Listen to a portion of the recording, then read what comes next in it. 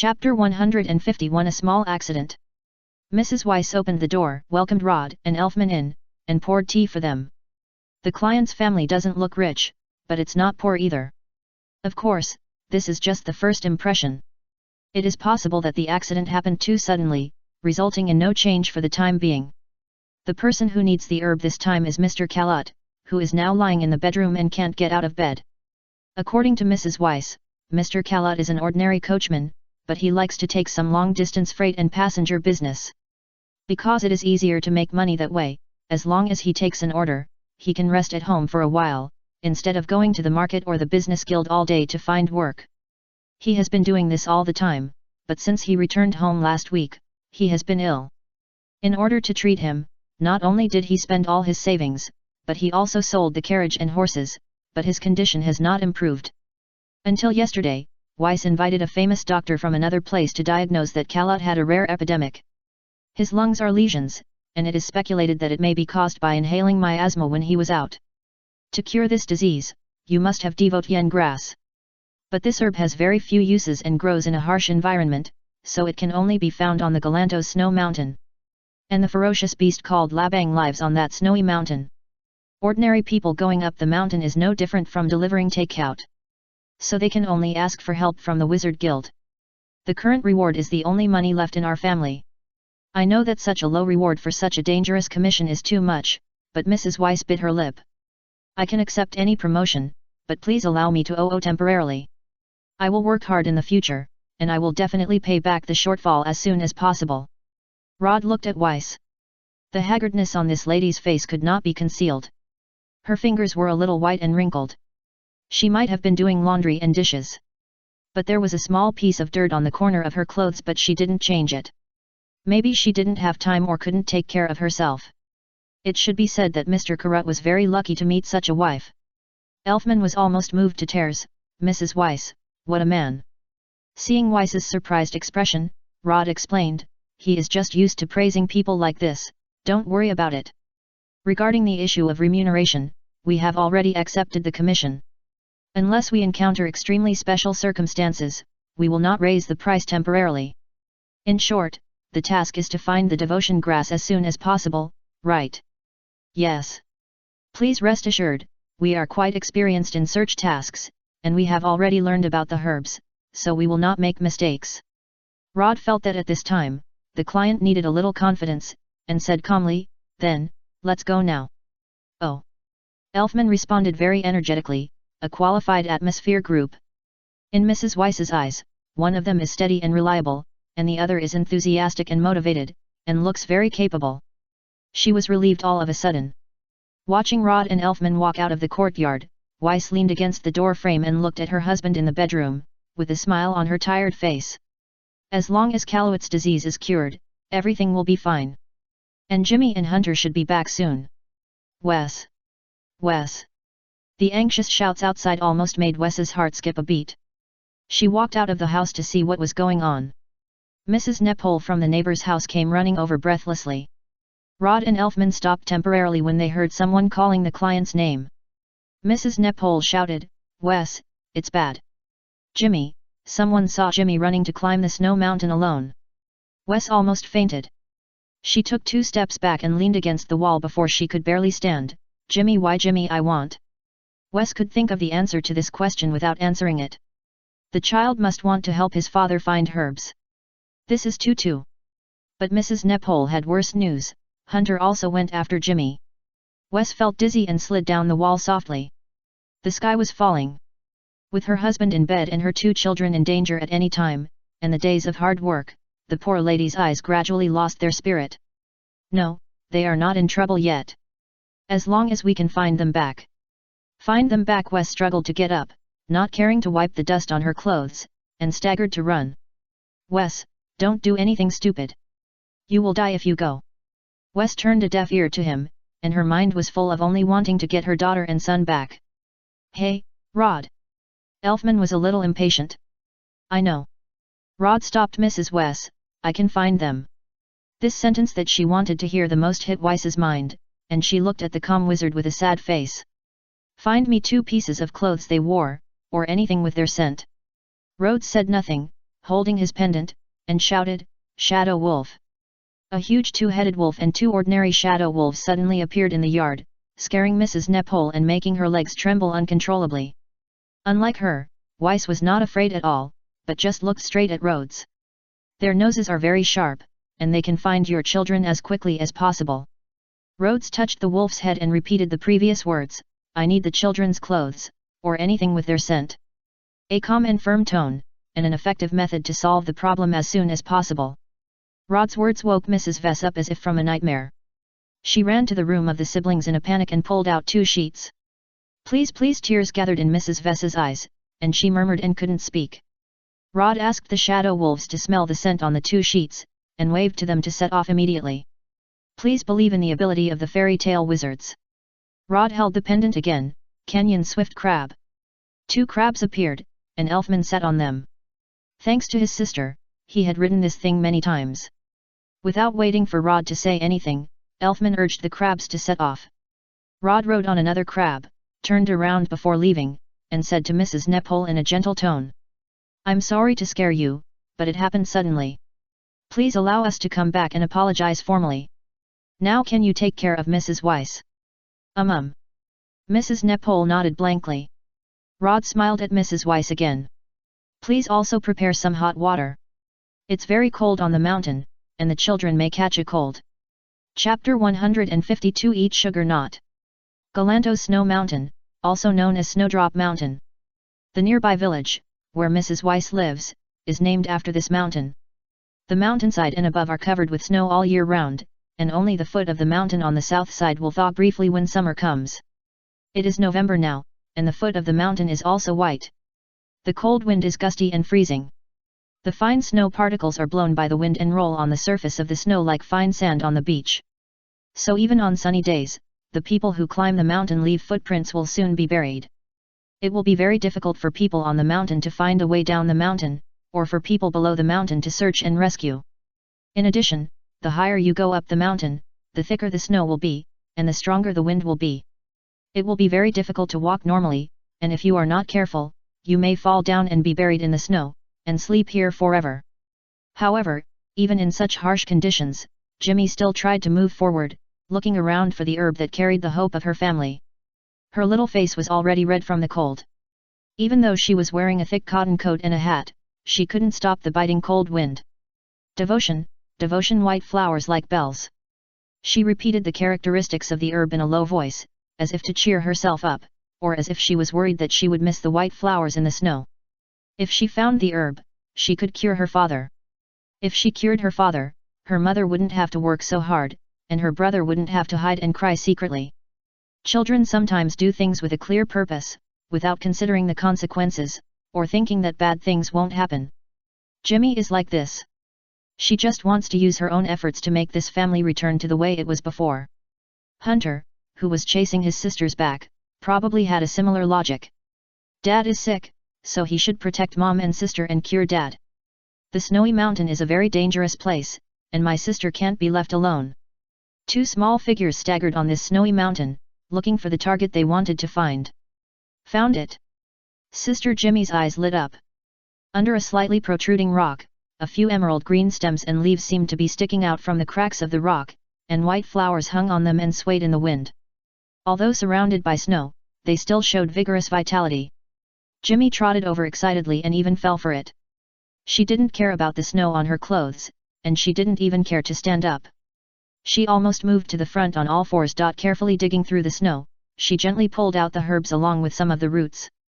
One by one, Jimmy put the herbs into her clothes, as if she was collecting hope for her father's recovery bit by bit. After a while, Jimmy stood up with hope, but staggered. She was exhausted, but she still walked with 1 foot deep and 1 foot shallow. She had to work hard to bring the herbs back. The familiar voice made Jimmy wonder if she was too tired and had hallucinations. But the silly child in front of him, who was hugging his arms, shrinking his neck, with a red nose and almost frozen snot, was his stupid brother, wasn't he? "Hunter. Why are you here?" "Of course I'm here to find my sister." Hunter tried to suck his snot, but it didn't work. "Mom said that the mountain is very dangerous, and I have to protect my sister." Jimmy didn't know whether he should be angry or laugh. As someone who sneaked up the mountain, he didn't seem to have the right to scold his brother, right? Idiot, I found the herbs. Let's go back and save Dad. Sister, Hunter's eyes widened and he looked behind Jimmy in horror. What happened? Jimmy turned around and froze. A monster as big as a bear, with a rabbit-like head and red eyes stood behind her. Labang! Labang's clawed arms swung down, trying to kill, knock out or scratch the prey. This is their common way of hunting. Hunter rushed out and pushed Jimmy away, but he was swept by Labang's fingertips, and his cotton coat was cut. The whole person rolled several times on the snow. A little blood was sprinkled on the snow. Hunter! Jimmy lay on the snow, not caring about Labang behind her, and crawled towards Hunter with her hands and feet. But she despairingly found that there was a pack of wolves behind Hunter again. Jimmy's face was pale, and his lips were trembling. He was finished. Labang gave a warning sound, but the 3 wolves pounced on him without hesitation. Jimmy stared blankly at the 3 wolves jumping over Hunter and pounced on Labang, not even noticing that one of them had 2 heads. 2 ordinary wolves bit Labang's arms, and the 2-headed wolf jumped up, pressed its claws on Labang's shoulders, biting the other's ears on the left and right and tearing them. 1 ordinary wolf was thrown away, but Labang soon fell to the ground, his body covered in blood. Jimmy crawled towards Hunter carefully, and then he saw more Labangs. Labangs are social animals. Jimmy remembered what everyone in the village knew. Jimmy opened his eyes and saw a tall back. The man's arms were like a monster, blocking her in front of her, holding the claws of Labang that attacked her. Are you okay? It was a deep and powerful male voice, sounding like a tough guy, very safe. Before Jimmy spoke, he heard another voice. Not good, the child is injured and bleeding a lot, you hold it first. This time it was a relatively gentle voice. This number is a bit tricky, but manly. Jimmy was surprised to see that Labang, who was as big as a giant bear, was thrown out by that man. Crimson Mark Tree Monster. Ember Crown. That girl, forget it, you also come, Ember Crown. Jimmy saw a red light surrounding Hunter, and then the wound on his body slowly stopped bleeding. After being pointed at by the big brother, she also had a red light on her body. Although she didn't know what was going on, she felt warm. The effect of the Ember's Crown in treating this kind of trauma seems to be quite obvious. Rod himself didn't know that this thing could make people warm. He didn't want to waste a second, and commanded the tree monster to hit Labang and others. The tree monster swung its front paws and slapped 3 Labangs away. Some of those thrown out and hit by Elfman struggled a few times and were still able to move. But the Labangs that were hit by the tree monster had already kicked their legs when they landed. It looked like just a casual attack, but the attack power was quite strong. But Rhodes still reluctantly sent it back to Summoner's Rift and replaced it with other wild monsters. This thing consumed too much mana, so he had to save more mana to prevent the little boy from getting into trouble. When the wild monsters and Elfman entangled the Labang group, Rod quickly took out bandages and trauma medicine from his backpack, bandaged the little boy, and comforted the little girl. You are Jimmy and Hunter, right? Don't be afraid, we are the wizards invited by your mother, we will take you back. The child's bleeding has stopped, just take a nap, it's okay, we will go back soon. Quickly bandaged Hunter's wound, Rod took out the spare cotton clothes to wrap the child to prevent freezing. After thinking for a while, he took out a piece of chocolate from his backpack and gestured to Jimmy, do you want to eat it? Snowdrop, representing the hope of life and the power to move forward. Devotion is actually devotion, which means love, enthusiasm, and care. Chapter 153 Brother and Sister. Rod is not interested in Loli, mainly because everyone has the surname Luo and was a family 500 years ago, not. In order to prevent the mission during it is normal to bring a little dry food and sugar reserves before going out every time for possible food crisis, and it is definitely not to abduct little Loli. Jimmy looked at the chocolate in front of her, looked at the big brother holding Hunter and smiling warmly, and looked at the manly men and beasts fighting around her, and cried out wow. She was scared. She thought she was going to be eaten by Labang, and so was her brother. Okay, it's okay. Are you cold? Are you hungry? Is there any pain in your body? Rod was at a loss for a while, he was not very good at coaxing children. Wait for me here, I'll be back soon. Rod put Hunter next to her and summoned Worm to serve as a warm stove for the siblings. Partial Reception Stone Beetle Arm. In order to save magic power, Rod only used partial reception, covered his arms with stone-like hand armor and arm armor, and personally joined the battlefield. The river crab form has insufficient attack power, and the wolf form and razor beak form fight bloody, so the stone beetle is more suitable.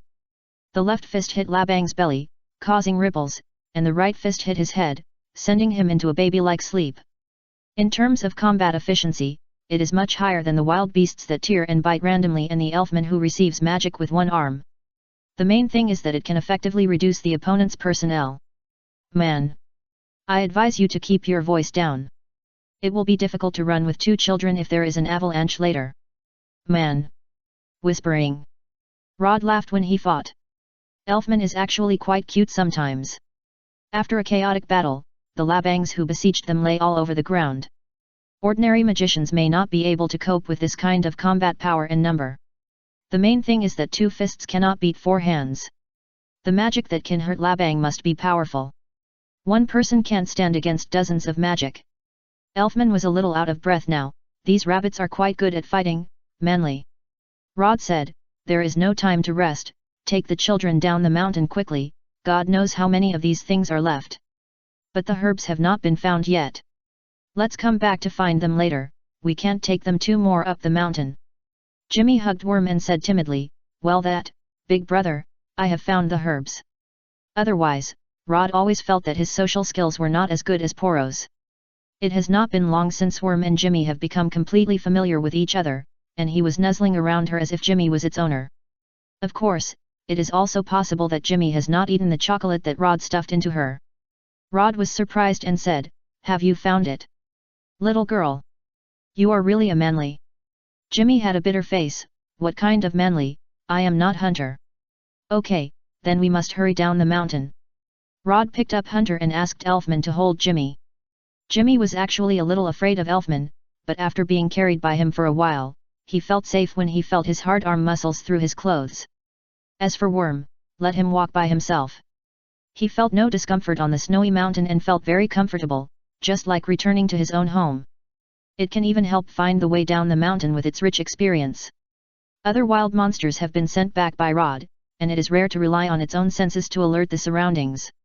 Fortunately, there was no trouble when going down the mountain. Rod waited until the magic power was almost accumulated, summoned the tree monster again, added the crown of embers to the child and sent him away immediately. Hunter's face became more and more rosy, but Rod's face was a little pale. Hey, are you okay? Elfman was a little worried. It's okay, just rest for a while. When the magic power was depleted, it felt that the ability to resist cold was reduced. Rod was glad that he had prepared and wore enough clothes. When they were about to return to the village, Rod's face gradually became red, and Hunter, who was held by him, opened his eyes. Sister! Run! Jimmy's nose felt a little sour, but he forced a smile and said angrily, stupid Hunter! It's all right now. Hey! Hunter looked around blankly. He remembered that he seemed to be slapped. Could it be that Labang hit him from the mountain to the village? We were saved by the big brothers. After confirming that it was safe, Hunter cried out wow. He was also scared. He didn't know how he dared to push his sister away. Stupid, say thank you quickly. Thank you big brothers woo woo woo. You're welcome, but Rod thought about it and let his mother say the lesson. But don't rub your snot on my clothes. Winter clothes are hard to wash. Right, Elfman. Answering the question irrelevantly, didn't you feel sad when you saw your sister and brother? Rod asked, what are you dazed about? No, nothing. Elfman held Jimmy and just walked forward. In fact, Hunter's appearance reminded him of himself in the past.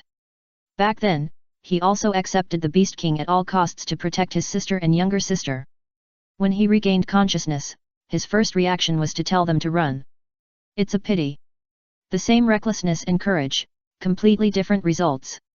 However, these 2 children are lucky, and this is good. Jimmy was a little dazed. Can this big brother with a fierce look smile so gently? Big brother. Thank you for protecting me. Jimmy smiled sweetly. Brother. Elf. A familiar person seemed to appear in front of Elfman. Listen. Jimmy asked in confusion, what? Nothing. Elfman supported Jimmy with one hand and touched her head with another hand. Don't do such dangerous things in the future. Mom is worried about you at home, and so is your brother. Jimmy lowered his head and said guiltily, yes. Elfman smiled.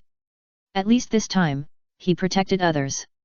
That's true. Rod looked at Elfman's expression and seemed to understand something. If it's really what he thought, then this child is saved. Myra too. No, you can't jump to conclusions. You can only be sure after a good talk with him on the way back. In addition, it's not so easy to find a suitable mission like now. Take more escort missions or medical treatment missions. You will always encounter a few, right? As long as there is a little effect each time. Of course, you have to make sure whether doing so will further hurt him. There are still many things to consider. The guilt and pain caused by the gentleness and kindness in his heart, in the end, need to be healed by his gentleness and kindness. Finally, there is a little clue. Name change notice. Name change notice. The original name of this book is Fairy Tale, I Want to Summon Baron Nash. It will be renamed Fairy Tale, I Don't Want to Be the President recently. Please pay attention to it, don't forget it when the time comes. The cover will not be changed for the time being, so that the friends who raise the book can't find it. Chapter 154 How to Send a Fur Coat? When Rod and Elfman brought the two children back to their home, Hunter was fine except for the tear and blood stains on his cotton coat. Now Mrs. Weiss and the two children are hugging each other and crying. Please remember the website to watch the fastest chapter update. Rod has summarized the incident concisely, and he is quite good at grasping the key points. After he finished speaking, the siblings also told him what happened on the mountain in bits and pieces. Jimmy emphasized how scared he was and how powerful his two older brothers were, while Hunter talked about how painful it was and how magical the red magic was. Weiss was terrified. Thank you, thank you. If anything happens to them again, I really don't know what to do. It was just something we did on the way to the mission, and it seems that our mission was completed by your daughter. Rod thought that he might be embarrassed to take the reward this time. Let's ask the doctor to take a look first. Yes, I'll go now. Mrs. Weiss trotted a few steps, but turned back and hugged the two children again. Mom, Jimmy recalled what her fierce older brother said to her on the way back, I was wrong. I shouldn't have gone to the mountain without permission. Hunter admitted his mistake, me too. First of all, the most important thing is that you are all right. Mrs. Weiss said softly, I am proud of your courage and your concern for your family. The two children looked happy, but then Mrs. Weiss let them go and her face became serious. Then, absolutely, absolutely, never do such dangerous things again in the future. Yes. It's hard to say whether the two children heard it or not, but Elfman seemed to have heard it. Until the doctor came over, he was still muttering that sentence, courage, and the feeling of caring for family. Rod let Elfman think quietly, and he went to see Mr. Callot's condition. The doctor checked the herbs Jimmy brought back, started to make the potion on the spot, and poured it into Mr. Callot. The effect was not enough to make him recover immediately, but he woke up soon. Can a medicine for lung disease work so quickly? Rhodes muttered in a low voice. He didn't know much about medical knowledge. Maybe the medicine here was special. Seeing Mr. Carruth being helped up and talking with his back against the bed, Rhodes could feel Mrs. Weiss's joy. By the way, I also felt that Mr. Carruth looked familiar. Where had I seen him before? You are him, that wizard. Carruth was a little excited, and Weiss hurried to help him calm down. Yes, it was this wizard and his companions who rescued Jimmy and Hunter. No, I mean, it was the wizard who could turn into a wolf. It's you. Rhodes suddenly realized, you are the driver of that stingy businessman who values money over life. This driver is actually very ordinary and has no special features, but the businessman left a deep impression on Rhodes, so that he felt very sympathetic to the driver at the time, so he could remember it. That is a stingy guy who values money over life. To be honest, Carrot felt that his illness this time might be attributed to him. Because when Bonilla chose the route for business, he only considered the distance, not the degree of danger, and always took some routes that others used to avoid. He always said proudly that he made a fortune because he dared to take the route that others did not often take. Carrot said with emotion, you saved me again this time. To be precise, it was the doctor and your family who saved me. Saved you. Rod said sincerely, you have an excellent wife and two good children. Carrot looked at his wife and held her hand with his rough and thin big hand. At that moment, Carrot felt her hard work from her fingertips during this period of time. Her mouth opened and closed, and it was the shape of thank you. Weiss smiled and shook her head at him. She just wanted him to get better. Doctor, is Mr. Karut's illness okay? Rod thought about finishing the work and going back early. No, it's just temporarily stable. Because the illness has been delayed for too long, at least one more dose of medicine will be taken tomorrow. Rod asked, at least one dose? To fully recover. The doctor said in embarrassment, the rest can be fully recovered by slowly recuperating. If there is one more dose, it can recover faster, but this herb is not enough. Rod nodded, this is easy, we can go there later. Weiss thought of the blood on her son's clothes and couldn't help but said, Mr. Rod, the Galantos Snow Mountain is too dangerous. Do you want to go there again? Yes, yes, I'll take a rest. This is our job. Rod said, oh, by the way, since most of the herbs were found by Jimmy, it doesn't matter if we don't have to pay. Elfman can do it, probably. If it doesn't work, write an IOU to Myra. Mr. Rod. Rod waved his hand and left the room, leaving behind a chic back. Elfman, can you still fight? No problem. Elfman had calmed down and asked, what happened? Okay, but are you okay? Haven't we rested for so long? Let's walk slowly on the way. It will be almost done when we get to the mountain. Rod said, and we will try to avoid fighting this time. Last time, if it wasn't for finding the child, Rhodes wouldn't have hurried up the mountain and plunged into the beasts. The mission was to find herbs, not to fight the beasts. The two took their cotton clothes and went up the mountain again, and returned to the village before dark. When there were no people to trouble Rhodes, he completed the task according to his plan, and the efficiency was very high. Not only did he bring back a large bag of herbs, but he also killed 2 labangs on the way back. Rhodes thought they might have heat stroke, so he planned to bring them back, peel them and cool them down, and then take a hot bath or warm them up by the fire. Elfman, what do you think of making a fur coat with this? Coat.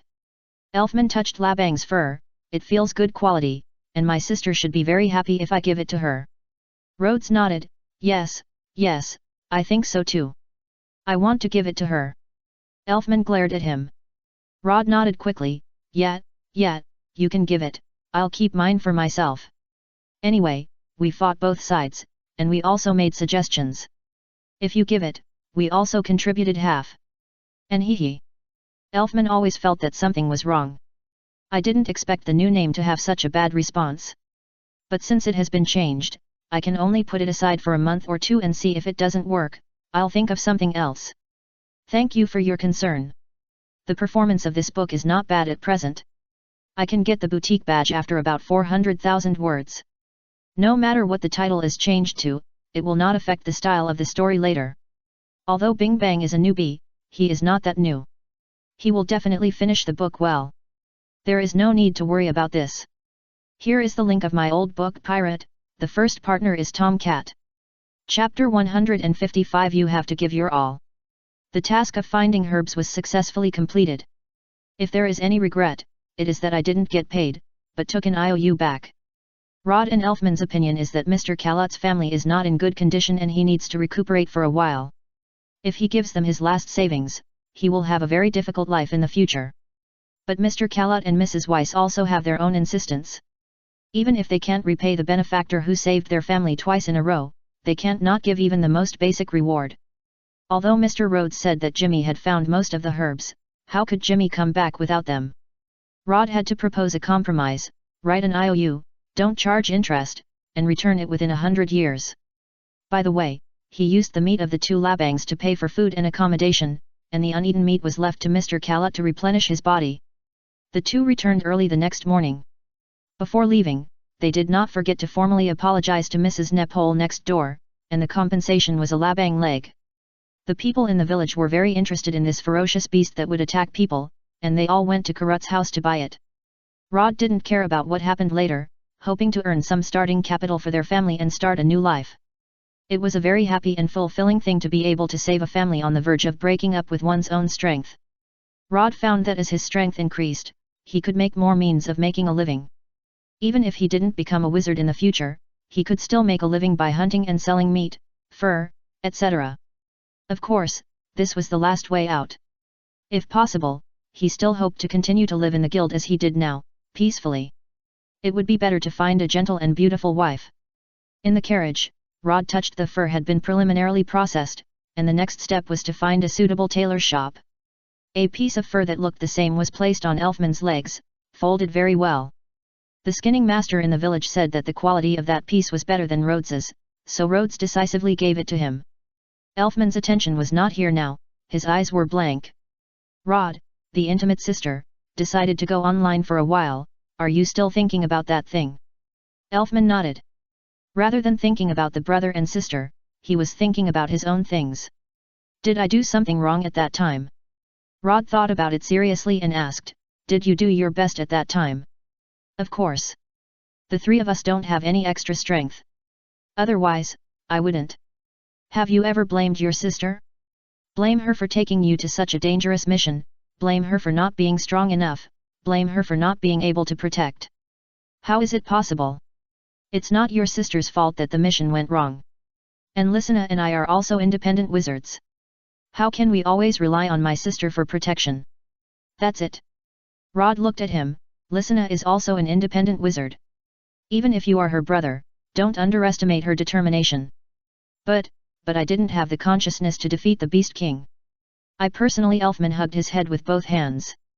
Thinking of what happened that day, the man regretted and cried.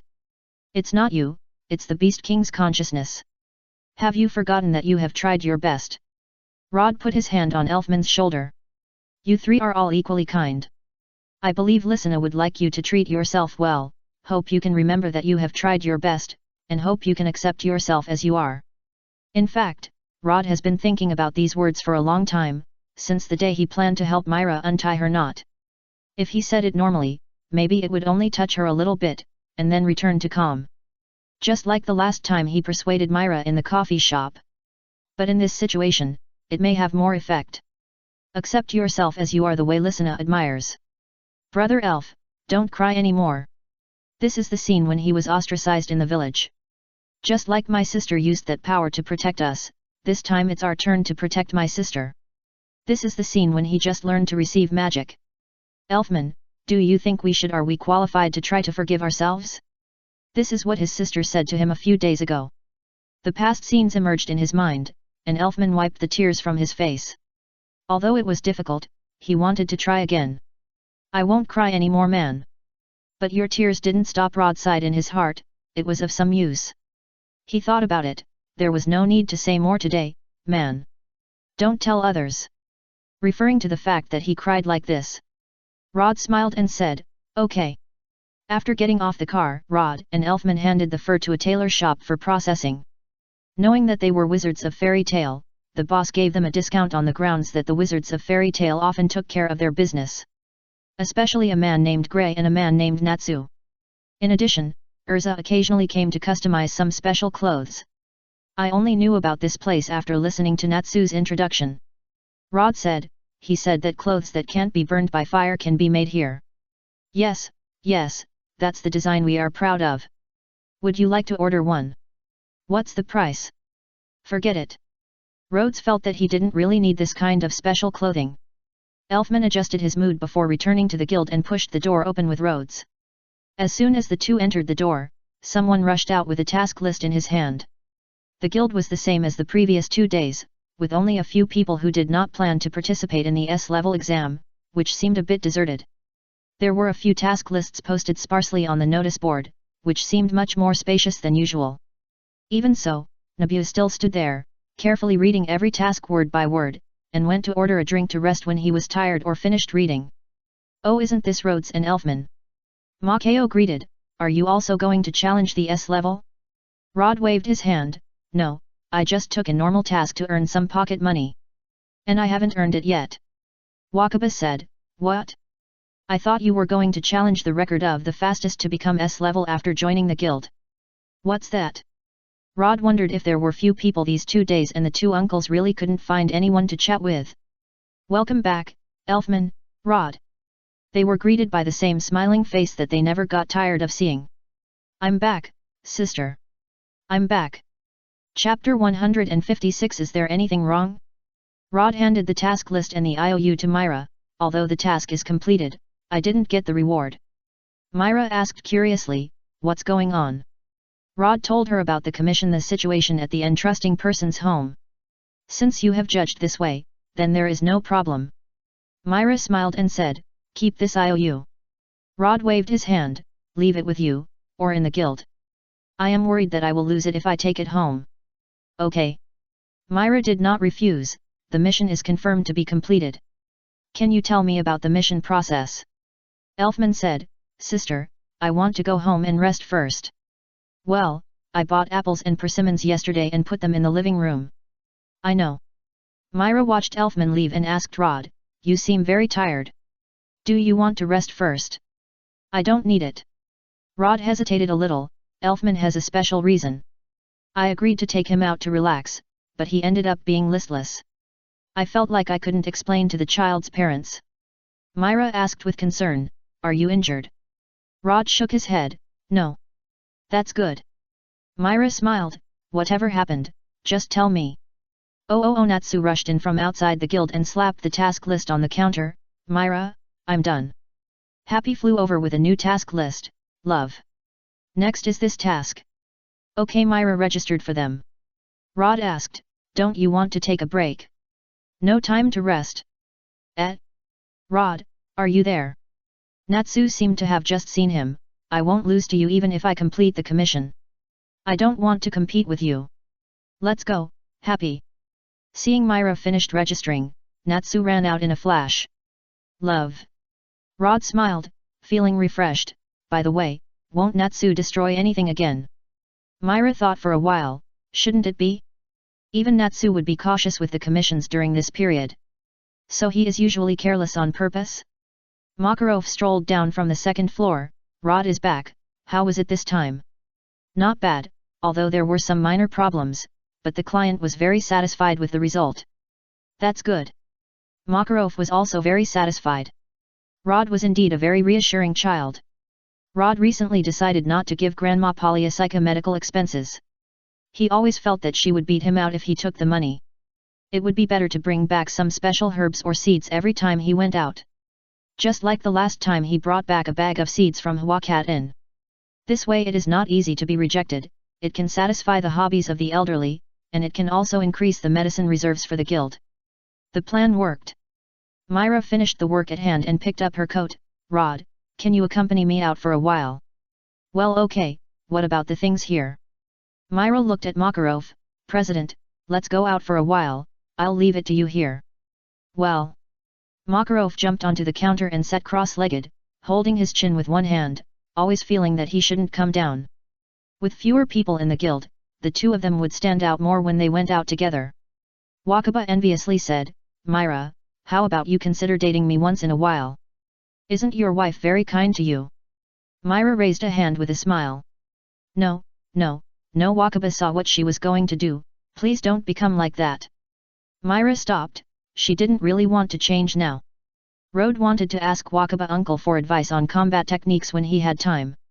The combat experience of veteran wizards is very valuable, and maybe he can quickly find out the shortcomings of his tactics of surrounding monsters and attacking the main body from behind. The weather in Magnolia is getting colder and colder, and winter is coming soon. It takes more than a week to make a coat made by the tailor shop, and it will be almost ready by then. Myra only wore a short coat over her usual dress when she went out. Rode didn't understand this way of dressing, and wondered if she had any magic specifically designed to keep her legs warm. Thinking back to the experience on the snowy mountain before, when magic power is sufficient, it seems that the ability to resist cold is stronger. The number of merchants on both sides of the street did not decrease due to the cold weather. On the contrary, there were more vendors selling seasonal fruits and vegetables. Winter clothes in clothing stores were placed in the most conspicuous position, and some magic shops also launched various magic props for heating or boiling water in winter. The hot products are naturally recommended by the Wizard Weekly. Rode remembered that today is Wednesday, the day when the new issue of Sashera is released. In addition, Myra seems to have not taken photos for a while. Man. Are you going to buy something? Rode didn't ask what she was doing today before going out. Well, one of the lights in the guild is broken, and last year's heater is not easy to use. This year I plan to change a style, and then. Myra said what she needed one by one. Many of them were trivial things, but she remembered them all. She looked particularly good when she was serious. As the president's assistant who manages almost all the logistical affairs of the guild, she is actually like a housekeeper. She is able to manage such a noisy guild in an orderly manner, which is inseparable from her contribution. Rod was a little curious about who was in charge of these things before, the president? There are so many things to do before winter. Of course. Myra stopped and said, let's start here. Okay, Rod looked up. Isn't this a coffee shop? Didn't I say I would invite you, drink coffee? Myra said with a smile, or come next time. Just this time. Rod thought, since he was here, he should give her face. The two found a place to sit down and ordered their favorite coffee and snacks. After chatting about the gossip in the guild, Rod finally mentioned Elfman's matter. Although he promised not to tell others about his crying, is Myra considered someone else? After struggling for a while, Rod decided to skip that part and save some face for Elfman. So this happened. Myra thought about it carefully and felt that it should be a good thing. Thank you. Rod smiled bitterly. I'm still thinking about how to explain it to you. This is a very important process. Myra said seriously, Elfman and I should thank you. Myra even suspected that this person had a plan to help Elfman. Rod shook his head gently, this time it was just a coincidence. Myra said with concern, by the way, you said you wanted to earn a living, right? I didn't get paid this time, what should I do next? Rod thought for a while, try to take some commissions within Magnolia, I think it's not bad to experience it occasionally. Chapter 157. After drinking coffee, the two went to buy the pile of things Myra said. It was just ordinary shopping and purchasing, nothing special happened, and no special people were met. Rod felt that this was good. Myra turned to look at him, why are you smiling so happily? I thought that it would be very comfortable to use a heater in winter. Myra didn't believe it, you're lying. Rod smiled, then guess. Myra thought for a while, I won't guess. Rod felt that she had guessed it, and continued to laugh. Myra wanted to kick him. Macau saw the two people who pushed the door in with a bunch of things, talking and laughing, and felt a bit like a newlywed couple going out to buy daily necessities for their new home. When he was in love with his girlfriend, who is now his ex-wife, it seems that there was also such a stage. It's a pity that they parted ways in the end. Wakaba, who was sitting opposite him, blew a puff of smoke. Why do you suddenly show that expression? It's disgusting. Who are you talking about disgusting, bastard? Macau slapped the table and stood up, and then sat down again as if he was deflated. Wakaba just rolled up his sleeves and prepared to fight, and he almost sprained his waist. Hey, what do you want? Macau said sadly, I feel a little lonely after being divorced for a long time, and suddenly I want to find a girlfriend. Wakaba advised, Romeo is 5 years old, don't mess around. Macau looked at him strangely, what does it matter if I want to find a girlfriend and how old Romeo is? I'm not looking for one for Romeo. Oh? Are you jealous that I'm more convenient to be single? Who would be jealous of you, a drunkard who stinks of alcohol? What did you say? An old smoker. Bang bang bang bang. After Rod and Myra finished packing their things, they leaned against the counter to watch the fight. Even if most people are not here, this guild can still get noisy. The peaceful days always pass quickly, and it was the end of November in a blink of an eye. Since that day, Rod seemed to be busier than usual. In addition to completing the work at the tavern every day, he also had to take some small tasks during his rest time. Including but not limited to finding lost items, delivering goods, catching vicious dogs that hurt people, dealing with rat infestations, etc. Everyone thinks that it is not easy to show their abilities in such small things, so there are some backlogs recently. It's just that who told him to be short of money, he had to do it as a part-time job. But doing these things is not without benefits. Because these tasks often require running around the streets, he is now more familiar with the terrain of Magnolia, and he will definitely not suffer any losses if there is a need for street fighting in the future. And because of his efforts, many residents in the city now know that Fairy Tale has a reliable wizard who will not demolish the granary when exterminating rats. Most importantly, because he efficiently handles the backlog of tasks, Myra's favorability increases by 1.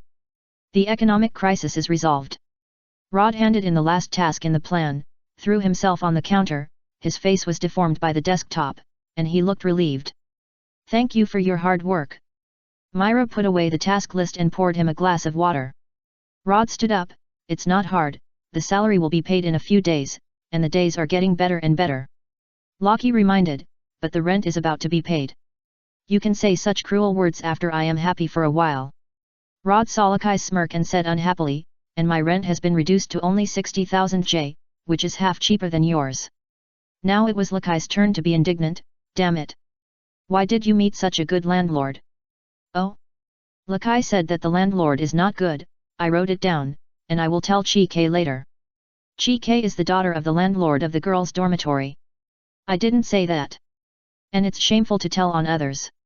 Lakai said angrily, Sister Mila, don't just laugh, come and condemn him. Myra smiled and said, I also think that Rod is exaggerating.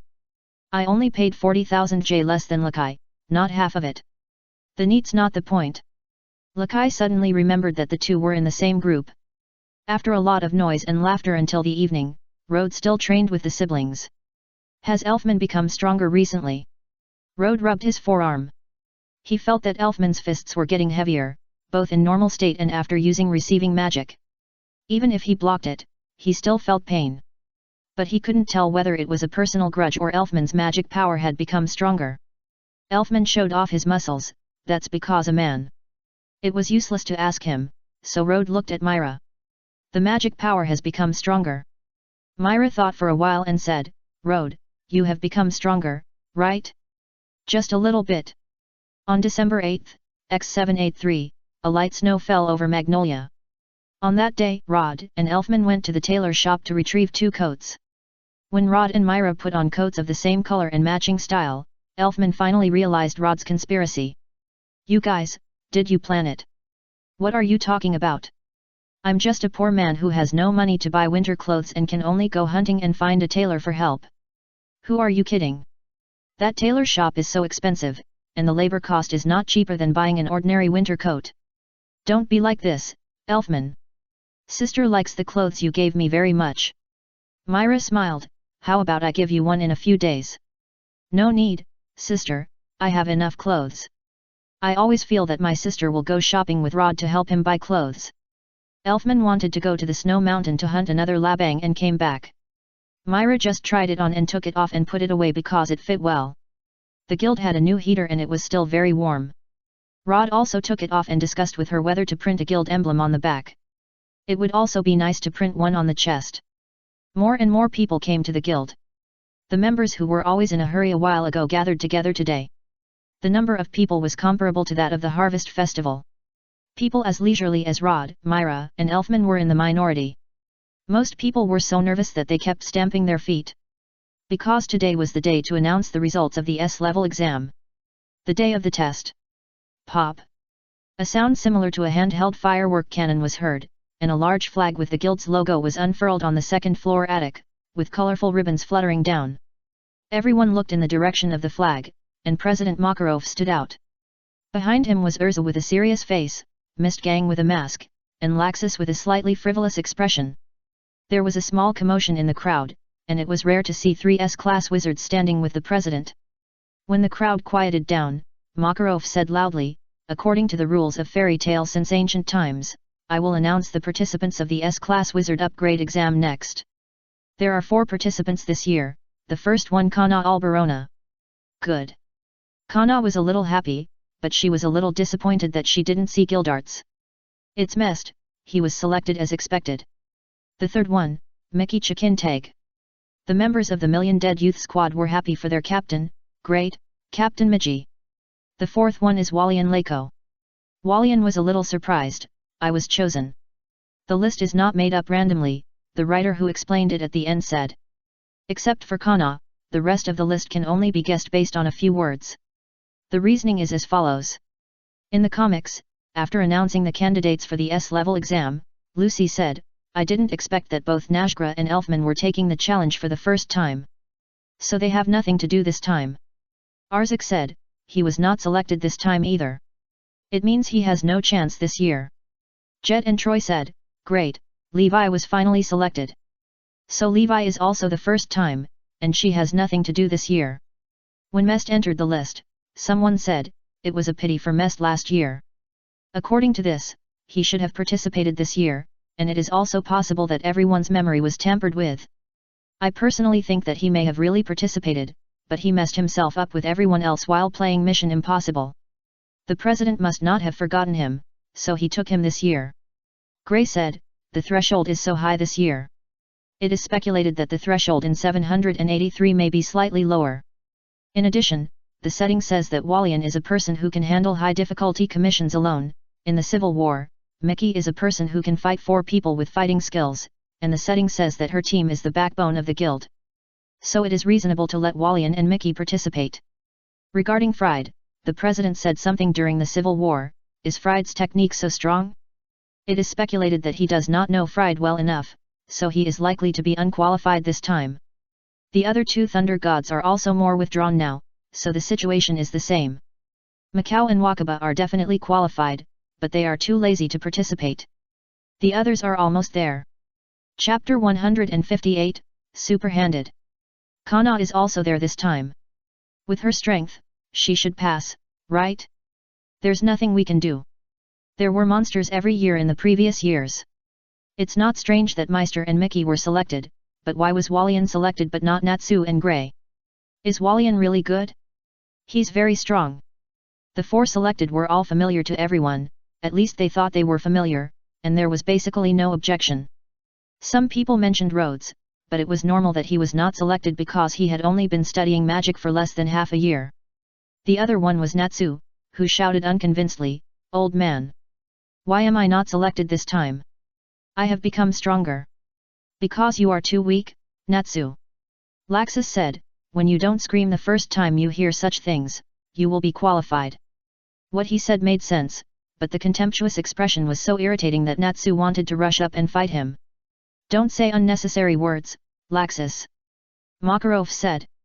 "The qualification for taking the exam is based on my comprehensive assessment of each of your abilities, minds, character, all aspects. Think about where you are lacking, Natsu." Damn it! Natsu was unwilling. If he could pass the S-class exam he would be qualified to meet Igneel, he thought so. Compared with him, Gray was already silently reflecting on where he had done wrong. It couldn't be because he took off his clothes randomly, right? Rod asked in confusion, "I know everyone else, who is Mest?" "Mest, he joined the guild a long time ago." Myra thought about it and found that she didn't have a deep impression of Mest. "You joined late so you don't know him, he doesn't show up much, he's almost as mysterious as Mist Gang, but everyone knows he's very strong." Elfman pointed to a short flat-headed man with a scar on his face. "That's him, he's a man." Rod felt strange. He had been in the guild for 5 months and was working as a waiter.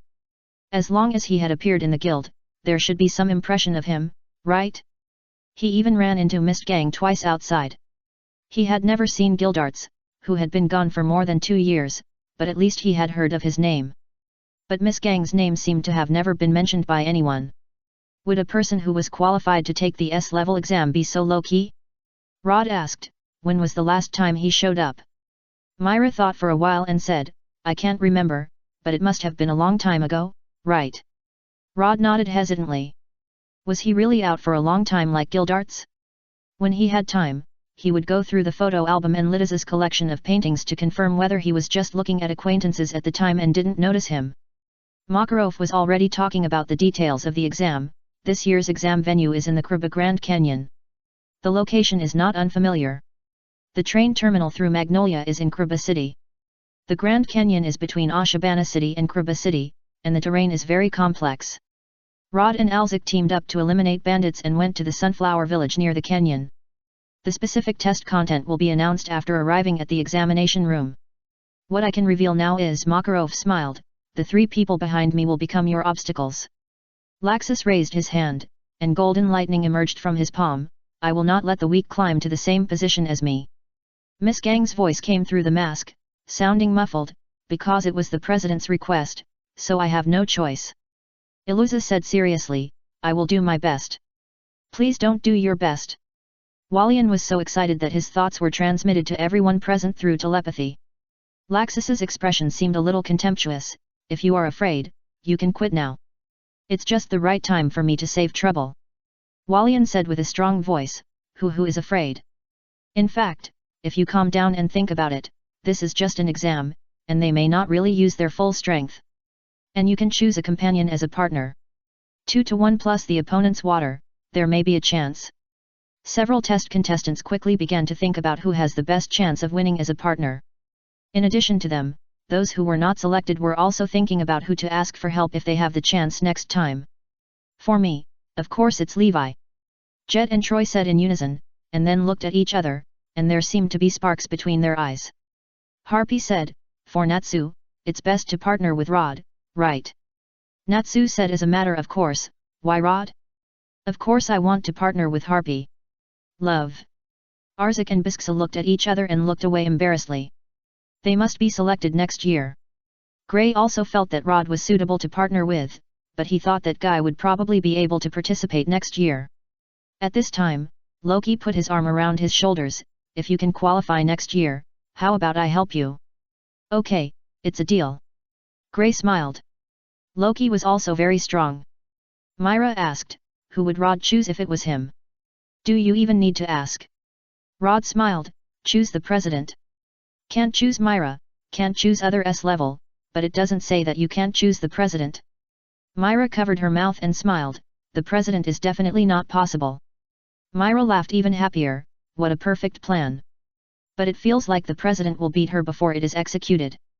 The 4 qualified people and their partners will gather at the station in a week. Adjust your state as soon as possible, that's all. Makarov said the last sentence and signaled to disband. The unsuccessful people dispersed one after another. They had taken too many tasks recently to qualify for the S-level exam, and they needed to take a good rest. Some left the guild directly, while others stayed to talk about the participants this time, and even started betting on who would pass.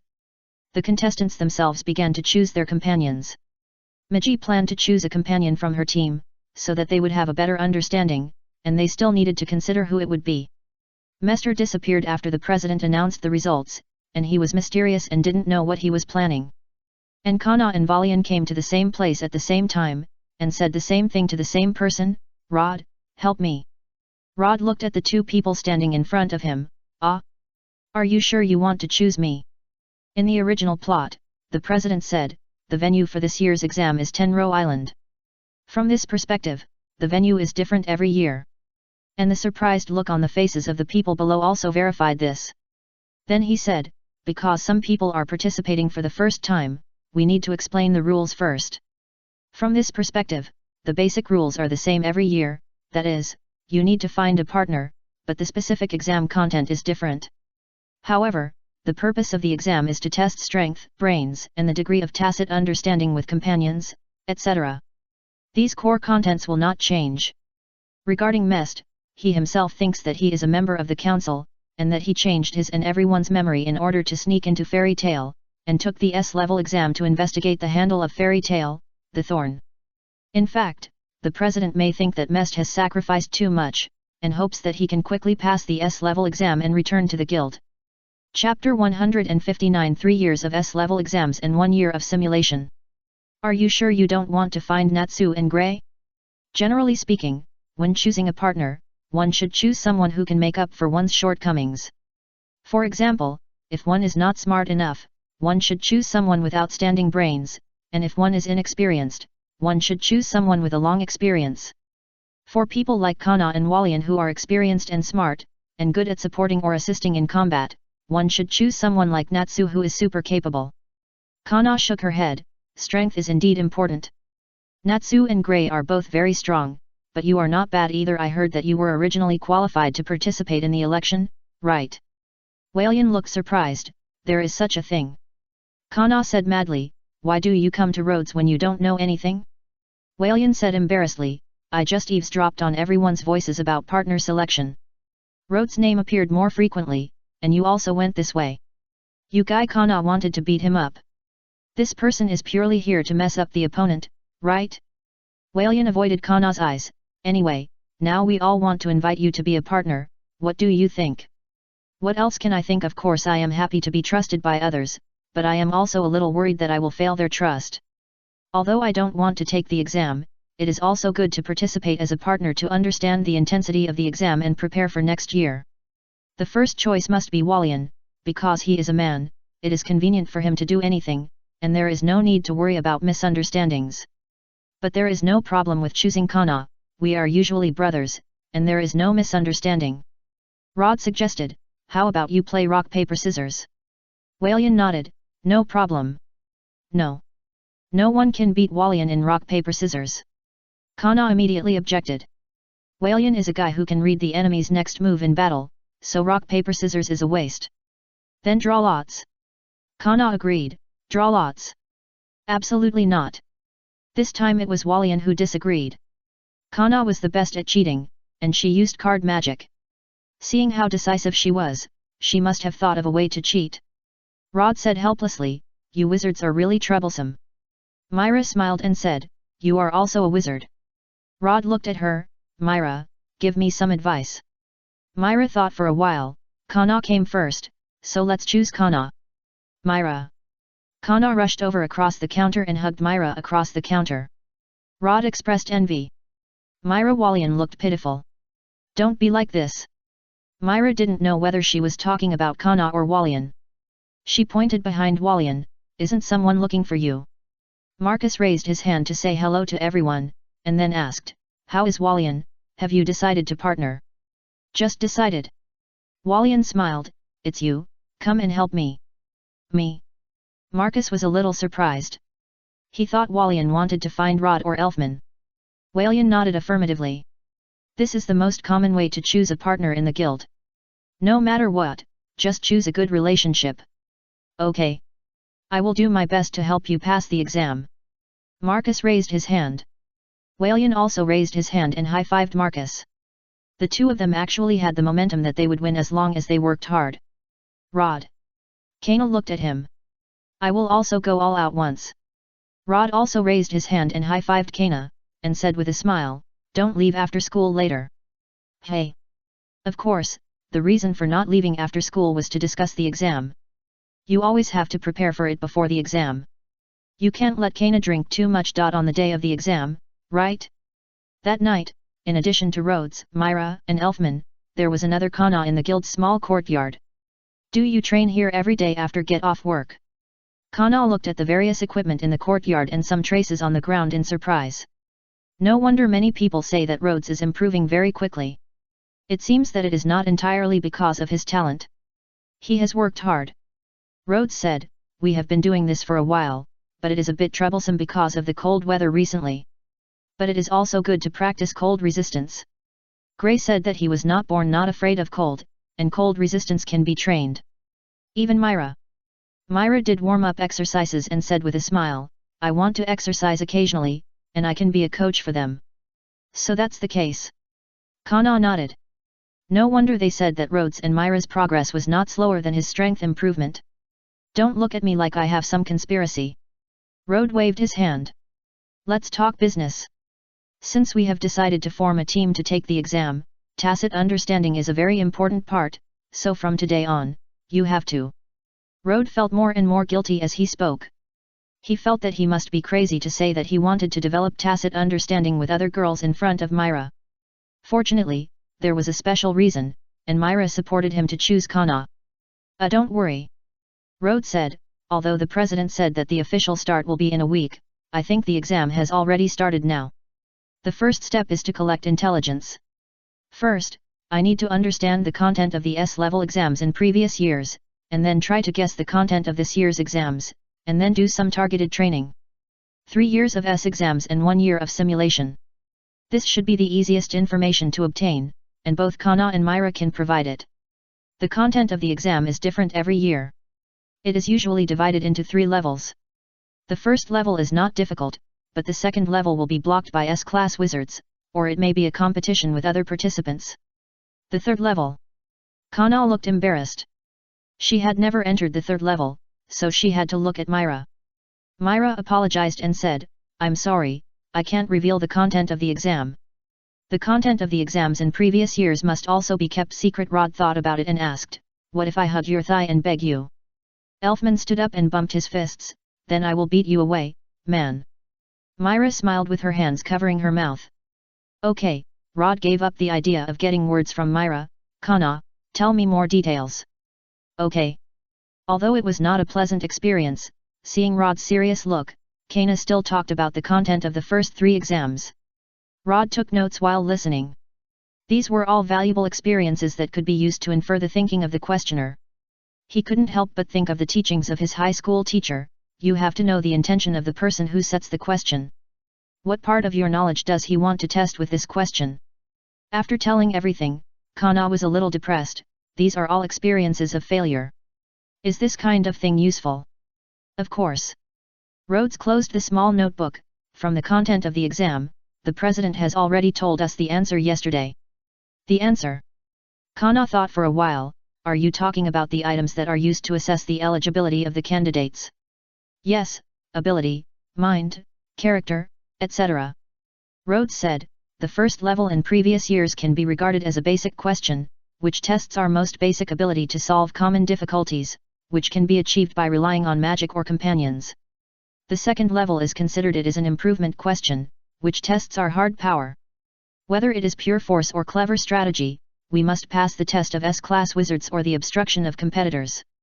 The third level is an additional question. Since there is no reference material, we can only guess it out of thin air. Rhodes looked at Myra's eyes. I guess it should be a type of comprehensive ability test. It may be to solve a specific task, or a simulated task set by the president, and finally score according to the completion of the task. Myra's eyes showed a little surprise, and Rhodes felt that he should have guessed at least part of it right.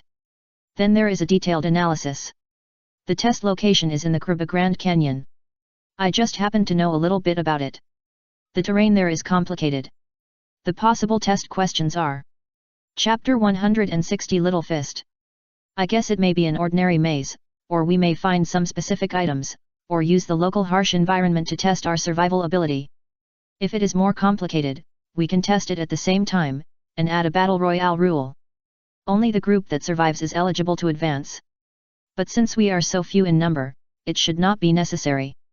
In fact, the first thing that Rhodes thought of in this environment was the Death Forest Chunin exam at the next door Fire Film Studio.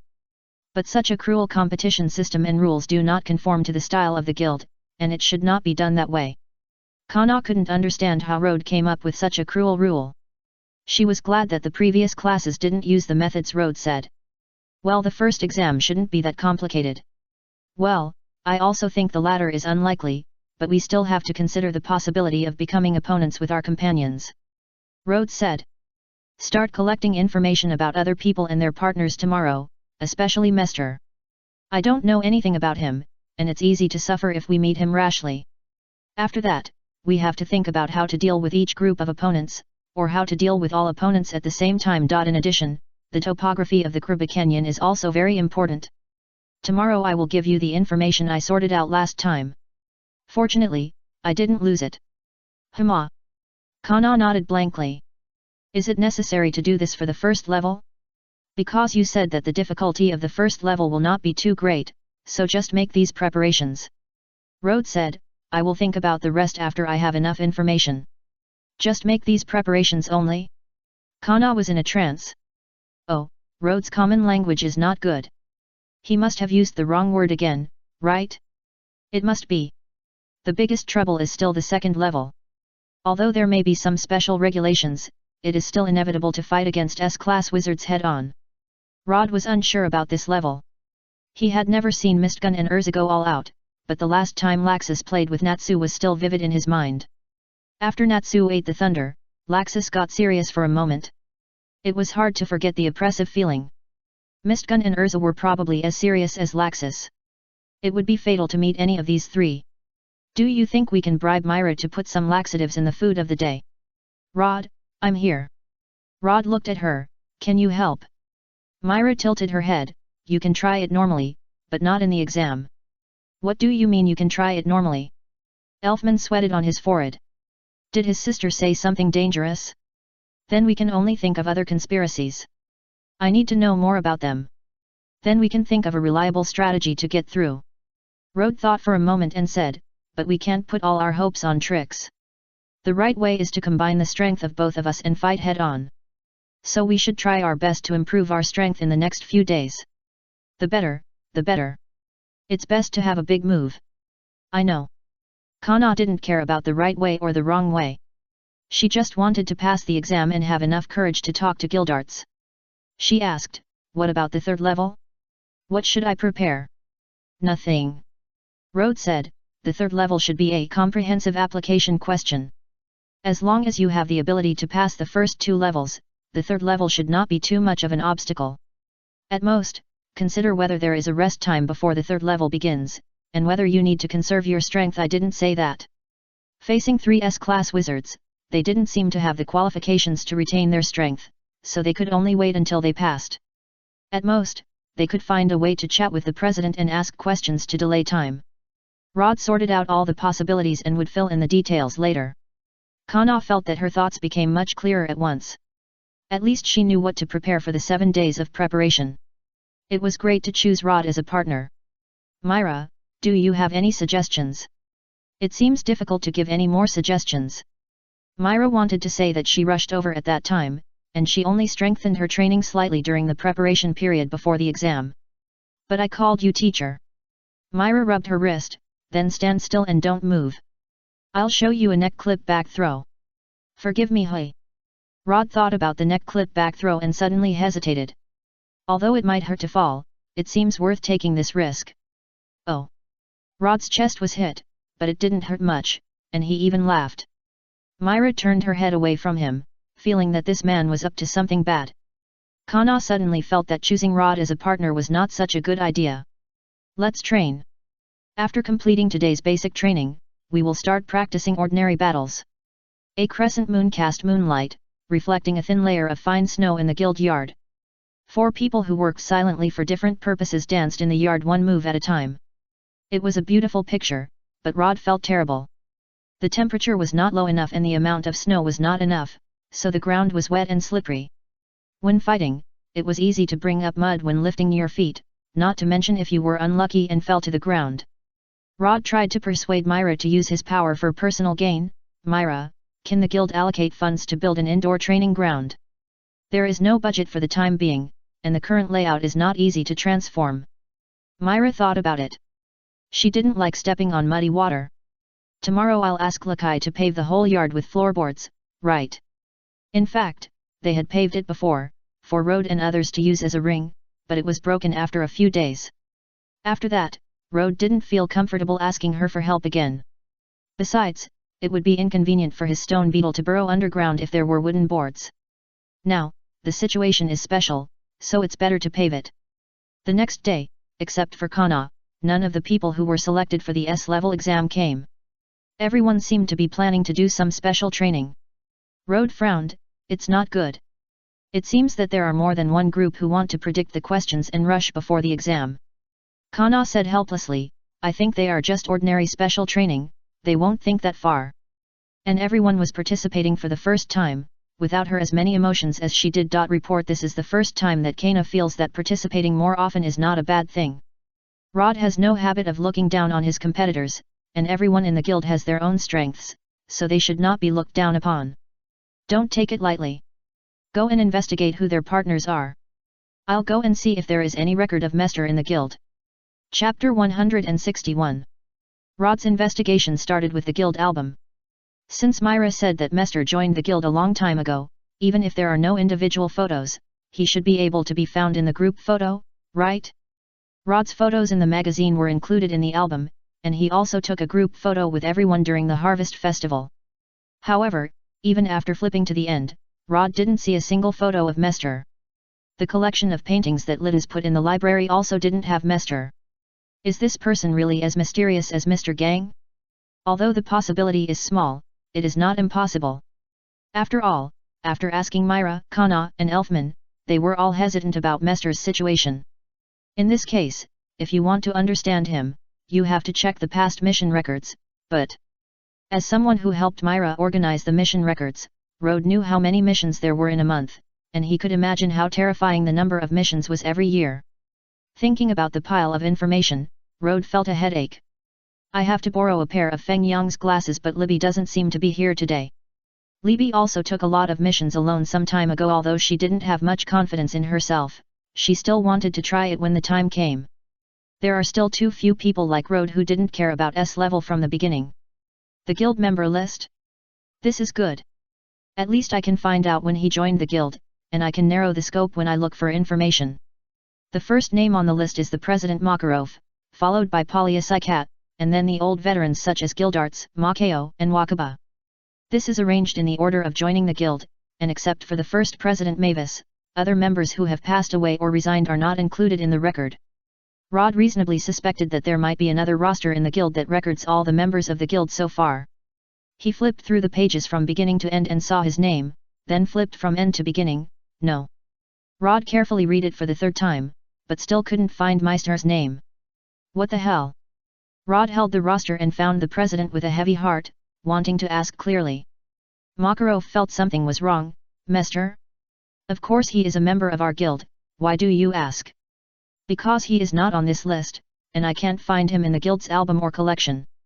Rhodes turned to the last page and pointed to his name. Even my name is written here, which means it has been maintained recently. If he is an old member from many years ago, how could he forget to register? Makarov felt it was a bit difficult. It was certain that he could not find Mester in the album, because all the photos of him were put away. As for the list, it was a book with living connection magic.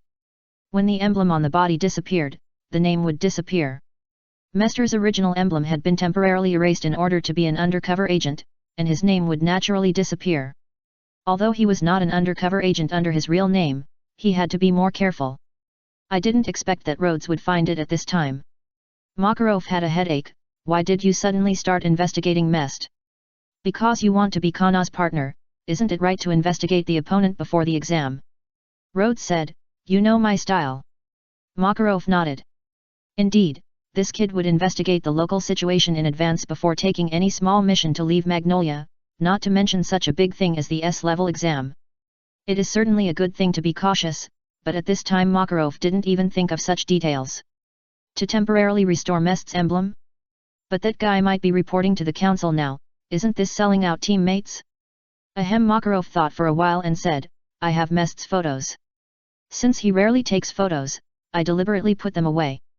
As for the list, I probably missed it when I copied it. Rhodes stared at him, and the expression on his face seemed to ask, do you think I'm a fool? It's not difficult to print a few more photos. How could such an important thing as the list be neglected? Then can you help me retrieve some of Mest's mission records? I mean those ordinary missions that don't involve confidential content, there shouldn't be none at all, right? At this stage, all the missions he has done do need to be kept confidential. Makarov felt a little uncomfortable when Rod stared at him. Lying to his own children? No, he didn't lie. Anyway, Mest is indeed a member of the guild, there is no doubt about that. Then Rod suddenly stopped talking. Wait a moment. He stepped back a few steps and glanced around the tavern. Iluza, can you come over? Urza came over. What's the matter?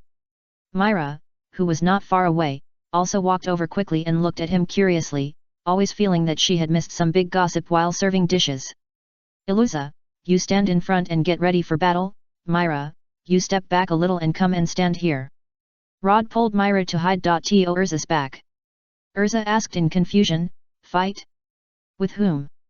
Makarov looked at him helplessly, what are you doing?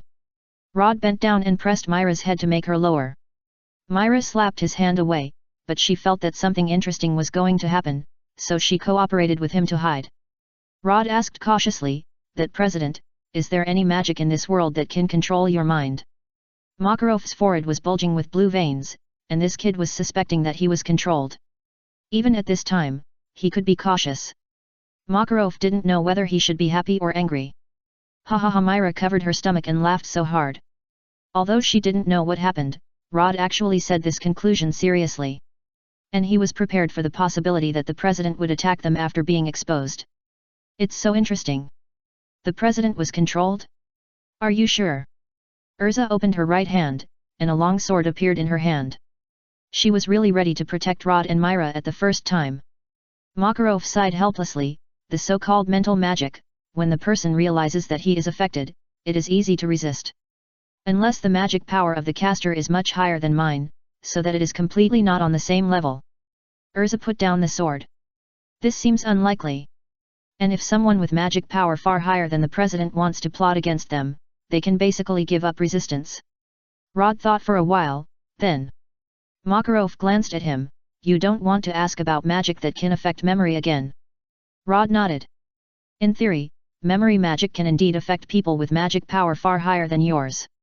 But at the same time, as long as you realize that you may have been hit by this kind of magic, you can easily break it. I have checked myself and I have indeed not been hit by this kind of magic.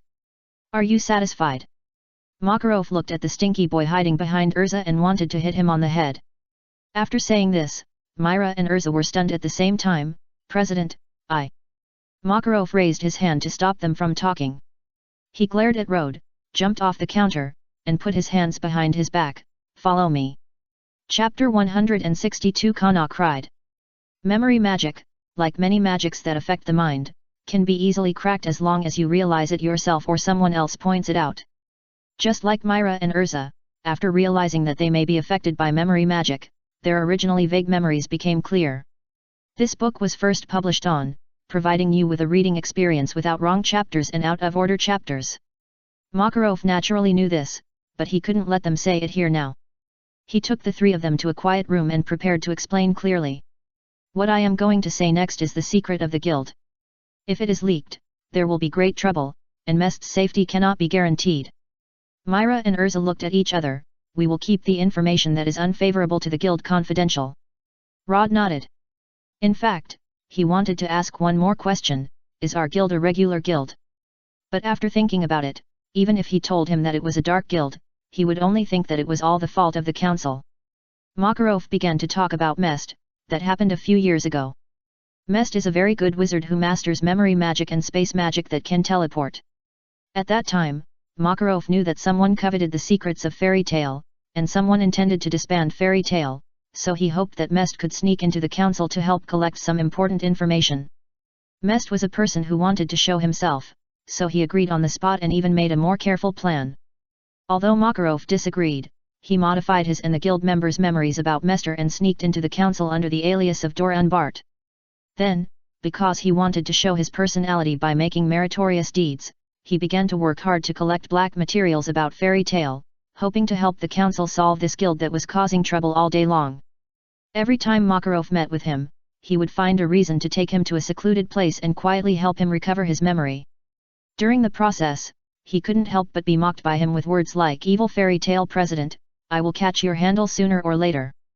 Thanks to his meticulous work style and hard work, he has not been exposed, and his level has risen quickly, and he has obtained a lot of useful information. This time, Doran Bart wants to participate in the S-level exam as Mester to explore the secrets of Fairy Tale. And Makarov thinks he is qualified. If he can make it to the end, he will really let him rise to S-level, and the undercover thing can be put aside. But Makarov never expected that an undercover agent who was not discovered by other members, the council, or even the undercover agent himself was found out by Rod. It was said that he was preparing for the exam for Kana. Is there such a way to prepare for the exam? Haha, Harad laughed awkwardly. Well, President, I have no choice but to say, but his memory has been changed, how can he collect intelligence? Myra also covered her mouth and laughed beside him. How can I say this? It's so interesting. Makarov said, no need to collect it specially, as long as you will always come into contact with it in the council. If you have any questions, ask now. Rod asked, President, will you delete our memory later? Makarov shook his head slightly, it has come to this point, of course I won't do that, I just hope you don't tell others. Iluza said seriously, regarding the coveted secret, who is our enemy? That is a secret that only the President can know, as for the enemy, it is not something you need to consider now. In fact, once the secret is leaked, the whole world may become the enemy of Fairy Tale. But these cannot be told to the children now. But what the President said to Rode means that the enemy is too strong, and I will bear the pressure for you, and you just need to grow up well. The joy of the little progress recently was suddenly dispersed. Even Urza is not qualified to understand the enemy. The pressure is full all of a sudden. Myra patted Rode on the back and smiled, although I don't know what you are thinking, I think the President's meaning must not be what you think. Makarov also noticed Rode's tangled expression, don't think too much, as long as you keep the secret, the problem is far less serious. But how can there be a secret that can be kept forever? Rode shook his head. He really can't worry about this level of things now. He doesn't have enough experience and doesn't understand many things. Then let's talk about Mest. Aren't you worried that our guild will be destroyed by our own people one day? Rod still felt that the talents in the guild were too good at making things happen. Maybe Mester will become the speaker of the council under the identity of Dora and Bart one day, and then personally order the disbandment of Fairy Tale. If that day really comes, I will certainly stop him.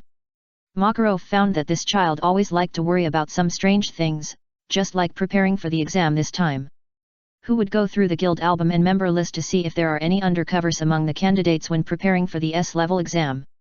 Speaking of the exam, Makarov asked, Rod, do you really not want to take this exam? I think the number of tasks you have recently is barely enough. Rod smiled bitterly and said, Don't, I have already figured out Kana's background. If I suddenly leave her to take the exam now she will cry. It's only one day, Makarov sighed. It seems that when Rod takes the exam, he can't set up projects that are too competitive between candidates. That's not right. This is too unfair to Rod. Forget it, let's talk about it later. Is this kid not going to cause trouble, or just not causing small trouble? The three of them returned to the tavern together. Rod sighed, Oh, I feel like I'm on a pirate ship. Myra asked with a smile, Are you saying that we are all thieves? Rod nodded, It's not impossible. The most terrifying thing is that I am very happy to stay on the pirate ship and don't want to get off at all. Iluza smiled and said, This is the guild. Seeing Urza was about to leave, Rod hurriedly called, Wait a minute, Urza, I have something to ask you. What? About you. Rod said, I want to ask, how many sets of armor do you have in total, which ones do you like to use in battle, which ones do you prefer to use if you are against me and Kana, and how are their performances? Since I'm here, I might as well collect some information. With Urza's personality, it's okay to ask directly about this matter, and it's okay to tell her why you're asking. Oh? Is it for the preparation for the S-level exam? Urza smiled. It's okay to tell you, as for armor, I have more than 100 sets, and I like to use the Heaven Wheel armor, Purgatory armor, Flying armor, Flame Emperor armor. She named 20 or 30 sets of armor like a dish, and introduced her tactics without reservation. Kana is a very tricky opponent, because she can use magic of various attributes to specifically target different armors. However, the combination of my armor is not fixed. I can use the Flame Emperor armor and the Thunder Emperor spear or the Sea King sword at the same time. Rod was overwhelmed. It seemed that it was not so easy to find the shortcomings of the S-class wizard. Recommended book, not good, they are all coveting me. Introduction, traveling through the game world, Chloe found himself the villain of the first round of the game. But fortunately, he awakened the fertility system. Facing the danger of being contaminated by the Mother Tree of Desire and defeated by the protagonist and his party, he looked at the brave girl with the simulation system and had an idea. Fertility system, bind the brave Luffy ya. In reality, having many children brings happiness? No, look at me giving birth to a cyber child in the simulation. But soon, he found that something was not right. Diary of a Brave Man. How could such a good-looking man be a demon king? He even didn't let go of the Mother Tree of Desire. He saved me, maybe the Mother Tree of Desire was tempting him. A good friend senior from the club had a sweet love affair. The noble saint of the dawn shyly said that her lover was very powerful, and even the princess of a fallen country wanted to confess to her lover. Why are there so many love-minded people in this world? They said that another bad woman had intervened, but why is it again? I fell in love with the Demon King in the simulation, but luckily he didn't remember it in reality. In this simulation, he said he wanted to have a baby with me. He asked me in reality too? Wait, that bad woman, is it me? Chapter 163. Arisa is a real person, she has no reservations about her magic and fighting style, and she dares to answer whatever Rod asks. She even encouraged Rod and Kana after answering, telling him to cheer up. Rod simply asked her about Mistgang and Laxus. As for Mr. Gun, I haven't seen him many times. I only know that he is a master of illusion. It's hard to deal with the magic that makes everyone in the guild fall asleep. Urza was also curious about Mr. Gun, so she analyzed him. By the way, that kind of powerful sleep magic should require a certain amount of preparation time. The key lies in the staffs he carries with him. If you want to deal with him, it's best to pretend to fall asleep before he pulls out the staff, or when he is hit. Rod smiled ugly. Neither of these two things can be done by ordinary people, right? Unless it's really like what Rode suggested when he was on the train that day, asking Alzuk and Bisksa to shoot him from behind. But Rode thought that he would have some blurred feelings about some strong sights now, let alone Mr. Gun. It's not so easy to shoot from behind. You have seen Laxus. He uses lightning magic and has the powerful magic inherited from the president. Whether it is speed or strength, long-range attack, or close combat, he is a very powerful existence. Urza frowned slightly. To be honest, I can't think of any weaknesses of his. Even if I wear the armor of the Thunder Emperor, I am not sure I can beat him. Rode sighed, this is too difficult. The road to becoming an S-class is naturally not smooth. We also faced strong enemies in the past. Urza patted Rode's shoulder and encouraged him seriously, come on, if it's you, you will definitely become an S-class S. Myra smiled and reminded, Iluza, it's Kana who will take the exam. Hey? Ah, yes. It's Kana. Urza clenched her fists and reflected with a sad face, as an examiner, I made a low-level mistake of remembering the wrong candidate. Only by giving 120% of my energy in the exam can I make up for it. Rod said helplessly, this is unnecessary. Iluza couldn't listen anymore, I've decided. I'll go back to prepare for the battle now. Elu. Without waiting for Rod to stop her, Urza had already strode out of the guild, preparing for a pre-exam intensive training. La Myra laughed. She was just watching the fun. Myra, keep it a secret for me. Rod felt that if other candidates knew about this, especially the group that would meet Urza, they would definitely not forgive him.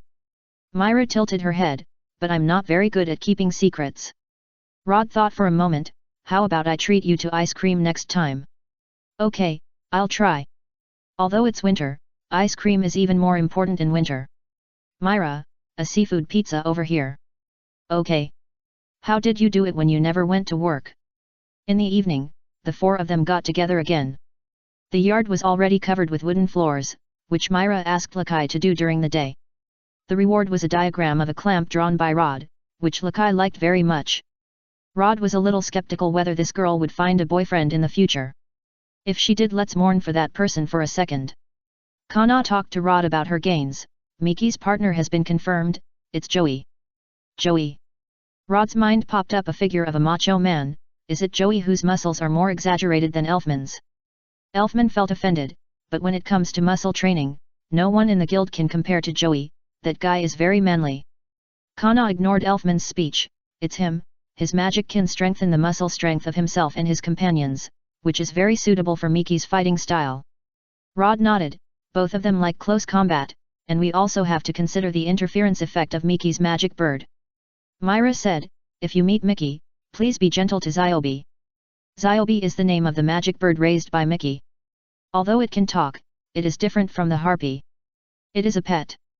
Taking it with you does not take up the partner quota.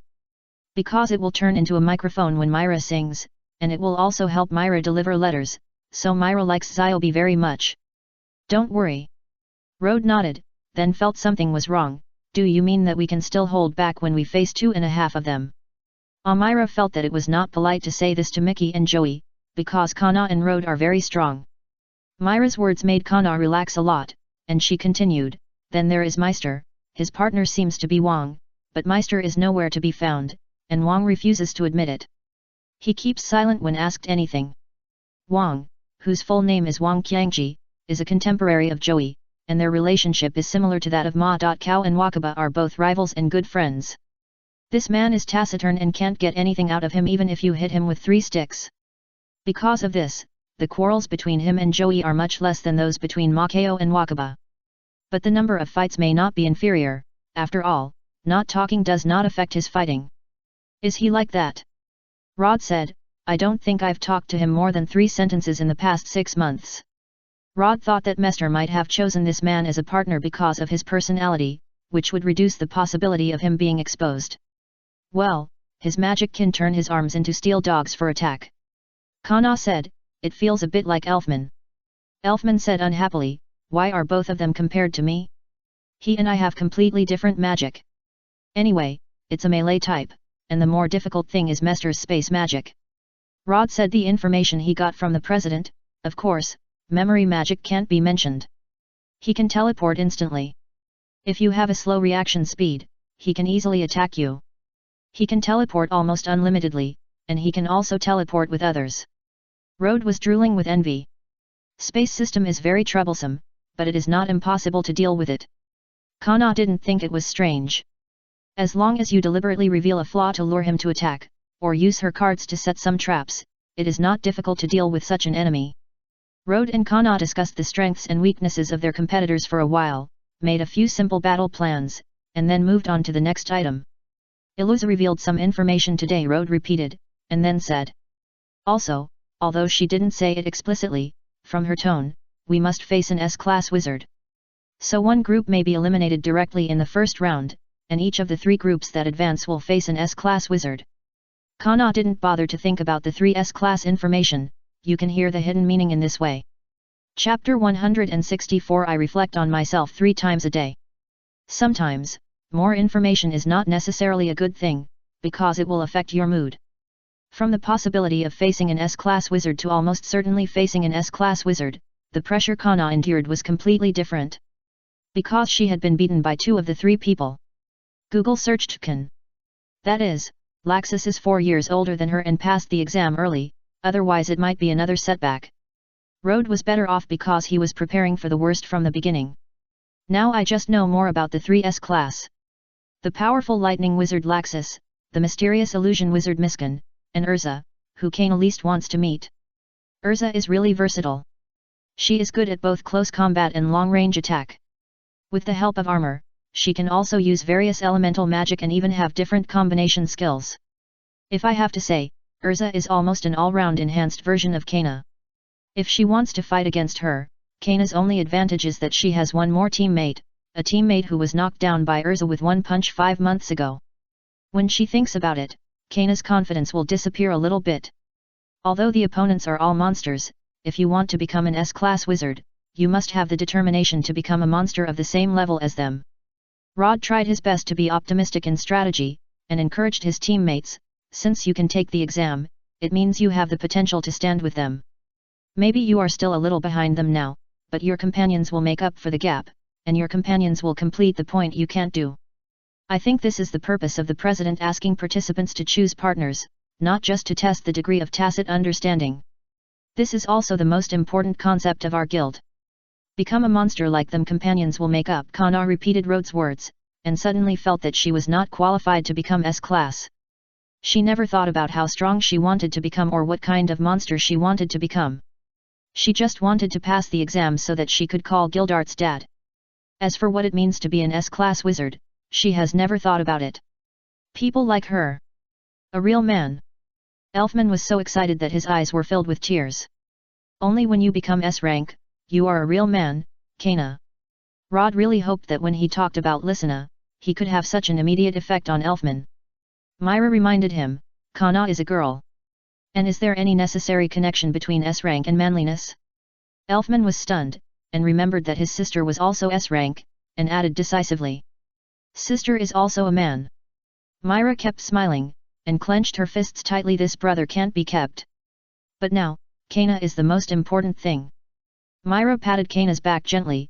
You were lectured by the newcomer, Kana. Newcomer? Kana looked at Rod.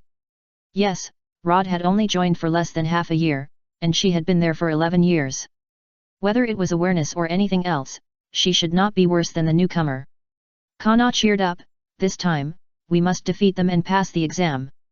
Then let's start practicing. Rod said, let's simulate a battle against Mickey and Joey first. The opponents in the simulated battle are naturally Myra and Elfman. Myra is good at close combat. With a little experience, it is not a problem to play the role of Mickey. Elfman's fighting style is also similar to Joey. Anyway, we are just sparring, not really fighting. Many times, Rod and Kana pause after making a move, considering how the opponent will respond, and then Myra and Elfman stand in the corresponding position. Then it's the other way around. When it comes to simulating Mest and the King, the operation is similar, but Mest's magic is difficult to deal with. Everyone can only consider the position where the opponent teleports and help Kana plan how to set up the trap. There is no need to say much about basic training. The 3 simulation battles roughly determined the battle plan for the encounter in the first level. From tomorrow, for 5 days, we must concentrate on improving magic power and thinking about how to deal with 3S levels. Today is another very fulfilling day. After Rod and everyone parted, he returned home, took a hot bath and lay comfortably on the bed. The unscrupulous Rod drove Worm to turn off the lights and close his eyes. A few minutes later, he suddenly opened his eyes and sat up. I examine myself 3 times a day. Have I been controlled by the mind? Have my memory been tampered with? Am I myself? Very good, no problem. Rod lay down and continued to sleep. Worm blinked in the dark. Has the master gone crazy? Will there be poro delicacies to eat in the future? Time passed quickly during the intense practice and preparation for the exam, and the exam day came in a blink of an eye. It was already mid-December, and the weather was getting colder. Rod wore the same coat as Myra and went to the guild to show off. Then he and Kana went to the station to meet. Before leaving, he left his coat at the guild for Myra to keep, and changed into another set of winter clothes. Myra felt angry and funny, so she could only help him put away his clothes and told him to be careful. In fact, Rod wanted to take a walk in the guild warehouse to relax. But today, 4 extra locks were added to the door of the warehouse, and a sign saying no entry was hung. The president is on the 2nd floor. Rod sighed, feeling uneasy as he was forced to go out empty-handed. He and Kana were the last group to go.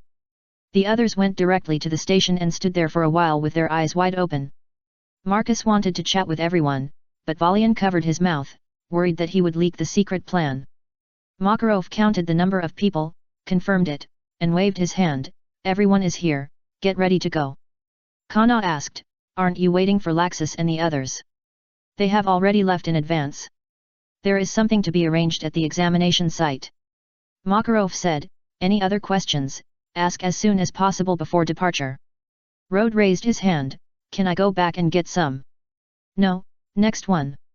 Makarov didn't even listen. The things stored in the guild were not for you to use against your own people, and they were still in the examination. Humph. Rhodes felt that the president was targeting him. The S-level exam was so stressful that it was not enough to borrow a few crystal balls to relieve the pressure. Mester, who had been silent all the time, suddenly appeared at the door and took a few bites of the door. I really want to know what the train tastes like. Rhodes had a lot of question marks on his head. What the hell? What's wrong with him? Won't your teeth fall out like this? Said the muscular man Joey worriedly. He just opened his mouth and 3 teeth fell out of his mouth, rolling down the platform. Joey, your teeth. Miji put her hands on her hips. Really, this is a public place, can't you change your bad habit of losing your teeth? Is losing teeth considered a habit? Ha ha ha. Marcus seemed to have suddenly thought of a funny joke. If all of Joey's lost teeth are strung together, will they be enough to make a necklace? Will they be enough? Rod leaned over and whispered in Makarov's ear, President, are you really going to take these people on the train? In X783, Laxus was 22 years old, and Walian was the same age as Laxus. Bigus Row of the Thunder Gods was 21, and Fried and Albagreen were 19 years old. Nabu was 19 years old. Urza, Myra, and Rod were 18 years old. Kana, Gray, Natsu, Elfman, Alzak, Bisksa, Jet, and Troy were all 17 years old. Levi, Marcus, and Lysina were 16 years old. Wendy was 11 years old, and Happy and Charlo were 5 years old. The president was 87 years old. Gildarts was 44 years old. Makeo and Wakaba are 35 years old. Lidas is 26 years old. Loki's age is unknown. Chapter 165. The test begins. We must bring them. The tickets have been bought and the people are here. We can't just use a carriage to go there at the last minute. Although Makarov also felt a headache, they should be more restrained after getting on the train. Ideals are ideals, and reality is reality. After getting on the train, a circle of isolation appeared around the 9 people, and all passengers subconsciously kept their distance from these weirdos. Rod suspected that if he brought a few more people out, he would not need to fill up the seats to enjoy the box treatment. After realizing that her opponents were such a group of weirdos, Kana felt relieved. A lot, now I am just observing Meister secretly. Mester, who was chewing on the back of the seat, noticed that Kana was staring at him, and he was alert. Did he find something unusual? Is my acting not good enough? Meister chewed the seat more vigorously. Joey was showing his muscles to his companions. Even though the car was not so warm, he was still shirtless, which made people wonder if he had studied with Gray. Miji's eyes swept over the other contestants, as if she wanted to fight at any time. Marcus and Joey were chatting happily, and he stretched out his hand to pinch Joey's muscles, which seemed to be genuine. Walian observed quietly, and by the way, he had to keep an eye on Marcus to prevent him from leaking secrets. Wang Qiangji was silent as usual, leaning quietly on the backrest without saying anything. Rod was feeling sorry for the president. The old man's attention was very focused now, just like a teacher who took a group of elementary school students out for a trip, afraid that something would happen. However, the teacher was worried about the students, while Makarov was worried about others. The train rattled along the railway toward the northeast, and gradually drove to a place with lower temperatures. Most of the trees along the railway were already withered and yellow, and the only ones that could remain green were pine and cypress. If you look closely, you can find that even the pine and cypress have leaves that are different in color from those in summer. Onibus Station, Gunuk Station, Ashabana Station. After passing through 3 cities in a row, the scenery outside the window gradually became desolate, and the expression on Walian's face became more and more nervous. Rhodes asked, "Walian, are you feeling uncomfortable?" "No, nothing." Cold sweat broke out on Walian's forehead, "It's just that we're getting there." Marcus said bluntly, "Haha, have you forgotten? Walian is afraid of heights. We're getting to the Grand Canyon, and the train has to cross the bridge. By the way." Kana clapped her hands and instigated, "Do you want to give up the exam now? The exam site is in the Grand Canyon. Don't joke. I finally got this opportunity." Walian closed his eyes and sweated on his forehead when the train got on the bridge, and the exam is inside the canyon, not above the canyon. The railway bridge seemed to pass straight over the canyon. Rhodes looked out the window and could see the strange landforms outside, which he didn't know whether to call mountains or stone pillars. If he were to say that this place was somewhat similar to the stone forest, but compared to the beauty of the stone forest, the environment here should be described as desolate and dangerous. One book said that this place was formed by a prehistoric earthquake, and another book said that it took tens of millions of years of weathering to become like this. Rod felt that the most unscientific statement might be the most correct, if Natsu and Wendy did not lie about being raised by dragons. Everyone got off at the first station after crossing the bridge, Kriba Station. The president led them back a few kilometers to the edge of the canyon, and then walked a few kilometers north. The north wind had already started at this time of year, and the wind near the canyon seemed particularly strong, so everyone couldn't help but wrap up their clothes tightly. Rod and Kana walked quietly at the end of the team, carefully observing the terrain. Miji complained, "Are we here for a hike?" Walian's legs were still shaking, and he had to help his partner Marcus, who wants to hike in a place like this. Marcus said helplessly, "If it's like this now, what will we do for the exam later?" "Wait, it will be fine when we get down." Walian asked uncomfortably, "President, how far is it?" "It's here." Makarov pointed to the peak with a fairy tale flag in the middle of the canyon. "That's the starting point of this exam. From there to the north, there is a natural maze, and there are 3 exits at the end of the maze, all with the flag of our guild." Kana glanced at Rhodes, "Guessed it right? Really have to go through the maze? We're sure to win, it seems we can fly directly over." "Not right, in this case, Mester's space magic should be more advantageous.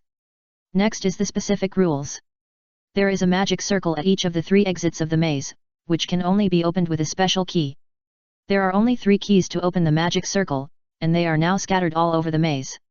Your task is to write your name on the public notice board at the starting point, and then find 3 keys in the maze to enter different exits." Marcus asked, "Can only one group of people enter each exit?" Makarov nodded, "Yes, the exit will be closed after a group of people enter, which means that only 3 groups can pass this level at most." Then, President, how are we going to get down?"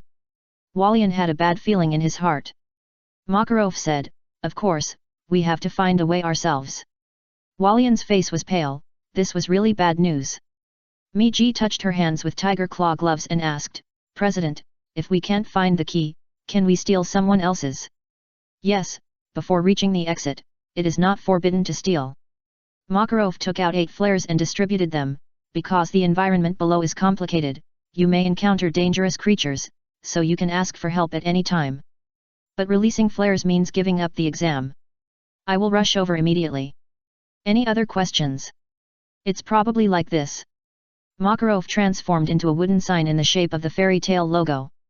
After a moment, he changed back, the shape is like that, and the size is about the same as mine. A wooden sign more than half a person's height, a bigger mark is easier to find, but it's not convenient to carry or run, especially when you hold it, it's hard to fight. It seems that after finding the key, you must avoid other people and rush to the exit quickly. Everyone made a judgment in their hearts, and Makarov waved his hand. Then, the first round of the Fairy Tale S-Class Wizard Upgrade exam begins now. Summon, Crimson Razorbeak. 2 large Razorbeaks appeared, and Rhodes and Kana each rode one. The Razorbeaks took a few steps, jumped off the cliff, and flew to the flag in the middle of the canyon. Flying is too tricky. We're leaving too, Joey. Oh. Magi and Joey ran to the edge of the cliff, jumped onto the lower stone wall, and then jumped down flexibly. Mester put one hand on Wang Qiangji's shoulder, and the two disappeared from the spot in an instant, and when they reappeared, they were already at the bottom of the valley. Immediately afterwards, the figures of the two flashed again, and the speed of advancement was faster than the flying speed of the Razorbeak. And the last group. Hurry up, Valian. We are falling behind. Marcus dragged Valian to run. But Valian held a stone and refused to let go, almost crying, "No, it's too high." Marcus was mad, "Do you want to take the exam or not?" Valian wanted to cry, "At least let me prepare myself mentally." Chapter 166 Black Sound. When Rode and Kana landed at the destination on the Raptor, the names of Mester and Wang Qiangji were already written on the bulletin board at the foot of the mountain. Space magic is really convenient. Rode picked up a pen and wrote the names with Kana. By the way, he also considered whether to erase Mester's name. Just think that they are all in the same guild, so there is no need to be so insidious. Okay, let's start. Kana took out a stack of cards and started divination on the spot. Rode summoned a group of shadow wolves to spread out, letting them and the two raptors explore the way and find the key respectively. At this point, I hope readers will remember our domain name. Summoned 2 more river crabs and asked them to find an inconspicuous place near the starting point to hide. This is called placing wards and providing vision in the game. The main force in finding things is the shadow wolves. Rode asked them to smell the scent of the president and Urza, because they were the ones who set up the key. It's a pity that the source of the scent of Laxus and Mistgang is not easy to find, otherwise it would be safer. Kana drew a card with special effects that Rode couldn't understand, and finally took a card. Going northwest will bring us good luck. Rode nodded, "Okay, let's go." The two identified the direction and chose a northwest intersection to walk over. The reason for not summoning more wild monsters is that they need to control the consumption of magic power to avoid being dumbfounded during the battle. Because there are too many tall and strange stone pillars in this canyon, many places are not exposed to sunlight all year round. There is not much vegetation around, but there are many ferns and mosses on the mountain walls, which look slippery. It always feels very cold when walking here, and it is definitely not a comfortable experience. Rod glanced at Kana. If Myra was around, it might feel better. Kana noticed his eyes. "Have you found anything?" Rod shook his head, "Not yet, the venue is so big, it will take some time. The maze itself is not difficult. The most difficult thing is to find the key. It is really troublesome to find a few wooden signs in such a large canyon." A figure flashed in the air, and Kana looked up. Was that Mester just now? Well, he was planning to conduct aerial reconnaissance. Rode thought for a while and said, "Can the magic power hold up if he uses space magic so continuously? It's good for us if it can't hold up." Kana felt that everyone's idea was to find the key quickly. As long as they can achieve their goals, no one will use magic as carefully as Rode. The two walked and searched carefully, and when they encountered a fork in the road, they chose the road according to Kana's divination results. It's not because of superstition, but Kana's divination is quite accurate most of the time. Magi and Joey have written their names. The crabs that Rode left at the starting point found the target. One of them quietly followed the two when they were about to walk out of sight. "Magi, I always feel that your tracking will not be too smooth." Kana said, "She may keep going north and then open a road." Rode was silent for a while and said, "It's possible." She and Joey started climbing the mountain. "Ha ha ha." Kana laughed, "It's worthy of her." Rode was really fed up with the guild's reckless men, all of them were so reckless regardless of gender. Fortunately, Magi didn't plan to climb the mountain all the time, but stood on it and looked out, and by the way, she also released Zyobi to help find the correct route. Her plan was to find the exit first. If she could find the key on the way, it would be the best. If she couldn't find it, she would wait at the exit and fight. Rode and Kana discussed it, judged Miji's general idea, and then expressed contempt for this behavior. If she doesn't work hard to find the key, who should we rob? After a while, Walian and Marcus finally arrived at the starting point, signed their names, and then hurried into the maze. Another river crab followed going up. Rode saw Walian put his index and middle fingers together, put them on his forehead, and then led Marcus to hurry on. This direction seems to be heading towards Miji and the others. Rode judged Walian's goal. Are they not going to find something themselves? Kana said, Walian's magic can indeed lock everyone's position. Maybe we are under his surveillance now. Rode was a little melancholy. He only monitored 2 groups in total, but both groups were planning to give up. Mester teleported here and there was really no way to track him, so he could only rely on himself. After searching for a while, Walian suddenly had new movements. He pulled Marcus to the side and broke into the fork in the road. River Crab lost his sight and hurried to follow. Unexpectedly, just as he approached the intersection, a pile of sand suddenly appeared on the ground under his feet, overturning River Crab like a whip. Sandland. Isn't this Rhodes Canyon Swift Crab? Marcus recognized the monster. Rhodes' summoned beast is from this canyon.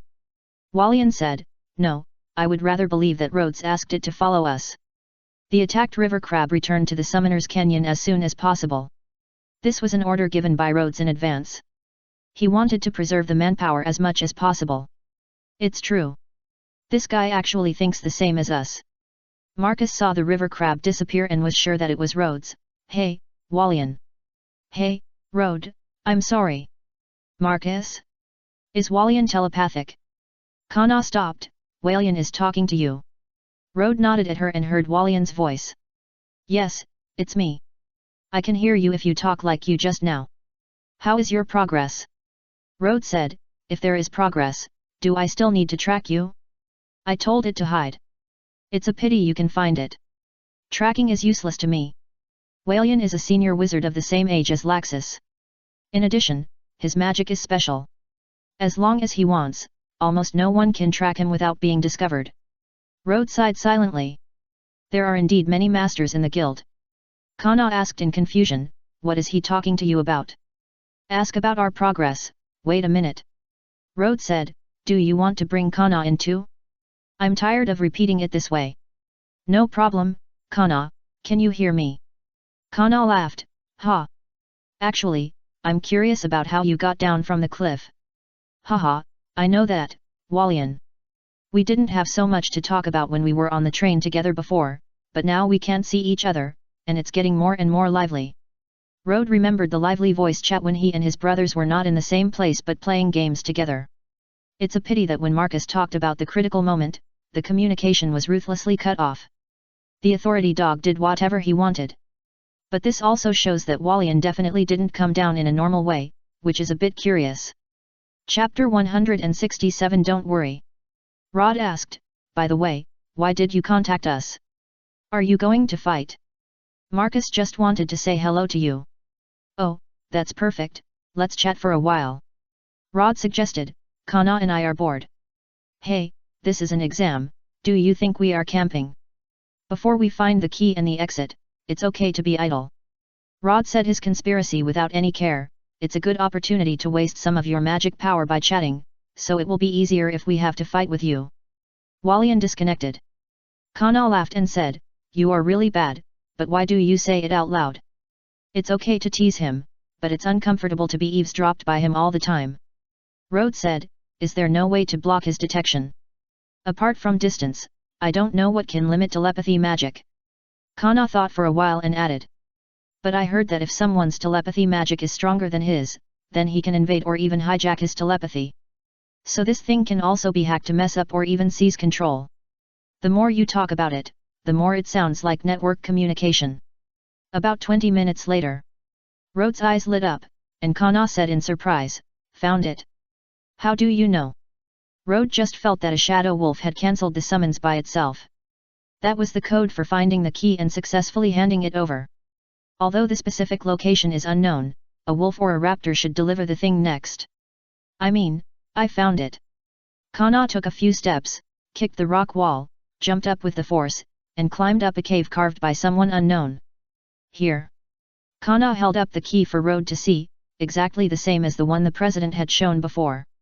Double happiness. Road said, then should I take my key to the finish line and sell it to Walian and the others? Kana was in a good mood after finding the key. Okay, I'll help you negotiate the price, and give me half of the extra money as wine money. Road was shamefully moved. Forget it, let's save the president some trouble. Road sent back all the wild monsters outside except the river crab, and let the key drop randomly. See who has better luck. The two of them walked towards the finish line and encountered an obstacle that they couldn't get around. Just flip over. When they reached the end, they found that one of the 3 exits had been closed. It's faster than us. Road looked at the remaining crab's field of vision. Mickey and Joey haven't found the key yet, but it seems they are going to fight with Walian and the others. So, Meister should be the first to arrive. It's probably Wang Qiangji's credit. After his arm turned into a steel dog, he can also smell. Kana held the big key and looked at the closed exit. I wonder who they will meet. Don't worry about them for now, let's adjust our state. Road sent the crab with Mickey back, then sat on the ground, trying to recover his magic power as soon as possible.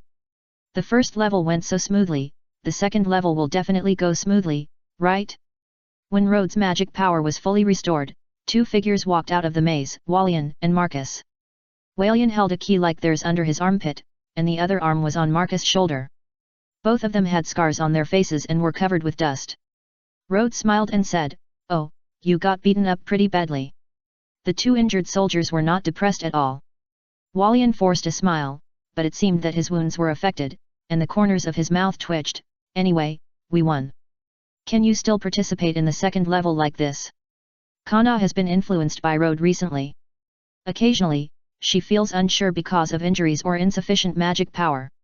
However, the symptoms are not serious, and she can still make judgments as usual as long as she thinks about it. It's just that Walian and Marcus' current situation, no matter how you think about it, it's not good to enter the second level, right? Walian said, "We've come this far, how can we just stop?" "That's right, hold on a little longer, maybe we'll succeed soon." Marcus looked at Rhodes and Kana and said, "Again, don't underestimate us." "I really can't underestimate you." Rhodes nodded and thought for a while, "So, it's the best plan to kill you now." Walian was startled, Hey, didn't you get the key? There's no need to take advantage of others, right?" "Just kidding, kidding." Rhodes laughed, "This is the stress relief session before the exam, shall we go?" "Yeah." Kana took a deep breath, "Hold on a little longer?" She wasn't sure if she could hold on if she failed again this time. No, she would definitely pass this time. She walked to an exit with the key in her arms and cast a confirming look at Rhodes. Rhodes nodded. They had been looking at these 2 exits for a long time, and there was no difference at all. At this time, you can only trust Kana's feelings. Didn't she say she had good luck today? Kana raised the key, but hesitated before putting it into the magic circle, turned around and walked to another exit and inserted the key. The key merged into the magic circle and disappeared, and ripples like water waves appeared at the exit. The 2 looked at each other, encouraged each other, and walked in side by side. Walian and Marcus stretched their necks to look forward, but they could not see anything. The exit was quickly blocked by stones rolling down from both sides. "I don't know who they will meet. Do you want to ask with telepathy?" Walian shook his head, "Forget it, if you interfere with the exam, you will be killed by Kana." After a while, Marcus stood up, "Okay, we have rested enough, let's continue." Walian nodded, "Okay, we can't fall behind them too much." The 2 walked into the last exit, and a touch of crimson came into view. After seeing the armor clearly, both of them were tongue-tied, Elu Urza. Among the 3 S-class wizards who served as examiners this time, Urza may not be the strongest one, but she is definitely the one they fear the most. It's not for anything else, just because they were beaten too much by her. If they met the other 2, they might roll up their sleeves and fight, but Urza, just seeing her would make their legs tremble. Eluza smiled at the 2 of them, "I've been waiting for you for a long time. Next, I will explain the rules. Then please fight with the intention of killing me. I will be very alert and will never show mercy." Walian and Marcus hugged each other, "No." Chapter 168 Kana. The door with water patterns was probably made by an illusion magic circle. Rhodes guessed that it might be the work of Mist Gang. But when he saw the person behind him clearly, he found that it was a figure with blonde hair and a coat. Kana's eyes widened. Laxus. The coat on this guy is finally suitable for the season. It's you. Laxus scratched his head, looking impatient. You're too slow, Kana, who else is coming? Kana said angrily. Laxus. Don't go too far. Ah? What's too far? There are so many idle people in the guild, do you want me to remember them one by one? Laxus looked provocative. Rod was amused by him. This kid is probably as good as Tatsuya in making people angry. If you want to fight back against this kind of middle school youth, just say you're right, grandson of the president. But there is no need. He came to take the exam, not to fight. The more arrogant the examiner, the better. Please tell us the rules. If it's too difficult, maybe we will just give up and save your time. Rod. Kana was surprised that Rod could hold back like this. But thinking that this was all for her exam, she couldn't help but feel ashamed. I thought about it, it's too difficult to find the shortcomings of S-class wizards in terms of strength, so it's better to try to take advantage of their character weaknesses. For example, Urza is sometimes too serious and sometimes stupid, Mist Gang doesn't want people to see his face, and Laxus is very arrogant. This is what Rhodes said to her a few days ago, and the current situation should be considered as planned. But Kana is still very angry that her companions are looked down upon. Laxus, that bastard! You are surprisingly sensible. Laxus glanced at him and said, since it is the old man's request, I will just tell you the rules. There is a flag there. Laxus pointed to it, then there is a magic circle behind me. As long as one of you gets the flag and stands in the magic circle, you will pass. Rod frowned. This is a bit difficult. There should be a valley behind Laxus, similar to the terrain of one line of sky and Warong Road. It can be described as one man guarding the pass and 10,000 men cannot open it. The flag he mentioned was inserted on the right side of the mountain wall, about 10 meters above the ground. To reach the magic circle, you need to pass through the narrow passage of dozens of meters behind him. And Laxus's magic is extremely fast thunder magic. In such a long passage, even if you get the flag, you may be attacked by him at any time. The content of the exam is not so much about getting the flag, but rather. Lachesis looked at the embarrassed expressions of the two people opposite him and smiled with satisfaction. That's right, if you don't beat me, you can't do that at all. Rod frowned. He couldn't say it so absolutely. If it was messed, this task could be completed in 1 second. Lachesis continued, but if you want to beat me ha ha ha ha, can you do it with just you? Hey! Don't underestimate me, you guy.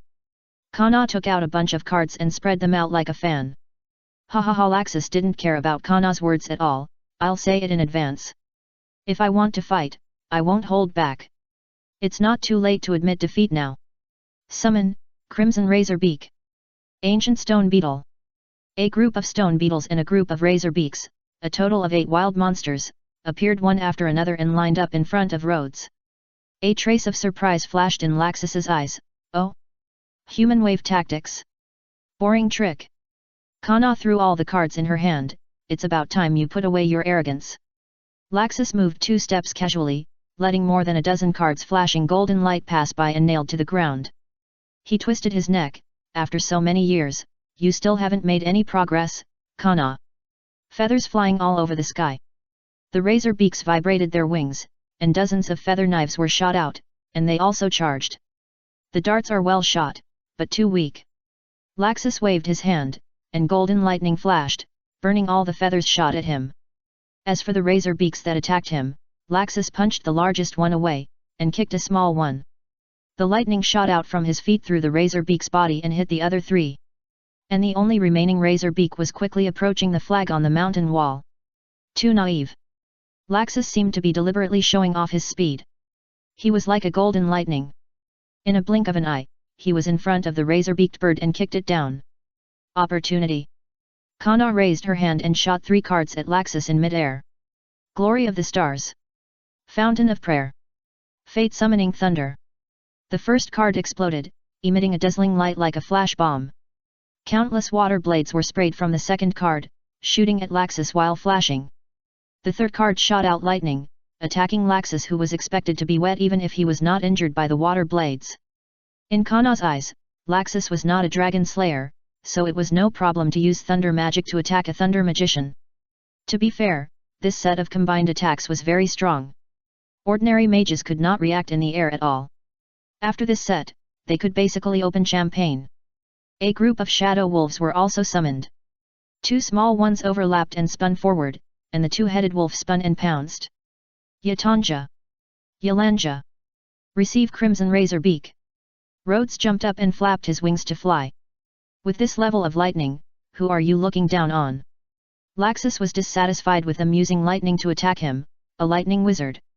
He took off his wet coat, and lightning burst out of his body, burning the feathers shot at him again. Laxus raised his knees and the 2-headed wolf was hit in the chin. Lightning poured into its whole body, burning its wolf hair, and the 2-headed wolf fell with black smoke. With an elbow downward, the 2 ordinary wolves were also electrified and scorched. At this time, Laxus landed, and Rhodes had already grabbed the flagpole with bird claws and pulled the flag out of the mountain wall. Laxus noticed Rhodes's movements and had a thought in his heart. Some annoyance, you bastard, you really don't take me seriously. Good job, Rhode. Kanna shot out 2 more cards, Sun's Explosion. Emperor's Wind Blade. Enough. Laxus waved his right hand back, and the dazzling lightning swallowed the explosion and wind blade, and even had enough energy to fly to Kanna behind. Kanna screamed after being hit by lightning. Rhode took the time to dive towards the magic circle. As soon as Laxus turned around and took a step, a card at his feet broke, freezing him in place. Kanna, with a little curly hair, smiled, Ice Pillar of Death. However, the ice pillar shattered as soon as it appeared, and Laxus turned into a lightning to block Rhode, kicking Rhode in the abdomen. Rhode flew backwards, leaving a mark on the ground, and when he turned over and jumped up, he had returned to Kanna. The flag had been held by Laxus, who leaned on the ground and said word by word, I say, enough. Laxus was flashing with lightning all over his body, and even his mouth and eyes were spraying lightning. That posture was like an angry Thor. Kanna was concerned about Rhode's condition. Are you okay? It's okay. Rhode lifted the receiving magic. Sorry, it was almost. I couldn't hold him back. Kanna was not discouraged and drew a few cards again. This guy is really not that easy to deal with. Most of Kanna's magic names come from tarot cards. I don't really understand what each tarot card represents, so I can only try to compile a few according to the naming format in the comics. If there are any inappropriate ones, please correct me. Chapter 169 Receiving Glyph Golem. Laxus raised his hand, and the wooden flagpole was inserted into the mountain wall unscientifically with lightning. A lightning ball appeared in his palm, and he waved his hand to turn it into a long whip and swung it at Rhode and Kanna. The 2 jumped to the sides, but the razor-beaked birds disappeared in the thunder whip. Laxus smashed his fists on the ground again, and the lightning drew 2 snake-shaped arcs along the ground, hitting Rhode and Kanna. Wow! Ah! The 2 people were shining brightly, and screamed at the same time. Rhode felt numb all over, and mobilized the magic power in his body to resist, so as not to suffer more damage. Kanna threw out 2 cards before she stood up, Sun's Explosion. Emperor's Wind Blade. The wind and flames swept, and the smoke and dust on the ground blew towards Laxus. Laxus was wrapped in lightning, and one arm blocked his face and crashed out of the flames and wind blades. The purple shirt was slightly torn, but there was no scar on his body. Kanna did not stop, jumping back, shooting left and right, and throwing a lot of flashing golden cards. Boom boom boom. The cards exploded when they landed or in front of Laxus, slowing down his charge. Some of them were nailed to the ground and did not activate. Receive Shadow Wolf. Rod transformed into a werewolf, rushed towards Laxus, and chopped down with his wolf claws. Laxus grabbed Rod's wrist, and Rod pressed his left hand on his chest, summoned Shadow Wolf. 3 wolves appeared behind Laxus, 2 ordinary wolves bit his right arm and left waist, and a 2-headed wolf bit his shoulders. Kanna took this opportunity to run forward, scattering a few cards and running towards the flagpole. What a joke! Thunder and lightning were released from Laxus. The 3 wolves were paralyzed, but Rod gritted his teeth and used his wolf claws to hold Laxus' wrists, and used his left hand to dig out the black wolf's heart. The sharp wolf claws tore off a large piece of cloth on Laxus' chest, revealing the black tattoo on his chest, and added a few blood marks on him. But Rhode was also hit in the chest, and golden lightning penetrated his body. Woohoo! Rode in werewolf form was beaten back a few steps, half squatted and covered his chest and coughed, cough cough. Fortunately, he didn't cough up blood, but the wolf hair on his body exploded, making the werewolf, which should have been very fierce, look a little silly. Laxus didn't care about Rode, and turned around to chase Kana, but the cart at his feet exploded again, emitting thick grey smoke. The fool's smoke! This is Laxus covered his mouth and nose, the smoke seemed to have a hypnotic effect. He was about to rush out, but 2 more carts exploded. The scene in front of him changed, and a hideous demon opened its big mouth and bit his body. Demon's threat. Laxus's expression remained unchanged. This level of illusion might be able to bully wizards below S level, and it didn't have much effect on him. But he knew with his toes that the smoke must have been full of traps set by Kana. Laxus leaped up and jumped directly above the smoke. His vision was restored and he saw Kana had climbed up the rock wall. At this time, Rhodes had already circled to the other side of the smoke. He raised his hand and a wolf-shaped black shadow flew up and bit Laxus' ankle. "You bastard! Hey wolf spirit!" Rhodes' wolf face smiled and swung his right hand hard, "Get down!" Laxus was pulled down unexpectedly, half squatting on the ground, and punched the wolf spirit away. After he stood up at the edge of the smoke array, he raised his hand and shot a lightning bolt at Rhodes.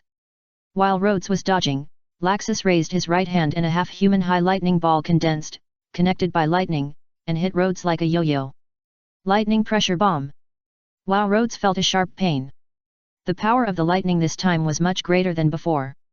Rhodes' wolf hair was almost burnt, and he fell to the ground on his back. Laxus waved his hand again, and the lightning yo-yo was thrown in the direction of Kana. Kana had already pulled out the flagpole and jumped off the cliff. When she heard Rhodes scream, she turned back. "Rhodes!" Rhodes tried to raise his thumb and said hoarsely, "Hurry up." I don't know if she heard it. Kana ran with the flag, but she couldn't outrun Laxus' lightning. Power wall! Kana kept walking and threw a card behind her. The thin defense was broken in an instant, and the stone beetle emerged from the mountain wall, but it was a step too late. The thunder ball hit Kana's back, and the lightning covered her whole body. Ah! Kana screamed, her eyes almost rolled back, and she fell to the ground. The flagpole fell to the ground, and the top almost touched the edge of the magic circle. Just she trembled and supported herself on the ground with her elbows, her long black hair fell from her ears, stained with dust. Kana tried to raise her head. At this distance, she wanted to crawl, and even if she had to crawl. Unfortunately, what appeared in front of her was Laxus's calf. Laxus raised his leg mercilessly and kicked Kana out of the narrow passage. Rod had already released the werewolf state, climbed up and ran forward a few steps to barely catch Kana and gently put her down. "Kana, Kana!" Rod patted Kana's cheek. "How are you?" Kana's eyelashes trembled twice and she opened her eyes. She bit her lip, tears welled up in her eyes, and she struggled to pull Rhodes' sleeve with one hand, just a little bit. It's okay, it's not over yet, we still have one last way." Rhodes tried his best to calm her down, as long as she could move. "Let's try again." He helped Kana stand up, and the two of them supported each other and walked towards the entrance of the passage. Laxus was standing at the other end of the passage, guarding in front of the magic circle. He kicked the flagpole to the side casually, crossed his arms and looked at the two people who walked into the passage. "You two, it's about time to give up, right? Laxus, in the situation just now, there are many ways to subdue Kana, right?" Rhodes looked into his eyes. "Isn't it a bit too much to kick someone like that?" "Hey? What nonsense are you talking about? What do you think the S-level exam is, playing house?" Laxus disagreed. "I'm talking to you, Kana. You've taken this kind of exam more than once or twice. Don't you know your level yet? Weaklings are not qualified to get the same title as me." Kana looked at him stubbornly. "I won't give up so easily." "So what? You've used so many magics, set so many traps, and endured my attacks head-on. Your magic power has been insufficient for a long time, right? Are you going to rely on him next? That kind of half-baked summoning magic and receiving magic? Don't make me laugh." Laxus didn't take the two guys who couldn't even walk seriously. Based on the strength of these two people, if they didn't play some tricks, they wouldn't have been able to hold on until now, and they couldn't even touch the flag. Thinking of the trick, Laxus raised his hand with a lightning bolt, splitting the stone beetle that just emerged from the mountain wall and tried to resist the attack for Kana into two halves. He stretched out a hand and hooked it. "Come on, let me see what else you can do. Then I'll show you my final move." Rod took Kana's arm off his shoulder and asked her to stand behind him. Then he raised his arm horizontally, "Receive blue carved golem." Chapter 172nd Stage, Pass. Rod's figure suddenly rose to more than 3 meters, and his hands, feet, head and even the whole body turned into stone. The joints of his body looked no different from those of humans, except that there were mysterious patterns on his forearms and thighs, and there was a gem flashing blue light on his chest. From a distance, it looked a bit like an anti-Hulk armor. Bang! Bang! Rod took 2 heavy steps forward, making a dull sound, and the surging magic power could be easily noticed without deliberately feeling it. He raised his hand and punched horizontally. The mountain wall next to him was hit hard, as if it trembled violently, and a crack appeared, and large and small pieces of rubble rolled down the mountain. This big guy who looked like a stone spirit was not easy to mess with. Oh! Laxus became interested instead. "This move is a little more decent. Do you dare to take my punch and talk big again?" Rod rumbled forward a few steps, and his fist as big as a sandbag a casserole smashed down on Laxus' head. With Rod's words in mind, Laxus didn't even try to dodge the punch, but punched directly upwards. With the flash of lightning, the land around Laxus cracked like a spider web. Laxus bent his knees, and immediately stood up again, with a smile on his face. "Good power." But his figure disappeared from under the fist, and he kicked Rod in the chest. Rod took 2 steps back, and his back was immediately hit hard. "Too slow," Laxus said. He dodged Rod's counterattack and seemed to turn into a flash of lightning. He attacked continuously and hit various parts of Rod's body. Rod just felt no feeling. Laxus's attack was fast, but after receiving the golem, his defense was very high, and this ordinary punch and kick attack was not painful. Laxus probably realized this, and raised his right fist after pulling away from Rod. "You can't get past me with just a turtle shell. Summon!" The roar resounded through the sky, and lightning fell from the sky. Accompanied by the chanting, terrifying thunder gathered around Laxus, brewing the next fierce attack. But magic with chanting? Rod liked this kind of skill with a long pre-swing, and he raised his hand. Blue floating cannon. A protruding stone appeared on each of the mountain walls on both sides, and a blue light appeared in the middle of the stone. It broke away from the mountain wall and became a small golem, floating in the air. At Rod's command, 2 small golems fired a blue light wave at Laxus. The light wave was so fast that Laxus had to interrupt his chanting to avoid it. 2 small pits were blown out where he was standing. There was a thinner and deeper hole at the bottom of the pit, which led to the bottom, showing the unusual penetrating power of this move. This kind of thing. Laxus raised his hand and shot 2 lightning bolts, which blew up the floating cannon. However, 2 new ones immediately appeared on the rock wall. "Is it the same magic as Bigus-Ro?" Laxus made a preliminary judgment. "Then I will smash you too. Can you do it?" Rod looked like he was provoked and got excited, and commanded the 2 small golems to bombard wildly. The sound of the light wave was endless. Laxus jumped flexibly to avoid the attack, and when he was close enough to Rod, he waved his hand to shoot down the floating cannon with 2 lightning bolts. Then he swung his fist with lightning before the new floating cannon appeared. Rhodes punched back, but Laxus's fist suddenly turned into a huge lightning fist, which was even bigger than his fist. Boom! When the 2 fists collided, lightning danced wildly, gravel flew, the earth was shaking, and the mountain walls on both sides seemed to be crumbling. I don't know if it was an illusion, but Rhodes always felt that he saw Natsu punching on Laxus. Then his stone arm shattered, followed by his shoulder, chest, helmet. Finally, the whole person was knocked out, and after landing, he slid out of the passage. Because of insufficient magic power, the receiving magic was forcibly cancelled. After recovering to his original state, Rhodes didn't even have the strength to sit up. He lay on the ground and looked at the sky, recalling the battle just now. How long did he persist in facing the serious Laxus? 1 minute? Ha ha ha, he laughed happily. I lost to you. Laxus, who was about to say something, turned his head suddenly. A golden light rushed straight into the sky, exploding into a gorgeous firework. Laxus! Kana stood in the magic circle with a flagpole, and the 2 stone beetles disappeared from her side. She smiled and waved to Laxus and Rhodes, shouting, "We passed. When Laxus suddenly thought of the bug that emerged from the mountain wall and was broken into two halves by him. It seemed to be exactly the same as the two that just disappeared. Yes, it was them. While you were fighting with Rhodes, they took me here with earth magic. Kana's voice was full of energy, not weak at all. As for the injury, it was probably 60% real and 40% acting. She was indeed injured but not to the point where she couldn't walk. As for anger, unwillingness, and stubbornness, they were basically acting. But the tears were real. She was too into the role. It was really a pity that she failed before. She was reminded of the previous experiences without paying attention, and she felt so uncomfortable that she wanted to cry. As for the final move that Rode mentioned, showing a little strength that can interest Laxus, and then secretly sending Kana over is the final move. Rushing forward and fighting hard was never for the purpose of defeating Laxus. The goal of him and Kana was always the flag. Oh, there is actually a stone beetle underground, which was originally prepared to be used to hold Laxus back in case of emergency. But it was just removed together with the receiving magic. Use Laxus to break down arrogance, pretend to lose 2 battles to show weakness to the enemy, and then try your best to stop him for a while, so that Kana can sneak in. Those who have read the Romance of the Three Kingdoms will understand.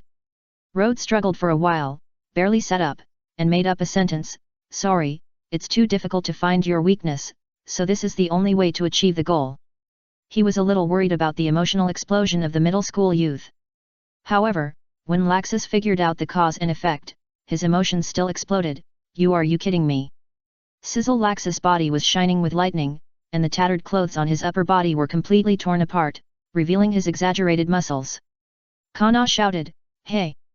Laxus, what are you going to do? We have passed the exam." "I don't agree." "Enough, Laxus, they have passed this level." Makarov walked over from a distance, followed by Urza. The lightning on Laxus' body slowed down a little, but he still said angrily, "Old man, I am the examiner here, I don't agree with this cowardly way of passing the level. Since you are the examiner, you should be more fair." Makarov walked to his side and said loudly, "Magic, brains, courage, and tacit cooperation with companions, these are all strengths, and there is no difference between high and low, let alone cowardice. The fact is that Kana and Rod achieved the test goal perfectly under your obstruction, so they passed." Iluza stepped forward to help Rod up and smiled, "I saw part of your battle, and you did a beautiful job. You are strong, Rod." "Thank you." Rod leaned on her to stand up. The winter armor was not only hard, but also cold. But the care from companions is always warm. "We passed." Kana also dropped the flag and ran over, hugged him tightly, and even Urza hugged him together. Iluza hugged them both in her arms. "Congratulations." "Dang. Dang. It hurts so much." Kana complained with a smile. Rhodes' head was buzzing, and he couldn't even complain. Laxus and the president had a little dispute, and the two of them left without looking back, leaving only one sentence. "Don't let me do such boring things again." The atmosphere seemed a little stiff. "I have to meet with White Dove tomorrow, so I'll finish this chapter first, so you don't have to rush to read it. I'm not sure when the next chapter will be released. If I haven't updated by the evening, it may be that I'm having too much fun. If it's not updated on the 27th, then help me call the police. Oh haha." Chapter 171. The mountain collapsed. Iluza looked worried. "President, Laxus." "It's okay, I'll talk to him later." Makarov shook his head slightly, then smiled at Kana and Rhodes. "First of all, congratulations on passing the second level." "President, what is the next level?" Kana's joy has passed, and now she is a little worried. If the next level is still the same difficulty, it will be difficult for her and Rhodes to cope with it in their current state. Makarov smiled and said, "Don't worry, go to the camp to rest first. It is certainly a good thing to rest before the third exam." The two followed the president's footsteps to the camp. Of course, Kana could still walk by herself, but Rhodes was basically carried by Urza. "By the way, the others." Boom. Rhodes was about to ask about the situation of other groups, but heard a loud noise behind him. The ground shook, and before Rhodes could turn around, Urza had already carried him, pulling Kana and the president to a safe place. When he was put down by Urza, he saw the mountain wall that he had just cracked collapsed, the scene of collapse. Then, the cracks spread from the mountain to the ground, connecting to the big pit that Laxus stepped on when he was hit, and all the way to the opposite mountain wall. So, the pair of peaks that formed the wonder of the sky collapsed and became a low mountain of rocks. Makarov opened his mouth wide, and the whole person showed signs of being petrified. I remember that this examination room was specially reinforced with earth magic before the exam. Iluza thought for a moment and said, it may be because Rhodes's summoned beasts drilled in and out of the mountain and underground. And the floating cannons created when receiving magic pulled out the stones in the mountain, plus the punch that hit the mountain wall, and the aftermath of the battle with Laxus. It should be that these factors combined together to produce a chain reaction, causing the magic to reinforce the mountain to fail. This do you want compensation? Rod was embarrassed, as if he had caused trouble by mistake. But he didn't punch the mountain because he wanted to cover Kana's figure, which was part of his tactics. Makarov sighed, I don't need to pay compensation, but making such a commotion near the railway I probably have to write a letter of apology.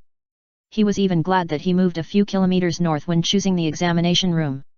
Anyway, it's good that the railway was not affected, fortunately. Next year's S-level exam should be held on their own territory. Although it's also painful to break it, at least there's no need to write a letter of apology, right? And children will always be more restrained on their own territory, at least Rhodes is so sensible, he will definitely write. Makarov rubbed his forehead, hoping that Rhodes would not be led astray by others in the next year. Rhodes looked at the president's actions thoughtfully. Could the old man's hairline be rubbed out like this? Created specifically for exams, the temporary camp was in a slightly open area not far from the examination hall. A simple tent was set up in the middle of the venue, and Walian and Marcus were lying inside. There were fires in front and behind the tents for warmth. Miji, Joey, and Wang Qiangji were setting up the pot to prepare for cooking. Looking at the bandages on the arms of Miji and Joey and the ointment on their foreheads, Walian and Marcus seemed to be quite shady. A simple chopping board rack had been set up next to it, and the things the president brought out were quite complete. That was not right. Rode remembered that he had seen Urza's luggage cart in the guild, and suspected that these were all brought by her. Kana counted the number of people and asked, where are Mr. Gang and Meister? Mr. Gang had something else to do, so he went back early. Makarlov said, Mester said he wanted to go around and would go back later. He knew that the silly boy Mester wanted to take the opportunity to investigate the handle of fairy tale, so as long as it didn't affect the exam, he could let him do it. Are you cooking? I'll help too. Urza suddenly got excited and pushed Rode to Kana, change clothes. Walian and Marcus, who were lying in the tent, sat up suddenly and shouted in fear, don't change clothes. Don't change clothes. We give up. Kana helped Rode to sit down and asked, did you meet Urza? Walian was relieved to see that Urza was just dressed as a cook. Yes, it's terrible. Marcus pointed at the bandages on himself and Walian, I really lost to her. I was taught a lesson. I can see it. Rode lay down and asked, so Mester and Wang met Mr. Gang? Did they pass? Speaking of other unlucky people, Marcus was not sleepy anymore, their performance was even worse. It seems that they fell asleep at the beginning of the test and were sent to the camp by Mr. Gang. With teleportation magic, they didn't pass this test of grabbing flags and entering the formation?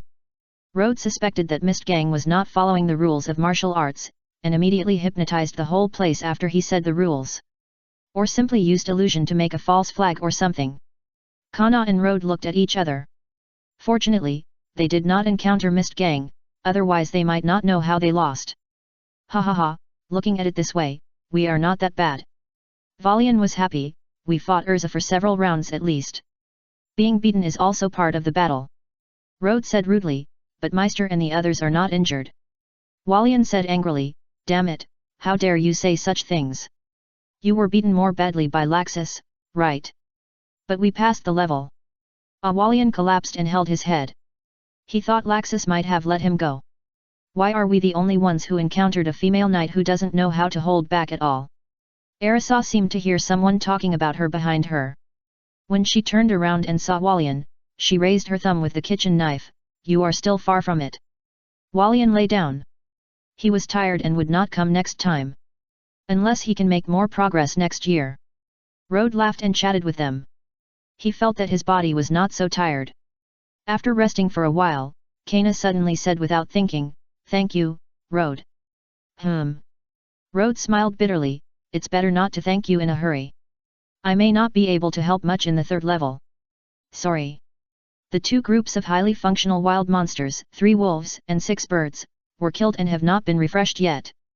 His condition was also very bad, and it was hard to say how much he could recover before the exam. If there was a search content later, he could try hard and get a shadow wolf to help smell the smell. But if there was a battle content, he might not be able to provide much help.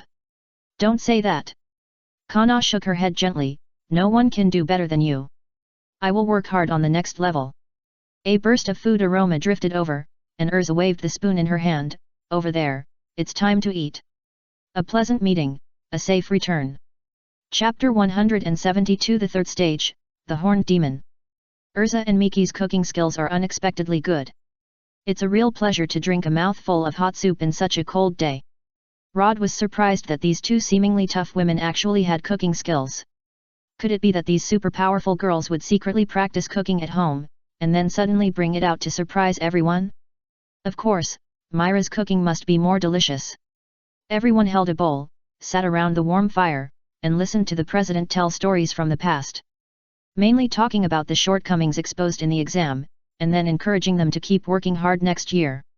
After lunch, Walian and Marcus almost recovered, and packed up with the other 3 people who failed to be selected and left together. Only Makarov, Urza, Kana and Rhodes were left in the camp. Makarov talked about the content of the 3rd level exam. In fact, given your current state, I don't recommend you to continue to take the 3rd level exam. Kana wanted to say that she had no problem, but thinking about Rhodes' state, she decided to ask Rhodes' opinion. Although this was her exam, if Rhodes hadn't been there before, she would probably have gone back with Walian and the others. Rhodes thought for a while and said, "Why don't you tell us the content of the exam first, and we'll listen to it before making a decision. We can't just give up without knowing what the exam is about." Makarov glanced at Urza. Urza took out a task list. The content of the 3rd level exam is a task: find the hiding place of the unicorn monster and then destroy it. Unicorn monster. Kana widened her eyes. Is that a monster that can be classified as S level? If it is an adult unicorn monster, it will indeed be classified as S level. They can cause small earthquakes, destroy mountains and mineral veins, and endanger the safety of nearby towns. Makarov explained, but this one is still in its infancy, and it is inferior in all aspects. Urza said seriously, we have received intelligence that it is hiding nearby, eating and growing quietly. It must be found and destroyed before it reaches adulthood. This is your mission. Rhodes thought for a while and asked, monster, it takes time to become an adult, right? Can we take a day or 2 off before continuing the exam? No, the exam is before sunset today. Makarov said. Even a juvenile unicorn has considerable destructive power, and night is when it is most active, so we can't leave it alone. If you can't finish it before dark, the task will be handed over to Urza. Rod looked at Kana's expression and said, let's take a rest for a while, and then try it. Kana worriedly said, your body. If you give up without even trying, you won't be willing, right? Rod said, at worst, you can be the main force, and I'll stay away. Rod thought that it would be a pity not to try it with the president and Urza as backup. Kana was a little moved and nodded vigorously, okay. After returning, I have to take a course like rare monster illustrations. He has never heard of this unicorn monster and has no idea what it looks like. Why don't I draw it for you? Urza took out a pen and a sketchbook from her luggage. Rod was surprised and said, you actually carry a sketchbook with you? Can you draw? Of course, in order to be able to draw it at any time when I have a design inspiration for a new armor, I must carry a sketchbook with me. Urza looked serious, because I use it often, I am quite confident in my painting skills. I will draw it for you right away. Kana's expression was a little subtle. This was the first time Rod saw Urza drawing, and he was a little excited. Of course, the most important feature of the unicorn is the horn on its head, followed by the strong hind legs and the thick tail. The muscle lines are very different from those of humans, and the curvature of the claws is also very distinctive. Urza was muttering while drawing, which made people feel that she was very professional. A few minutes later, she turned the sketchbook over and showed it to Rod, with an expression asking for praise. How is it? Well, how should I put it? Rod organized his words well, it's amazing, and it perfectly shows all the characteristics you just mentioned. It's just that there is nothing else except the characteristics. Urza was modest, no, it's not that outstanding, and it's far behind Lida's. You actually want to compete with Lida's? Rode was amazed at Urza's artistic appreciation level. So your goal is Lida's? Well, come on. In fact, Myra's painting skills are as bad as Urza's. When explaining to Rod what the celestial spirits are, Myra showed off her skills. Before Rod learned about celestial spirit magic in detail, he always thought that the celestial spirits were a bunch of creatures that were even more bizarre than wild monsters. After watching Urza's painting skills today, I can only say that these two people are worthy of being evenly matched opponents. Kana gave Rod a thumbs up. It's amazing that he can handle it like this. Although the painting is a bit abstract, Urza's experience is real. At least she explained the characteristics of the unicorn monster clearly. By the way, she also told them that the unicorn monster likes to hide in mountain caves, sometimes natural, sometimes dug by itself. As for the magic attribute, it is obviously earth-based, and the defense is quite high. If you accept the task in the guild, most of the things she said can be easily found, so it is not a leak. Seeing the sun gradually moving westward, Rode's magic power and physical strength have recovered a little. He summoned the Kenyan swift crab and called Kana to set off. While sitting on the back of the river crab, Rode can continue to rest. Maintaining only one river crab is not a burden for him, and the 360-degree vision of the river crab is much easier than twisting his neck back and forth. Let's search separately. Kana suggested. It's too inefficient for two people to search together. The Kenyan is so big that we can't find it all until dark. It might be dangerous to go separately. This was Rode's first reaction. But thinking that the president and Urza would each follow one person, there would be enough manpower, so he agreed. How to contact? Kana took out 2 cards and handed one to Rode. Rode took it, an AQ version of Kana immediately appeared on it. An AQ version of Rode also appeared on the card in Kana's hand. Use these 2 cards to contact. Kana demonstrated how to use them. The Q version of Kana on the card in Rode's hand waved her little hand and made a sound of "Help me, help me." At the same time, the little man also pointed out the direction of Kana. Rode was a little surprised. Is this Valian's magic? You really know everything? Kana shook her head. No, it can only transmit this kind of signal for help and point out the direction of the holder. It is far less convenient than Valian's magic. That is the telepathic version of the distress call, with the most important positioning function. Kana is still too comprehensive. If she is given more time to accumulate, she might become the kind of reliable old man who is learned and omniscient. It's just that it's not easy to practice every kind of magic to the top level. Good night, good night. So including the early morning, I still updated 6,000 words today, which is equivalent to not asking for leave. I am awesome. Chapter 173 The Brother Who Made the Earth Purple Heart? Remember the domain name of this site. Rod felt that finding things was a very boring thing, especially when the 3 wolves and 6 birds could not be used and he had to find them by himself. Let's just take it as a part of the test. After understanding the habitat that the unicorn monster likes, the task of finding its cave has reduced a lot of difficulty. He carefully observed each suspicious mountain and couldn't help but have an idea. If we send the stone beetle out to drill around and drill down all these mountains, will the unicorn monster come out? Just like the pangolin drilled open the gourd mountain and released the snake spirit and scorpion spirit. It might be more efficient to do this, and there is no need to worry about missing the mountain. Rod was eager to make a move, but he thought that the president might cry later, so he gave up for the time being. Keep it as a trump card. Help me, help me. After searching for more than half an hour without success, the card he was carrying suddenly made a sound. Go in that direction. At Rode's command, the river crab ran wildly, and found Kana's location in just a few minutes. Found it. Kana pulled Rhodes to hide behind a rock and signaled him to be quiet, then pointed to a cave not far away. Rhodes listened carefully, and a strange whirring sound was faintly heard in the cave. Kana whispered, "That's the snoring of the unicorn monster. It should be sleeping in there. Do you have any plans?" "Of course, sneak attack it." Rhodes also lowered his voice, "The child sleeps so heartlessly. If we don't take the opportunity to sneak attack it, are we still human? But that cave is not directly connected to where it sleeps, I can't shoot the card directly into it." Kana thought about using all the offensive magic she could use in one breath, but she was worried that she would wake up the monster before entering the attack position. "So we can only set traps and deliberately lure it out." She pointed to several places at the entrance of the cave and said the locations of the traps she had just considered. How do you think about this arrangement? Rode thought about it and nodded. It's feasible. The task of luring it out can be given to me. But we don't have much sustained combat capability this time, so we should use all our strength from the beginning, and it's best to solve it in one go. I know.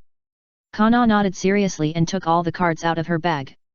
She carefully matched the cards in groups, striving to maximize the effect of various magic combinations, and then used excellent throwing skills to shoot them to the best position.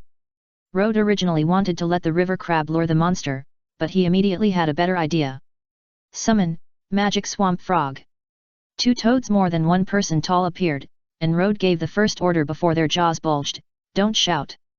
The bulging movement of the 2 magic swamp frogs stopped abruptly, and no extra sound was made. No extra toxin pollution was produced this time. You two, sneak in quietly, and when you see the big monster inside, spray venom into its eyes, mouth, and nose. When it wakes up, run out immediately, and continue to attack when you get to that position. Do you understand? Hey, don't scream, just go if you understand. The 2 magic frogs turned around, jumped and landed lightly at the entrance of the cave, and then quietly crawled in according to Rhodes' order. Use poison? Good idea. Kana thought of Laxus's arrogant look before, and said angrily, you should use it on Laxus too. Anyway, there is an antidote. Rhodes shook his head. Forget it. If Grandma Polyasica knew that I used poison on my own people with the antidote, she would beat me with a broom. Although Laxus was a little bit annoying, he was still one of us. Pip pip. Roar. The sound of frogs and beasts came out from the cave together, and the ground began to shake. Can a juvenile form create an earthquake? Because the vibration was not strong enough, Rode was not sure whether it was caused by the power or the heavy body running. The frog croaking weakened, and only 1 magic frog ran out of the cave. The other one had been sent back by the unicorn. The surviving magic frog entered the predetermined position and waited for the enemy to come out of the cave. Bang! Bang! Bang! The vibration became stronger and stronger, and a monster with a horn stumbled out of the cave, with some purple venom on its face. The more Rode looked at it, the more familiar it looked. This thing looked too much like the Galzan who shook the earth in a special drama. It was just not that big, probably about 6 or 7 meters tall, taller than Rhodes' tree monster and golem, but not as tall as the giant transformed by the president. Roar! The unicorn roared, not sure whether it was anger or pain. The frog showed no sign of fear and simply spit out a mouthful of venom at it.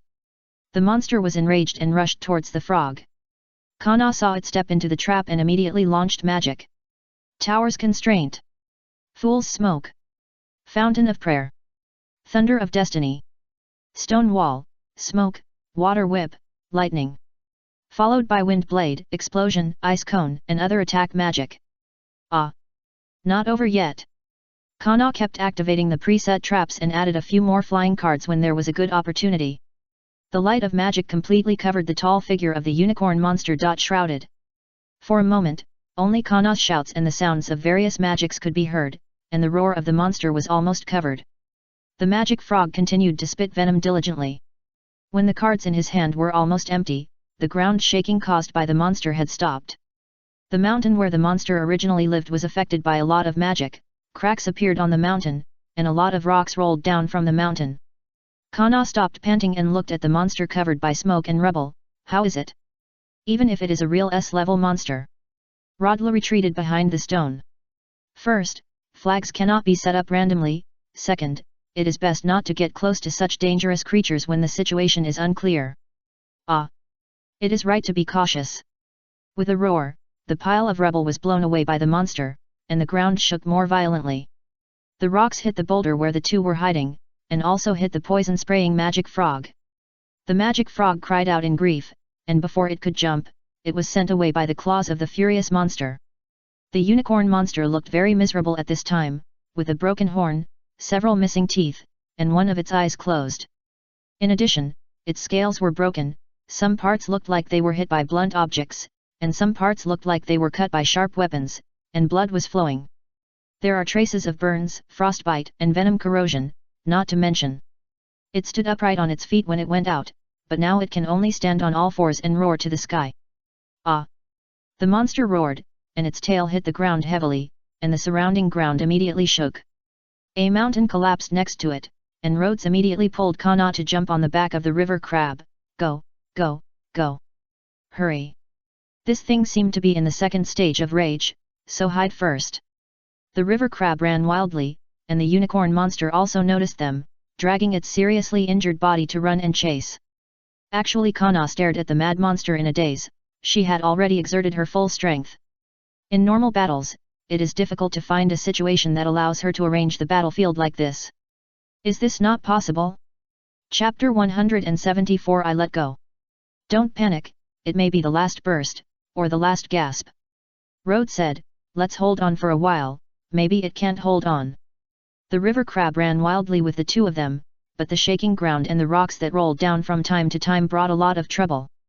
Kana gritted her teeth and used the last magic power to shoot a few flying cards, which exploded in the mouth and nose and wounds of the monster. The monster looked more miserable, but obviously more angry.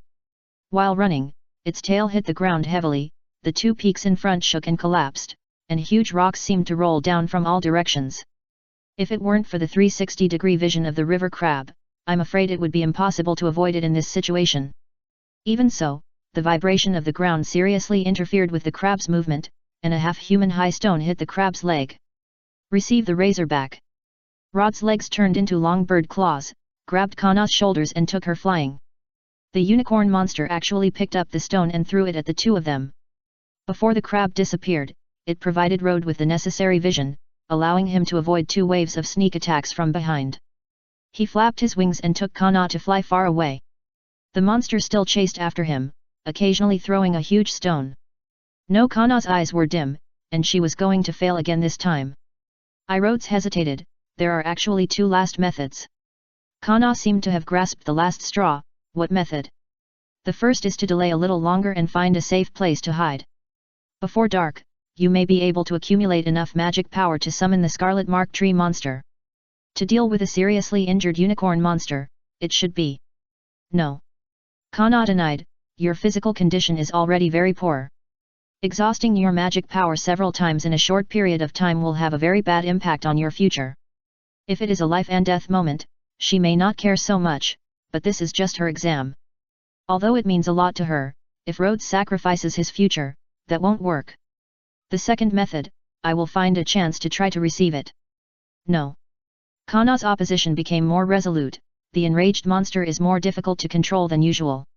Even if you are a genius in learning to receive magic, your current physical condition does not allow you to do so. You will lose control. It is very dangerous to lose control like Elfman. It is lucky that he can recover. Rhodes may not be so lucky if he does it again.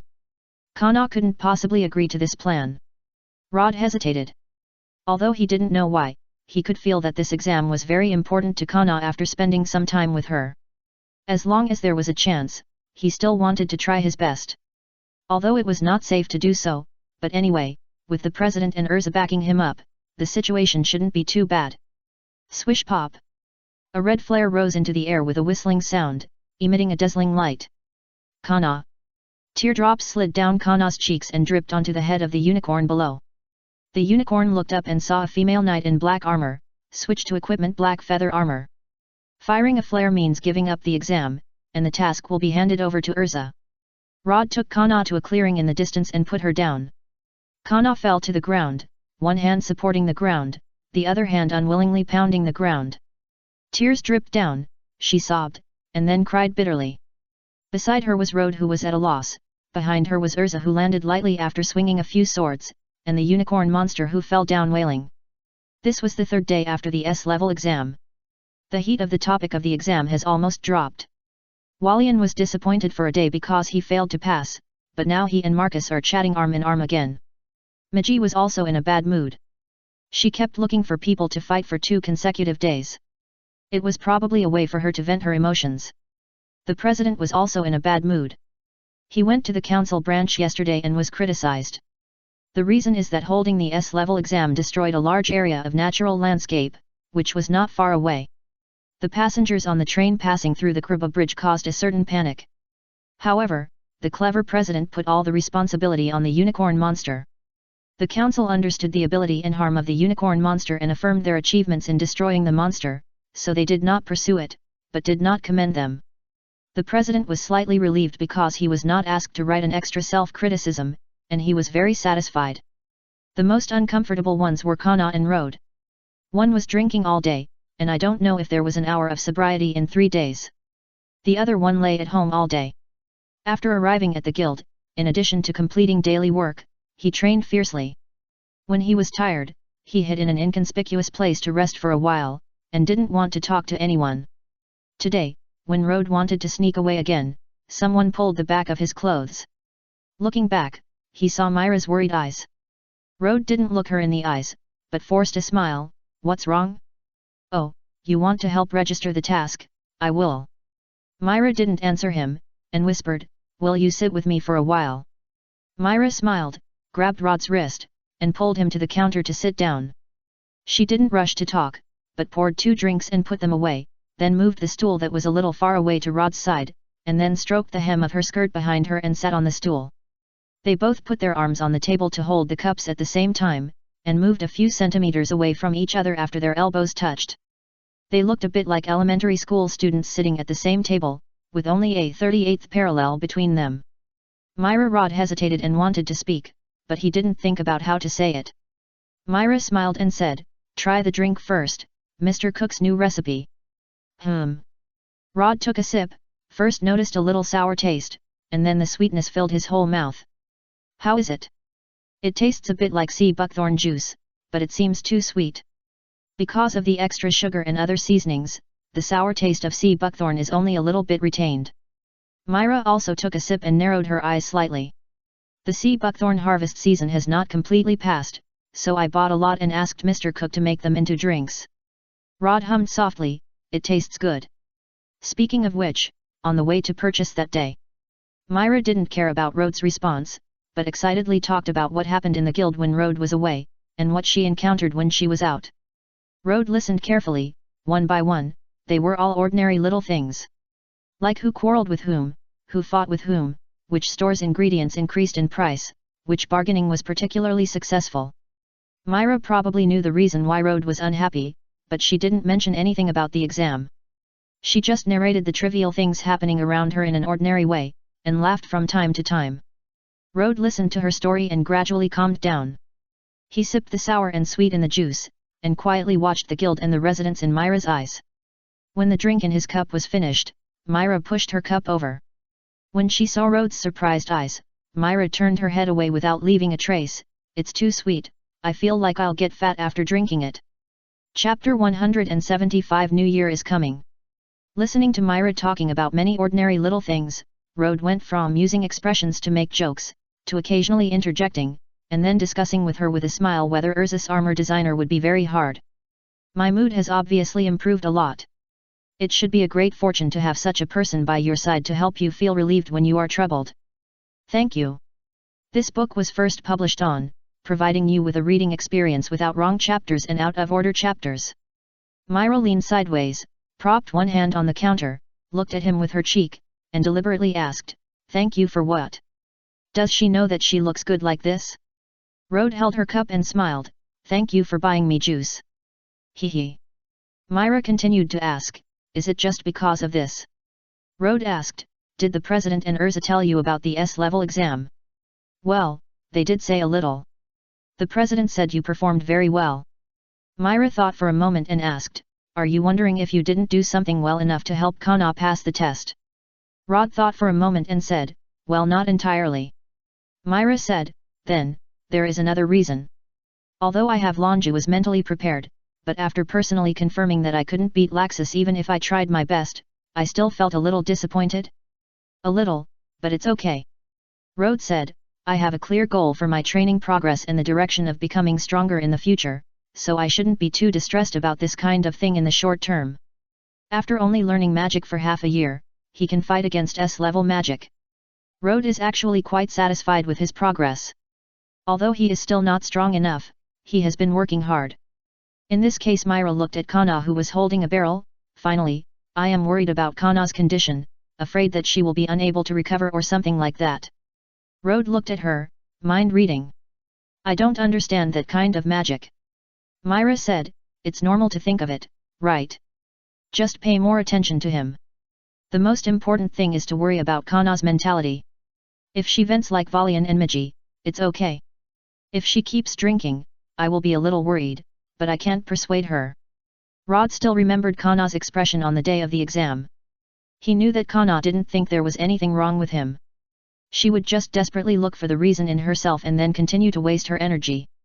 When she couldn't bear the internal consumption anymore, she used alcohol to numb herself. His persuasion would only have the opposite effect. Before crossing over, Rod had heard of people committing suicide because of unsatisfactory college entrance examination results. Kana is only 17 years old now.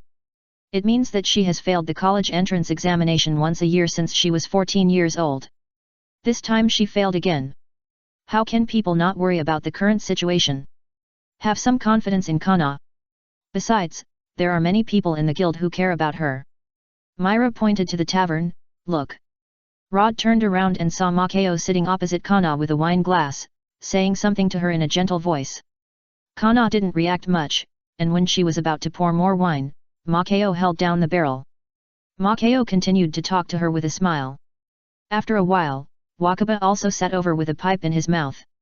Kana waved her hand in disdain to drive away the smoke, and Makeo also acted in disdain, standing on the same front with Kana and began to criticize Wakaba. The two immediately entered the standard process from quarreling to fighting, but they sat back after fighting for a while. Myra smiled and said, those two uncles, although they are usually that. But occasionally they can become quite reliable elders. Speaking of which, Kana joined the guild 11 years ago, and they grew up with her. Maybe they all treat Kana as their daughter. So it will be fine, just give her some time. It seems right. Rod looked at Makeo and Wakaba. They didn't forget their business when they were fighting today. They should be reliable, right? A tiger paw was placed on Rod's shoulder. Rod, let's fight. Miji. Rod asked in confusion, why? Because I'm upset. Why did we get eliminated in the first round, but you made it to the third round, and you still have that expression? Miji bumped her fists together. Do you still feel ashamed after winning so many games against us? No, I must fight you today. Rod said depressedly, Walian and Marcus are the ones who eliminated you, right? They'll talk about it after I beat you up. Come now. Miji took Rod's agreement and strode to the backyard. Myra encouraged him with a smile, come on. Rod said helplessly, you want to watch the fun again.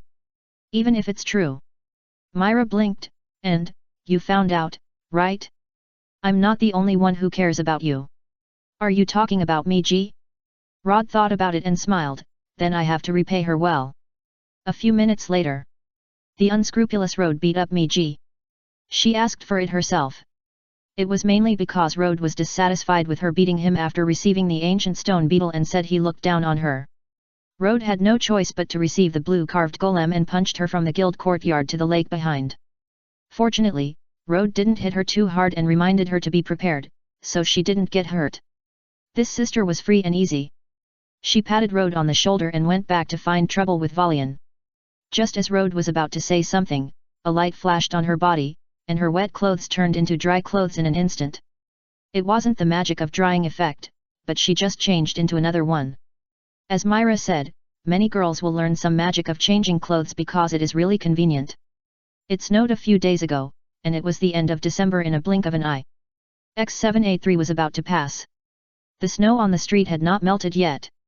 When Rod took Worm downstairs, he could still see the snowman at the door of the first floor.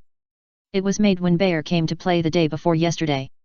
The snowman had a scarf and a hat, but it seemed to be taken away by Mrs. Molly yesterday. To be honest, when I see other people's snowmen on the road, I occasionally have the urge to kick them. But Rod was able to restrain himself, and he could also catch Worm to prevent him from causing trouble. In the past half-month, Rod took the initiative to find Elfman to team up for 2 missions. They were all carefully selected clients with at least 2 children. Myra saw the mission he chose. He hesitated a little, but finally agreed to let them go. It was just a very ordinary task in the end, and Rod had no way to control the direction of the task, or force sensationalism, so he could only continue to pay attention.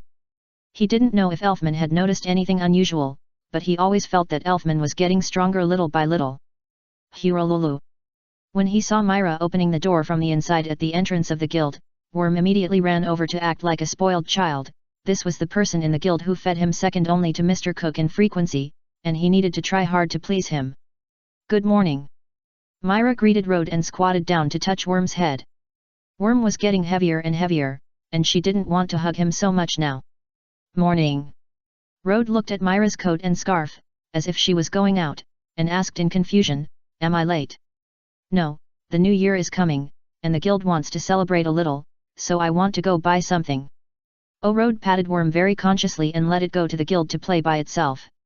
Then he went out with Myra. Good news, did you see the red boutique mark on the details page? There are only a few boutique books on Kitty and Fairy Tale. Oh, ahaha. Chapter 176. It was early July when I joined the guild, and now it is the end of December. From summer to winter, Rod has lived here for half a year. At that time, he was alone and had no relatives. Now there are many friends in the guild who can talk to each other, some good buddies who play and fight with each other, and some comrades who have fought side by side. And there is someone I like. In life, he bought some convenient magic electrical appliances at home, and gradually began to pursue a more comfortable living environment. In career, he is working hard to improve his strength, try to read books to increase his knowledge, increase the frequency of taking tasks little by little, and increase his experience. In terms of feelings, the person he likes is around almost every day, and the two of them often have some special tacit understanding. Sometimes going out for a cup of coffee together can make you happy all day. Although there are still some difficulties, Rod also likes the process of working hard slowly. Perhaps because Myra mentioned that the new year is coming soon, Rod silently made a year-end summary for himself. In general, his life is very fulfilling and happy now. And because of the clear goals, he is also full of energy when doing things. Myra leaned forward a little and turned her head to look at him. Why are you suddenly smiling so happily? It's the new year. Rod saw that she coincidentally wore a couple's coat with him today, and smiled even happier. Will everyone get together for the new year? Myra thought about it and replied, well, because many people will celebrate at home, it won't be as lively as the Harvest Festival. Rod looked around. I see the atmosphere on the street, and it seems that the new year is not as important as the Harvest Festival. Myra said, because the harvest is the most important thing in the year, and because there is a magic parade that attracts a large number of tourists, the atmosphere is of course more lively. Understood, Rod nodded. The Harvest Festival has become a well-known tourist project to some extent, while the New Year is still an ordinary festival. Although they are all festivals worth celebrating, there are naturally differences in the degree of liveliness and importance. However, the city of Magnolia does not have to worry about not being lively enough, because Fire Dragon Snow Fist. Natsu. You will be scolded if you destroy other people's snowmen. Don't care about such trivial matters, Happy. Natsu rolled a snowball. Watch this. It's too despicable to start a war suddenly. Happy flew to the roof, swept the wings and threw the snow out. Snow missed attack. Natsu raised his fist and said angrily, Happy. Snowball fights without snowballs are cheating. What about hiding stones and snowballs? That's more shameful than cheating. The two quarreled and threw snowballs at each other while walking towards the guild. They are quarreling so early in the morning. Rod suddenly grabbed Myra's arm and pulled her towards him. A snowball flew over where Myra had just stood and landed on the ground behind. Myra was caught off guard and her shoulder hit Rod's chest. I'm used to it. Rod added, and there might be stones hidden in their snowballs.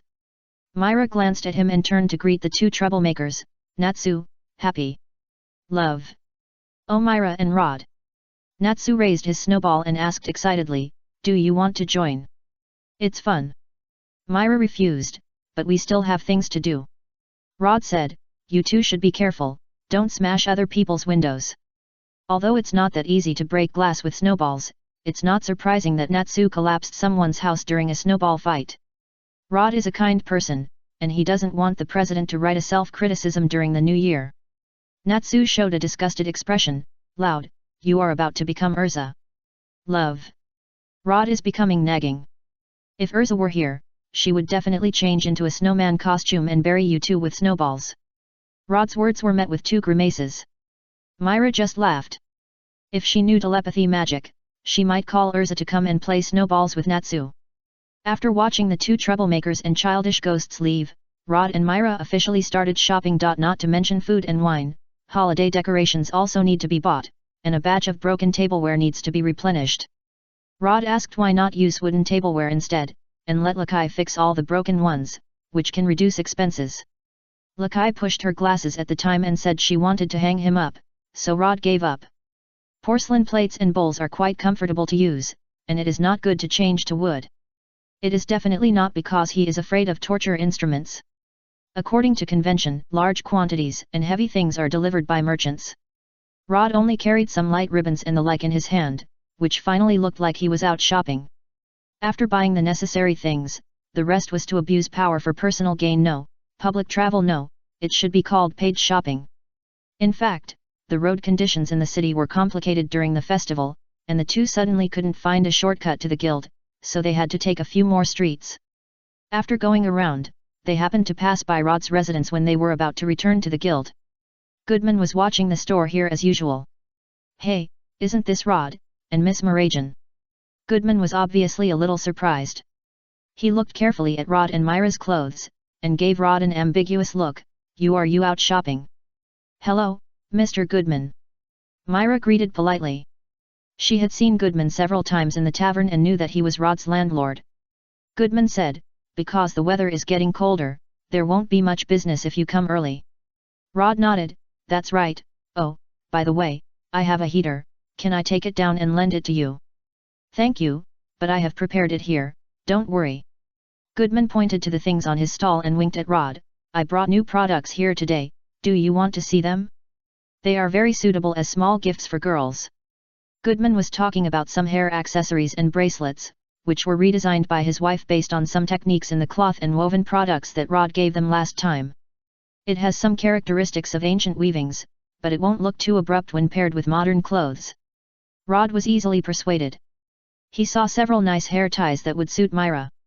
Seeing Myra looking at these things with great interest, Rod didn't hesitate and took the ones he liked. "This red one matches your favorite dress. This black one is thicker and feels very suitable for ponytails. This one with star decoration is thinner and will definitely look good when braiding hair." Rod said a lot. Myra let down her bangs, picked up the black hair tie and tied a high ponytail, like this. She looked in the mirror. "It feels very similar to my previous hairstyle. It's fine as long as it looks good." Rod nodded. Compared with the past, there was a big bow missing.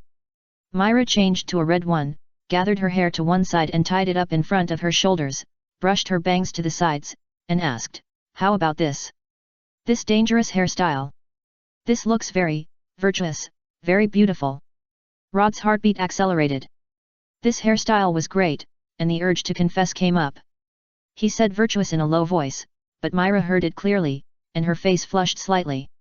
She spread her hair again, and finally picked up the thin hair tie with small decorations recommended by Rod. "It's a bit troublesome to braid your hair, I'll buy it when I have time." Rod nodded quickly and bought all 3 hair ties before she regretted it. Goodman made a lot of money, but Rod didn't think he was at a loss. Chapter 177 Fairy Tale, Cheers. The hair tie was not expensive, and Goodman even winked and gave him a discount. Rod was very happy. He spent money and wanted to thank him. This book was first published on, providing you with a reading experience with no wrong chapters and no disordered chapters. Myra put away the New Year's gift, quietly looked at Rhodes, and thought about what to give in return. "It's great to be young." Goodman watched the two people leave, remembering that he and Molly had a similar period. They liked each other and were close to each other. Neither of them said it out loud, but they knew it. During such a period, every day there was a hazy expectation and simple happiness, and occasionally there would be a little worry about gains and losses. If he said it, this period was probably the most memorable. "But it's so lucky to be favored by Miss Morajan, isn't this kid too lucky?" Although Morajan's temper was a bit of a thing before, she is now a famous beauty far and wide, which is really enviable. Goodman looked at the knitting made by his wife in the store. "Forget it, I'm not very envious. There is an ice cream shop on the way back, which is still popular even in winter. It seems to be more popular than summer." Many children clamored to buy ice cream cones with their pocket money, cheered and ran wildly after getting them, making people worry that they would drop them on the ground without eating a single bite.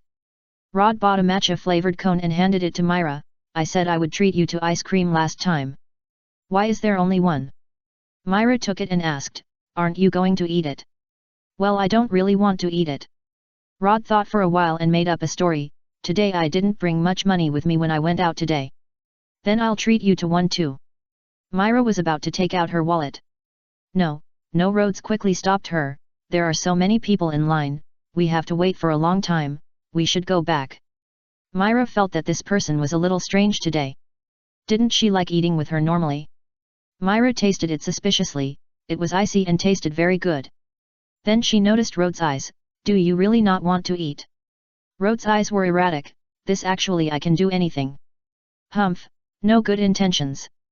Myra ignored him and ate her own. Seeing that they were getting closer and closer to the guild, the ice cream was getting less and less, and Rhodes couldn't help but hint, that, is it delicious? Myra wanted to laugh at his look, and said seriously. The quality of the cream is very good, and the taste of matcha is also great. The cool sweetness has a little fragrance of matcha, which is delicious. Is that what I'm asking? Rod looked at Myra's expression and felt that she did it on purpose. You're welcome. Rod sighed and watched her eat the last bit, with no intention of sharing it with him. Alas, the conspiracy was exposed. Before entering the guild, Myra kicked Rod's calf. You came back so fast. Lucky said with a smile, the merchant only sent the goods back for more than half an hour. Myra glanced at Rod and smiled, sorry, I was delayed on the way. Yes, delayed. Lucky. Hee anyway, the things have been counted, and the receipt is on the counter. Lucky smiled, if this continues, I will apply for a raise. Myra smiled and said, thank you for your hard work. I'll treat you to cake next time. Okay. Lucky nodded and stretched out her hand in front of Rod. Rod wondered, what? Lucky blinked and whispered, I'll sell you a chance for Myra to treat me to a cake for 10,000 J. Take the money. Rod showed a smug expression, with a budget of 10,000 J, I can just ask her out. Why would I buy a chance from you? Lucky wanted to beat him up, damn loving couple. December 31st, X783, the fairy tale New Year celebration started on this day. Everyone has been decorating the guild since morning. Some of the decorations were bought by Rod and Myra a few days ago, and some were made on the spot by everyone. Gray's Ice and Lidiz's paintings are the main ones. Happy flew around and hung various decorations on the roof and other high places according to Myra's instructions. Natsu said he didn't want to lose to Gray and wanted to light a fire inside and outside the guild, but was after a long beating, he threw him into the yard. When Natsu arrived in the yard, he was obedient because Urza was competing with Elfman in making rice cakes. Elfman had nothing to say, he just shouted slogans like manly and hammered hard. The competition between the two in the yard attracted many spectators, and cheers and applause came one after another. It was hard to tell what they were watching and cheering for. Rod made sure that he didn't look at anything he shouldn't have, but he just felt that he should cheer for Elfman more. Forget it, let's go help Myra. He was a person with a strong desire to survive. Myra stood on tiptoe to hang a ribbon, but the height was a little short. Rod reached out to help her hang it. This kind of unintentional fingertip touch is the most heartwarming. Although there are many in normal times, each time is different. The two did not take the initiative to create opportunities, but they did not deliberately avoid them. Go up a little bit. Myra asked Rod to adjust his position, it seems to be very lively in the yard. Arisa and Elfman are playing rice cake beating. Rod said seriously, I don't understand why those guys who neither help nor act as referees are joining in the fun. Being rice cake beating is more fun when it's lively, is it beautiful? Myra asked with a smile. I didn't notice it. The smart Rod would not blurt out his true feelings because of a sudden question. Myra tilted her head and said confusedly, I'm asking about the effect of hanging this ribbon, what are you talking about? Rod's brain was working fast, he took 2 steps back and looked at it carefully for a while. Well, I didn't notice it just now because I was too close, it really looks good from a distance, you have a good eye for buying things. Is that so? Myra retreated to Rod's side with her hands behind her back and decided to let him go.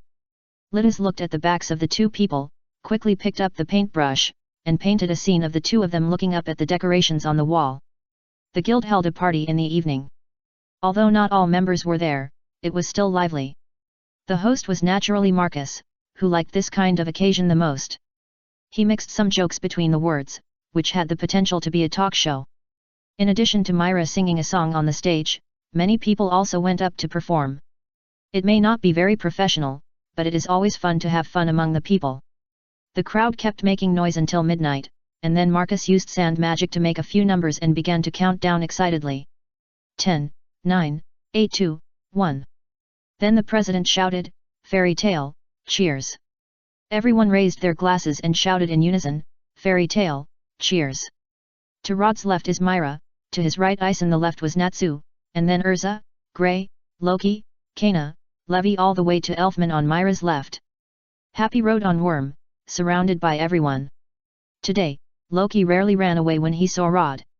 The voices of this small circle of people mixed in with the crowd, "Fairy tale, cheers." Chapter 178 A Towel. Rod, who had once made up his mind not to have a hangover again, had a hangover again. When he opened his eyes, it was already bright, with a blanket on his body, and a water cup and a kettle next to him.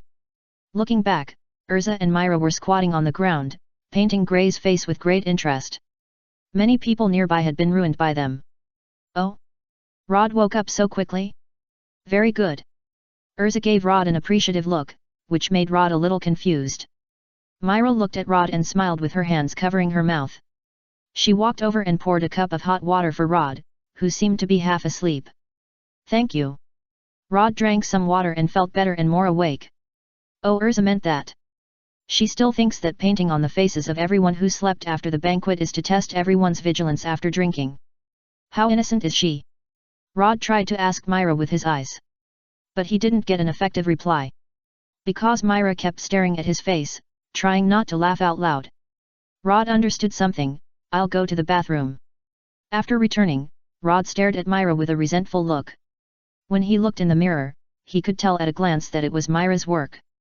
Although Urza's painting skills were as abstract as hers, there were also differences between abstract schools. Rod believed that his eyesight would not be wrong. What about trust between people? Myra clasped her hands together and shook them gently, then turned her head slightly to apologize. "I'm sorry," because Urza's suggestion was so interesting, and Rod looked cute when he was sleeping. "When you apologize, you should cough," but she praised me for being cute. Rod tried to keep his face straight and not let himself laugh. "In fact, there is a custom in our hometown that girls have to braid a hairstyle that is not easy to see in normal times when apologizing, and it is best to use the hair tie from the past few days." Myra knew without thinking that Rod was talking nonsense. She took out something from under the counter and pretended to be distressed and said, "But I wanted to take this opportunity to give you a gift. What should I do?" "Thank you." "Oh, it's okay." Rod felt that he would be sorry for hesitating for a second, so he immediately took the thing. It was a blue and white scarf. Touching the wool on it, it seemed to be hand-woven. He looked at Myra as if to confirm. Myra said, "I'm not good at this, so some places are not well knitted. I think everything is good." Rhodes hung the scarf around his neck and stopped when he was about to start, "Actually." Myra answered, "You don't mean to say that in your hometown, girls have to help boys tie scarves by hand, right?" Myra looked at Rhodes with disbelief on her face. Rhodes gradually felt guilty and looked up at the ceiling. When he was about to lose control, Myra said with a smile, "Okay, you raised your head so high, I can't help you." Rhodes looked at her in surprise, and sat down after confirming. Myra came over, took off the scarf, folded it in half, and hung it up again, with the end of the scarf passing through the fold. "That's it." She took 2 steps back to look at it, and then walked back, "But your current clothes seem to be suitable for another kind." Rhodes sat there quietly waiting for Myra to tidy up the scarf. In fact, he wanted to hug her. He controlled his eager thoughts, waited a little longer, and tried harder. "Okay." Myra looked at Rhodes again and smiled, "Although it may sound a bit self-promotional, it suits you very well." "Yeah." Rhodes reached out and stroked the scarf, nodding gently, "Very warm." "Warm in every sense." "Okay, it's almost time to start working. I'll help you." "Go help Urza." Myra pushed Rhodes back and drove him away, "Come back later." Oh, Rhodes didn't understand this time and could only listen to her arrangements. Is painting faces for everyone more important than helping her work? Myra returned to the counter and gently touched her cheek while bending down to take the account book. She also needed to calm down. "It's so strange. Last time we went to the capital together, I didn't feel anything when I helped him organize his clothes and tie his tie. This time it's so strange. Due to Urza's mess, everyone was in chaos again after waking up. There is nothing to mention about the fact that the root cause is Rode and the accomplice is Myra. Anyway, the initiator of this graffiti action is Urza. If he did not have a certain understanding of Urza, Rode would even suspect that she did it on purpose. Today is January 1st, the first day of X784. Many people want to rest more, while others are short of money and go out to work after dinner. Rode is the kind who wants to rest for a few more days. Then this afternoon, a postman delivered a piece of mail to the guild and handed it to him who happened to be at the door. Fairy Tale, to Miss Myra Jane Strauss. Rod handed it to Myra. It should be a magazine, please open it for me. Myra lowered her head and wrote something in the register. Okay. Rod nodded. Who doesn't like to open express mail? Is Sosara Weekly so thick? Myra thought for a while. Today is New Year's Day, and it happens to be Wednesday. In addition to the regular weekly, there should be a supplement. Rod opened the package and found 2 magazines inside, one ordinary weekly and one New Year special. It's a bit strange. Shouldn't they be put together to make a thicker version? He flipped through the magazine and an envelope fell out. There is a letter. Myra stopped writing and picked up the envelope to read. It's from the editor. Maybe he wants to ask for an article. It seems that she hasn't taken photos for a while. The main reason is that after winning the prize money in the beauty pageant at the Harvest Festival, her family is not short of money. Myra unfolded the letter and read it for a while, then said. Hart Cruz is going to cooperate with the weekly magazine Sashera, and wants me to be a model for new clothing, and then publish it on the cover of the next issue of the magazine. Hart Cruz is that well-known clothing brand. Rhodes had heard of this name, why not be the GG in the New Year special issue? Maybe there are other contracts that haven't ended yet. Myra said, the pay is very good, it's worthy of being a big brand. Rhodes asked, do you want to go? Well, Myra thought for a while, it's okay, what do you think? Me? Rhodes didn't expect her to ask for his opinion. After a moment of hesitation, he smiled and said, it's a rare opportunity to cooperate with such a big brand, right? As long as you like it, I support you. Chapter 179 Newcomer Entrustment. Rhodes' answer made Myra very happy. She put the letter away and said she would think about it.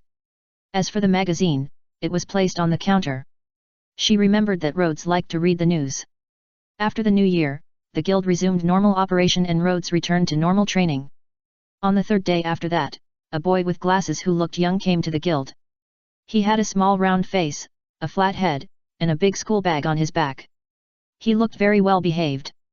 After he came in, he looked around and walked through the noisy tavern to the front desk. Myra greeted him, hello, do you have a commission to issue? No, my name is Tono Rubbits, I just turned 15 this year, and I use light magic. Tono introduced himself in a very organized manner, and then said, I want to join the guild. So that's it, hello, I'm Myra Jane. Myra said, please wait a moment, I'll go find the president. Please sit down. Rhodes was responsible for receiving newcomers after Myra left. My name is Rhodes, I joined the guild half a year ago, so I'm also a newcomer, please don't be restrained. I know you, the strongest newcomer, right? Tono said happily, I have been paying attention to the news of Fairy Tale. Really, haha, that news was written by the reporter, maybe you will be the strongest newcomer if you come. Well, do you want something to drink? Rhodes felt that this child has been paying attention to the news of Fairy Tale and still likes this place, it must be true love. Tono sat on the stool and said honestly, just plain water is fine, thank you. Rod poured Tono a glass of water, and the president and Myra came over. Tono's joining process was as simple as Rod's. The president simply asked a few basic questions and stamped him with the guild's emblem. This was Rod's first time witnessing a newcomer joining the guild, and it felt a bit strange. Having witnessed a newcomer join, do I count as a senior wizard? Makarov glanced at him and said nothing. Senior wizard? It's just that the number of tasks has changed from the second to last to the third to last. Myra is a good supporting role, so Rode wants to try to guide the newcomer. This seems interesting, Rode asked, can I? Just in case, Makarov asked, what are you going to teach him? Rode looked at Myra and smiled, just like when Myra led me, help him get familiar with the process from accepting tasks to meeting the client, and then completing the tasks. Tono was a little happy. It turned out that there would be a senior wizard to guide him when he joined the guild, and he was the strongest newcomer. He seemed very reliable. Okay, I have decided. Let Levi guide Tono. Makarov said decisively, you just said you like history, right? That's right, but Senior Road. Makarov said, don't worry about him, he and you don't have a good relationship. Road felt offended. Myra covered her mouth and laughed. The president was afraid that the newcomer brought by Road would carry the exploding magic crystal and run around everywhere, right? She patted Rhodes back to comfort him, and then said to Tono, come with me, I'll take you to find Levi. Makarov said, don't look at me like that, I may have a mission for you in a few days. Give it to me? What mission is left for me? Rhodes thought for a moment, it wouldn't be something about the council again, right? That group of people is a bit tricky. It's not certain yet, we have to wait for further information. Makarov said, in short, try not to go far away these 2 days. Okay. Rod was a little unsure. Makarov knew his temper and comforted him, don't worry, if you really want to go, I will help you find a reliable person to form a team. Rod was even more unsure. The president was helping him find teammates in advance. Doesn't that mean that this mission is particularly troublesome? Makarov shook his head and left with his hands behind his back. He still had a self-criticism to write. That idiot Natsu went out to catch a few thieves and demolished 7 houses. Before he came back, the subpoena of the council had arrived. Headache. When Myra came back, she saw Rode with a sad face. What's wrong? Did the president say anything? No, it's just that there may be a big trouble to throw to me. Myra smiled and said, because the president trusts you very much. Trust me, but won't let me lead the newcomers. Well, Myra didn't know what to say. In fact, she thought it was not bad to hand over the newcomers to Rode. Oh, let's not mention it. Rod asked, didn't Rebbe go out to work? Why did the president ask Tono to go with her? Rebbe just came back today. You were in the backyard so you didn't see her. Myra said. So serious.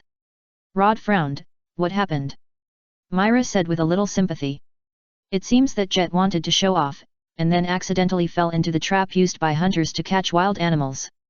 As a result, Rebbe and Troy had to protect him while completing the work. It's hard for Rod to comment on this matter. This is what the saying goes, wanting to show off but ending up showing off. Shall I go to the hospital to see him? It's better not to go. Rebbe said Jet doesn't want everyone to see him embarrassed. Myra said with a smile, if you must go, remember to bring Liddens with you. You've exposed your devilish nature, Miss Myra. By the way, how have you considered that matter? I will go to Sosara's branch the day after tomorrow. The president hopes that I can restore the positive image of fairy tale a little bit. Myra smiled. She knew that it was Natsu's incident that made the president a little anxious, so she decided to do something. Rod originally planned to go with Myra. But he didn't wait until the day after tomorrow. He was called over by the president with a serious face the next morning. Besides Myra, who looked worried, there was also Urza. Rod immediately felt bad. Teaming up with Urza? Is it that serious? Makarov said seriously, this mission is a bit dangerous. If you think it's difficult after listening to me, you can choose to refuse. Rod glanced at Urza and guessed, S-level mission. Makarov shook his head, it's not enough to be directly S-level, but if it's not rated as S-level, it will be very difficult for others, and it may be life-threatening. Iluza said, it is worth your seriousness. It must be an important mission. Tell me. Rod nodded. He knew it was dangerous but still wanted to find them. It must be the kind of thing that must be dealt with, right? Makarov said slowly, a black magic cult that believes in the black magician Ziref appeared near the northern coast of the kingdom. It is called Shadow of the Devil. They kidnapped children from nearby villages and towns, intending to use them as sacrifices to summon the demon Canibur in the Book of Ziref. This time the mission is to arrest the black magic cult and rescue innocent children. Because the enemy may master dangerous black magic such as bone breaking, blood transformation, and curse, and once their action of summoning demons is successful, the danger of the mission may rise to S-level or above, so Urza is needed. Because we have to fight and protect the children, I am worried that Urza will not have enough energy alone, so Rod is the most suitable person. Useless details, Tono's shoes, Makayo's vest, and Makayo's son Romeo's vest all have an S logo, which should be the same brand of clothing. Chapter 180. In fact, the most suitable person to deal with this kind of enemy should be Myra, but unfortunately, in her current condition, the president can't let her go. And Mist Gang has other tasks to do, and Laxus has not shown up since the end of the S-level exam, so this task can only fall on Urza. As for Road, his summoned beasts are very functional and may be of great use in this kind of mission. And the president was impressed by Road's red and blue auras, and believed that he could help no matter what level of battle. In the last exam, he also demonstrated his excellent ability to cooperate with others, and he would never be a drag when teaming up with Urza. Arisa made a prompt decision, leave it to me, I will never let them succeed. Rod frowned. There are many legends about Jalal. It is said that he was a black wizard 400 years ago and the origin of black magic. He once created countless demons by himself, and was later conquered by the wizards who represented justice. Some said he was killed, and some said he was sealed. However, these are recorded in the form of legends in books such as Magic World Anecdotes, not history books, so the credibility is questionable. It's just that demons do exist. A few years ago, Deliura appeared in a certain country in the east, but fortunately he was sealed by a powerful wizard. Myra also received a demon called Satan. Perhaps it is precisely because of the existence of demons that there are still some black magic cults who believe in Zeref and believe that he will be resurrected one day and conquer the world. And once an incident is related to these guys, it is often very dangerous. Rod expressed his incomprehension. What is the benefit of summoning demons for them? The demons in the Book of Zeref are monsters that only know how to kill and destroy, right? Maybe it's for power, to rule the world, or maybe they are just bewitched into becoming Zeref's fanatics. Makarov said, we can't understand what those people think, but we can't let them do whatever they want. So what's your decision? This mission doesn't feel very safe. Rod thought for a while, but it should be okay to team up with Urza. If it doesn't work, he can stay away, release wild monsters, and buff Urza. An S-class wizard with red and blue buffs is very powerful. Myra hesitated to speak, and finally just sorted out the important information and handed it to Rode. In theory, it should be handed over to Urza. Makarov said, if you have decided, start preparing now and set off as soon as possible. And don't be careless. He felt that it would be difficult to be careless with Urza's seriousness and Rode's cautious nature. Urza stretched out her hand to Rode, please take care of me next. Please take care of me. Rode stretched out his hand and shook hands with Urza, feeling a little awkward. The main reason was that everyone was so familiar with each other, and it was strange to do this suddenly. Urza went back to the dormitory to get her luggage, and Rode went to the library to find a few books to bring with her. It takes a long way to get to the north coast, enough to sort out the information carefully on the way. While Rode was preparing the things he wanted to bring and waiting for Urza, Myra hesitated for a moment, but still came to him to help him sort out his clothes. Be careful on the road. This mission is very dangerous. Don't try to be brave. If you can, rely on Urza more. Don't worry about Face. She is very strong. Even if you act a little weak, she will not laugh at you for such a thing. And Rod became happier and happier as he listened. He was a little nervous. According to the plot in the movie, if you suddenly do this, Myra, I might die suddenly. After she finished speaking, Rod bravely put his hand on Myra's head. I remember everything. Myra stopped moving and ignored his hand. Instead, she said a little disappointedly, I'm sorry, if I still have the strength I had before. Then now I am worried about you as much as you worry about me. Rod laughed, and if it was you before, I must have been beaten countless times. Myra smiled again, that's right. The action you are doing now is enough for me to break both of your hands. Don't laugh and say such terrible things, okay? Rod took back his hand and felt that Myra's hair quality was good. Myra smiled and said, then just break one. Rod pointed at her and said, you demon. Myra put her hands on her hips and said, yes, that's me. Traveling with Urza is a very safe thing. The trouble is that she has too much luggage. In addition to renting a carriage for passengers, she also needs to rent an extra carriage for luggage. But this sister is so strong and powerful that she doesn't need Rode's help to move a cart of luggage. The two sat in the car in front and carefully read the information given by Myra. Urza is different from Natsu, Elfman, and Alzuk. She will read the information carefully before carrying out the mission and is willing to use her brain to analyze it. She has similarities with Gray, but is more proactive than Gray. She will mark the key points that she thinks are worth paying attention to, and then actively communicate with Rode. And she is very experienced, and the communication along the way makes Rode feel very relaxed. Finally, I don't have to use my brain for everything. As expected, she left a reliable impression on him the first time they met. Iluza carefully planned the route. The place where they are hiding is near Manjusaka town and Poppy town. It will take us more than a day to get there. I suggest that we walk a little further at night.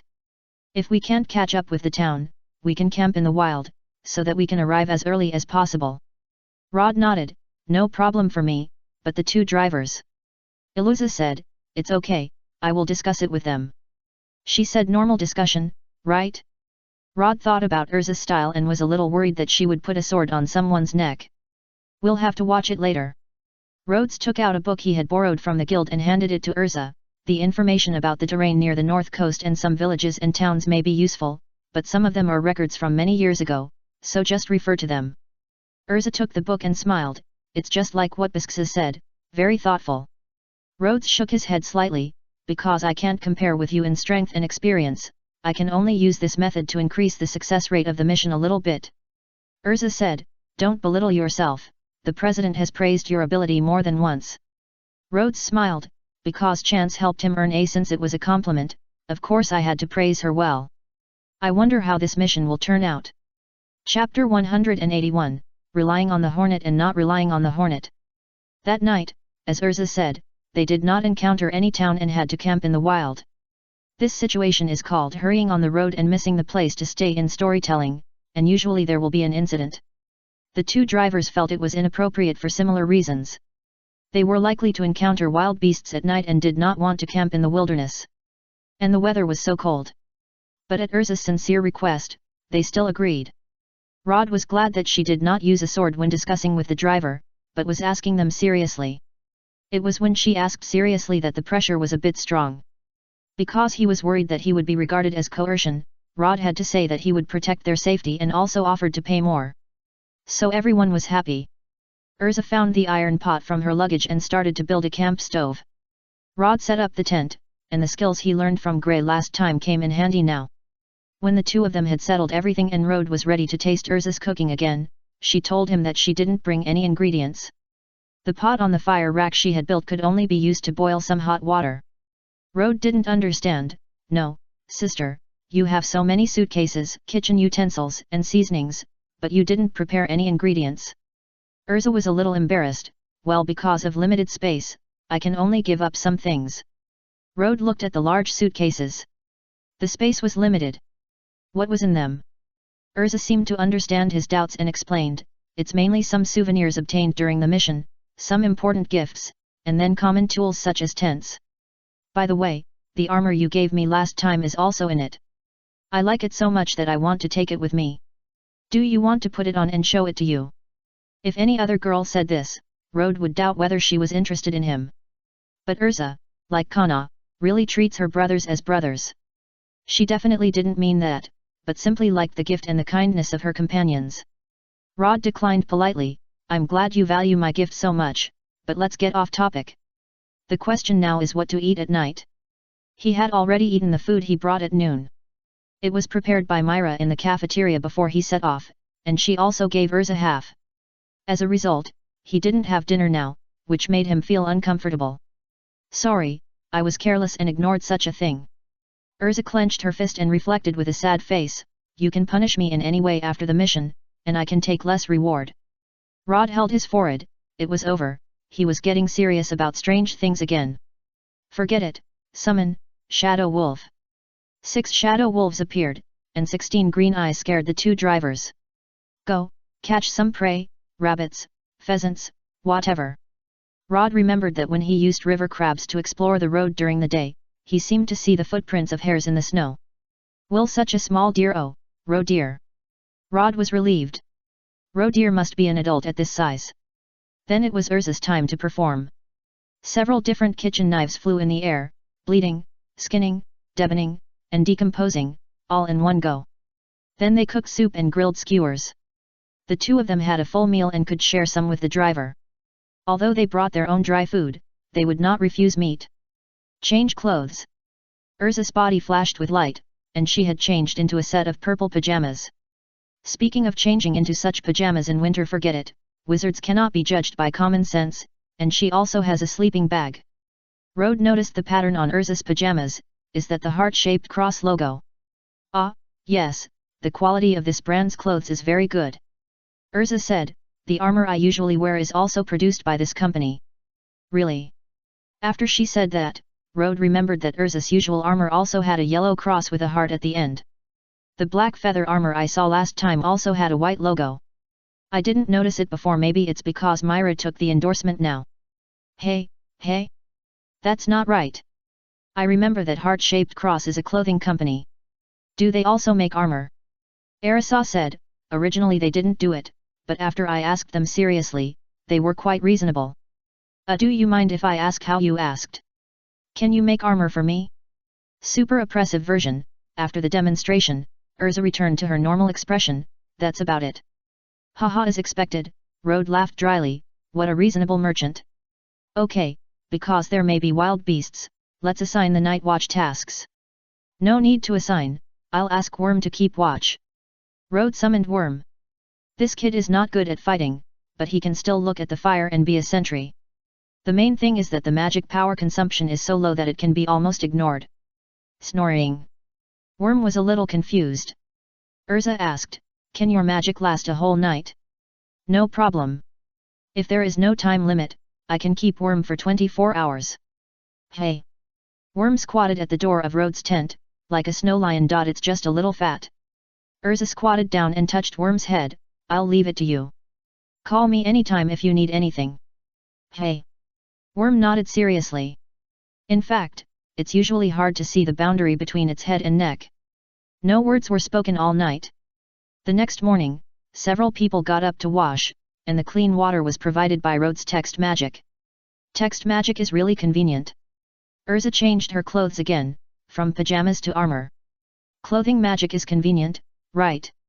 Rode asked, can you teach me? Sure, it's not a difficult magic. Urza has a strong ability to act.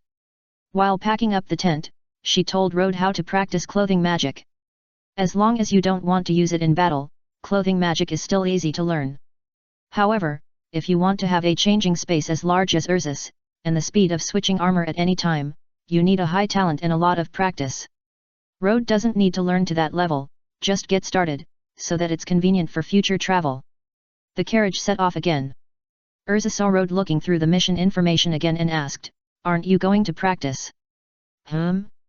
Oh, no, I want to practice after I get back. It's better to keep some magic power during the mission to prevent emergencies. In fact, he was afraid that he would fail to perform and become grey, which would be too embarrassing. It's better to practice at home by yourself. Chapter 182 Human Life. In the north of the Kingdom of Fiori, the weather is even colder than Magnolia. The snow in the wild has not melted yet, and there are footprints left by small animals such as hares and mice. Occasionally, you can see some relatively tall dead grass sticking out of the snow, and the small circle of snow around it will always melt a little faster. There are no sanitation workers on the main roads here to spread snow melting agents, and no one comes to clean them up. The snow on the road has been compacted by people, livestock, and wheels, and it is hard. People with a childish mind can slide on it, but be careful not to trip over the protruding parts of the snow. On such a road, two big green crabs walked one after the other. Their claws crushed the hard snow, leaving small pits. It looked very skid-proof. The front crab carried two people, and the back one pulled a flatbed cart. That was Urza's special cart for luggage, which had been tied upside down on the top of the carriage on the way here. Since it might be dangerous to go further, Urza and Rode asked the two drivers to go back in advance. The remaining distance would naturally be hard for the crabs. It was close to noon, and the sun was quite strong. After traveling outside for a long time, you would always feel uncomfortable in your eyes. Urza took out 2 pairs of sunglasses, which she wore when matching different swimsuits and beach clothes. She happened to lend Rode a pair. It was good to have something to use at this time. Rode didn't care about the style, but secretly made a note to prepare a pair of sunglasses in the future to prevent snow blindness. In order to avoid being too conspicuous, Rode didn't let the two crabs take them all the way to the town, but walked the last short distance. Although Urza's calmness in dragging a luggage cart was already very conspicuous. "Hello, which hotel in town is better?" Rode stopped a passerby to ask for directions. The passerby couldn't help but look at them a few more times and replied, "There is only one hotel in Morning Glory town. You can see it if you keep walking along this road." "Thank you." Then the two of them went their separate ways. Urza went to the hotel to book a room and store her luggage, while Rhodes went to the tavern in town first. The environment in the tavern was a little dirtier than the guild, and the table looked greasy, but it was not as noisy as the guild. Rhodes looked at the environment and sat down at the front desk. "A glass of beer." The bartender poured the wine quickly. 500 J. So black. As a semi-professional, Rhodes knew the price of alcohol quite well.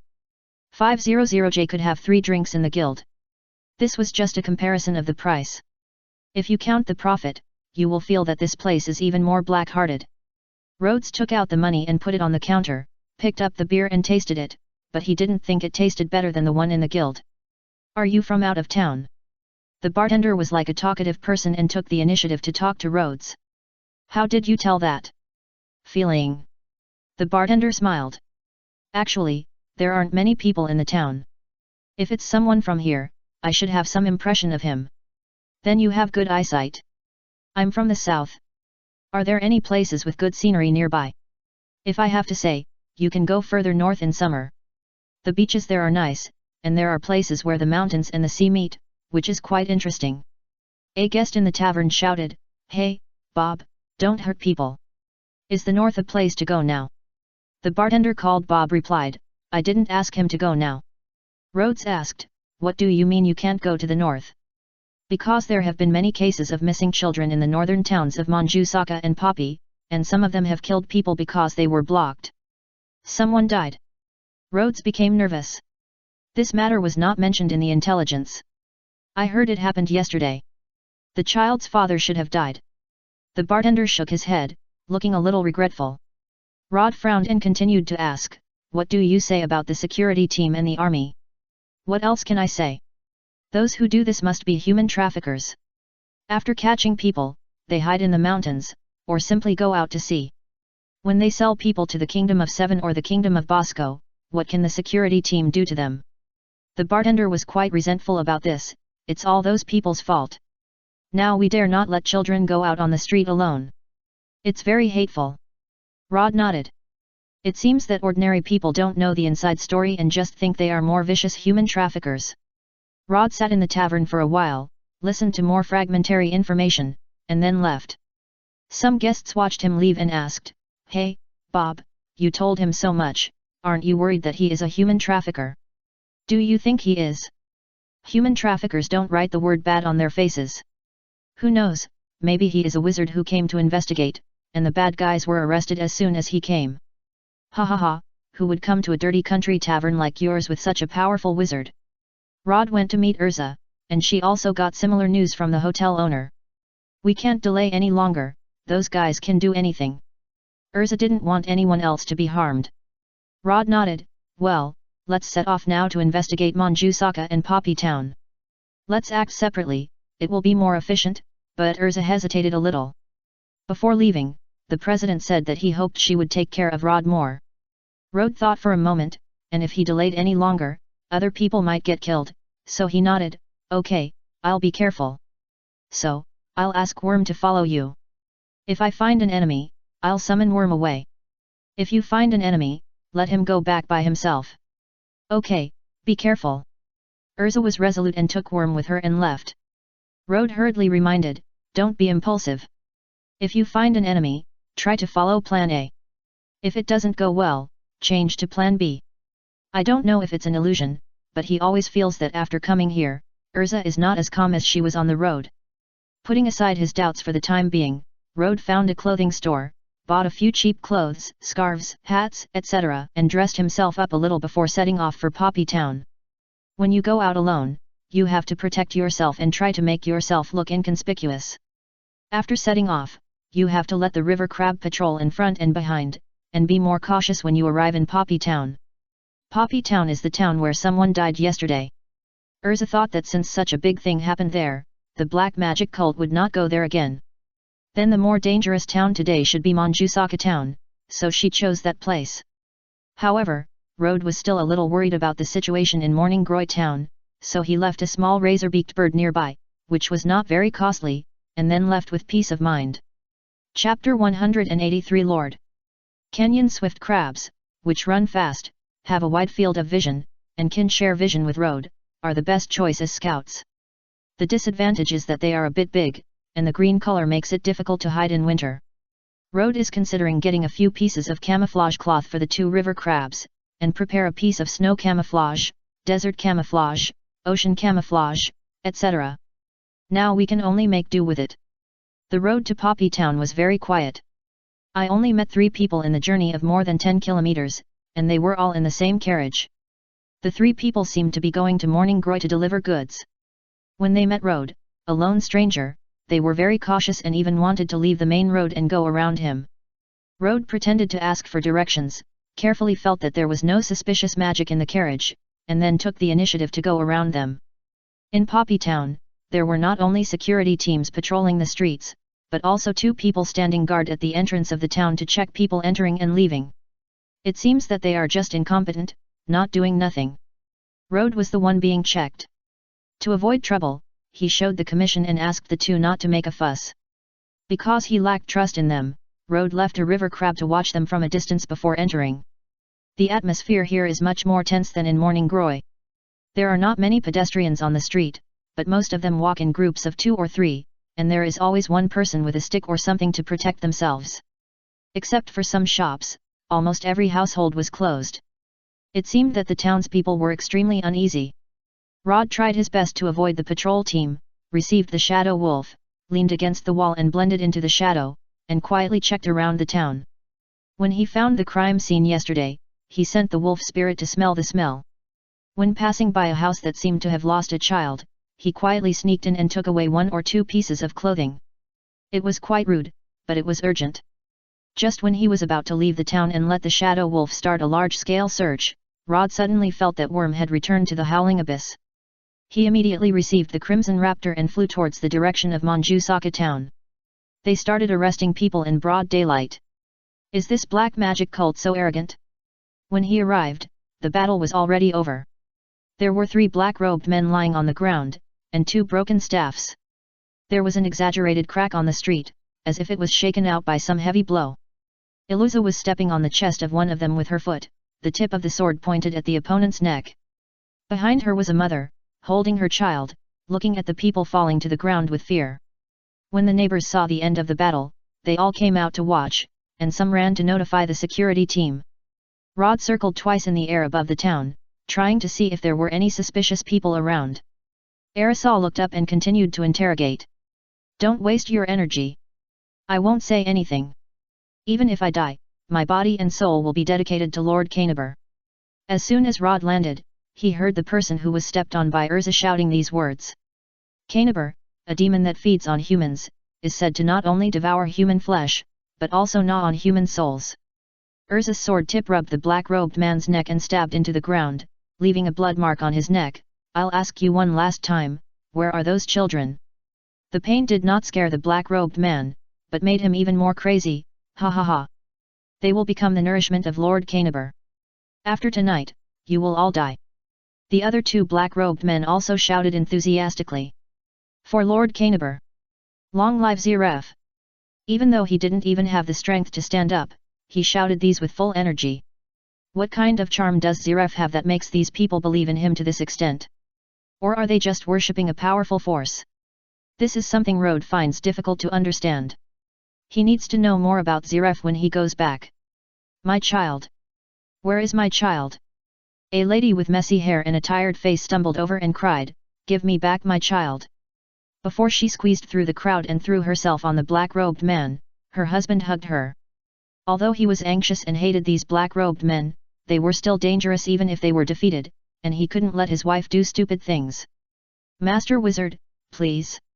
Please find our children. Other parents who lost their children came one after another, begging for Urza and Rod's help. Urza said firmly, We will find their lair and bring the children back. It's useless. After tonight, no one can woo-woo. Rod stepped on the man's face, crushed half of his teeth, and blocked the second half of the sentence. He tried to keep a gentle expression and tone. Please go back and rest, we need some time and space to interrogate them, okay? The residents gradually dispersed, and several parents who lost their children were eager to interrogate them by themselves until the security team came and persuaded them to leave. Urza didn't seem to mind Rod's rough interrogation methods at all, and even wanted to be more ruthless. The kindness of fairy tale is reserved for those who deserve to be treated well. For example, their leader's code name is Ghost, and he may be using a kind of black magic that can crush a person's bones with one blow.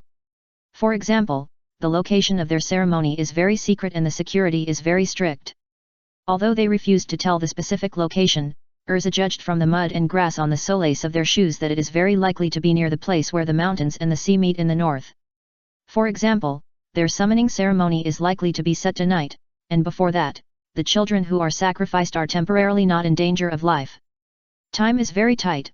The two of them temporarily handed the three black-robed men who had no strength to shout slogans to the security team for custody, and then rushed to the north without stopping. Rod was a little nervous. We agreed to act calmly, but it turned out to be such a big deal. The previous low-key was in vain. If someone passed the news before they arrived, I am afraid there would be twists and turns. Urza said ashamedly, I'm sorry, I couldn't control myself when I heard the child crying. I was impulsive. It's really hard to watch that situation. Rod didn't think Urza had done anything wrong, but her reaction seemed too intense. Anyway, find them as soon as possible and rescue the children before the ceremony begins. Ah! Urza's eyes were sharp. Even if we have to chase the devil into hell, we must find them back. Sacrificing seedlings, the black-skinned rakage is not a minotaur. Introduction, he is in Kumagakur, codenamed S, black-skinned 8 tails, and doesn't like rap. My father is the village chief. You are the most beautiful girl from Konoha I have ever seen. There are stars in your eyes. Can you teach me Konoha ninjutsu? Kumagakur is also the orthodox 6 paths. How dare Konoha claim to be the descendant of the 6 paths? You are the ones who deserve to die. It is not my fault for greed, but it is your problem for disobeying. Chapter 184 Birds. The place where the mountains and the sea meet on the north coast of the kingdom of Fiori should have been a good tourist attraction. But because of the cold weather and heavy snow in winter, almost no one will approach for several months. Walking southeast from the most suitable location for sightseeing, you will enter a large mountain area. In a remote small valley not far from the entrance of the mountain, someone built a simple residence. In the outer hall of the residence, 4 people in black robes were warming themselves around a small stove, and the kettle on the stove was steaming. I said, Raven, they will be back soon, right? At this point, I hope readers will remember our domain name. The 3 of them are always so slow in everything they do. It actually took them so long to catch a little devil. It's better than you killing someone in the street. If we attract the attention of the council, we will be in trouble. Those bastards can't find us in 10 years, and tonight. Several people chatted casually, and when they mentioned what was going to happen tonight, they all showed their expectations. The plan that had been planned for so long finally officially began. It took a year to find the place where Kanab was sleeping, and it took several months to find a way to summon the devil. In addition to setting up the altar and capturing the sacrifice. Today their wish will finally come true. When the time comes, no matter whether it is the council or anything else, don't try to stop them. The world will belong to them. The sound of children talking and crying came from the room inside, but several people turned a deaf ear to it. I should say I've gotten used to it. As long as I check once in a while and no one dies, it's fine. In the room, a dozen children huddled in the corner. Some children cried quietly because they were afraid. They didn't dare cry loudly because they would be whipped by the people outside. Some children had been captured for a long time and were tired of crying. They either leaned against the wall in a daze or fell asleep. When they woke up, they might continue to cry or become dazed. The black-robed man only wanted them to live, so he naturally didn't take good care of them, so that the room was filled with an unspeakable stench. Among the many children, it was rare that there were 2 who neither cried nor became numb. Brother, I'm cold. Come closer, squeeze in and you won't be cold. Yet. The little girl squeezed closer to her brother. Brother, I'm hungry. The gray-haired little boy hugged her. Go to sleep, you won't be hungry if you sleep. Yet. The little girl closed her eyes obediently. She opened them again after a moment. Brother, why hasn't Liz come back yet? Yet. The little boy was lying. He had lied to his sister for a day and a night, saying that this was a test arranged by his parents and the uncles outside. As long as they passed, they would be powerful adults, and they would have a cake as big as a wheel to eat when they returned. As for the children who cried because of the whip, they were just too scared, and the uncles were just acting. He knew it was dangerous here, and Liz. I'm afraid she will never come back. The little boy observed the dim room. There were no windows here, and the walls were so solid. In fact, if you want to escape, you can only wait for the bad guys outside to sleep. But last night, another group of people were guarding here and didn't sleep at all. Then they will have a chance only when they are taken out like Liz. I hope they will be taken out with my sister at that time. Creaky. The wooden door was pushed open, and several sleeping children were awakened. Some tears rolled in their eyes, but they didn't dare to cry out loud because the man had a whip. Snap! The whip still fell and hit a child who was not awakened. Get up! Ah! Wow! The child was beaten and cried, but he was hit twice more immediately. The pain in his arms and back made him want to cry again, but he didn't dare to cry out loud again. The man in black robe glanced to make sure no one was sleeping, and shouted, "Come out!" The children were afraid of the whip and staggered to their feet. The gray-haired boy carefully pulled his sister into the queue. Is the opportunity coming? When he arrived at the outer hall, he felt a chill in his heart. There were at least 20 black-robed people outside, and it was more than enough for one person to watch one. The black-robed people drove the children out of their homes and walked onto the path to the altar. Some children could hold on with cotton clothes, but some wore thinner clothes and their lips turned purple from the cold when they walked on the road. The black-robed people didn't care, as long as they didn't freeze to death on such a short distance. The person who was originally responsible for staying here asked, "It's not dark yet, why do you suddenly have to go ahead? The raven hasn't come back, and hasn't sent a signal as agreed. It may have been killed. If it's delayed any longer, something might go wrong. That idiot, but if the ceremony is held ahead of time, what if there are not enough sacrifices? And the time hasn't come yet. The ghost boss will find a way to deal with that. At most, he will make Lord Canberra a little weaker when he is summoned, and then add a few more high-quality sacrifices. So that's how it is. Hey! Those two little ghosts. Catch them. This damn place is really hard to find." Rod used the clothes he collected from Poppy Town as the source of smell for the shadow wolves to find. He himself also received the shadow wolves to search for a while. Unfortunately, it was not known whether it was too long or the black magic cult had done something to the children, so they could not smell the children's scent at all. Finally, they found the altar by trying to smell the blood. Rod and Urza hid on the hillside not far from the altar, using 2 stone beetles disguised as stones as cover. There was less snow on the sunny side of the mountain, so no one noticed the 2 extra stones.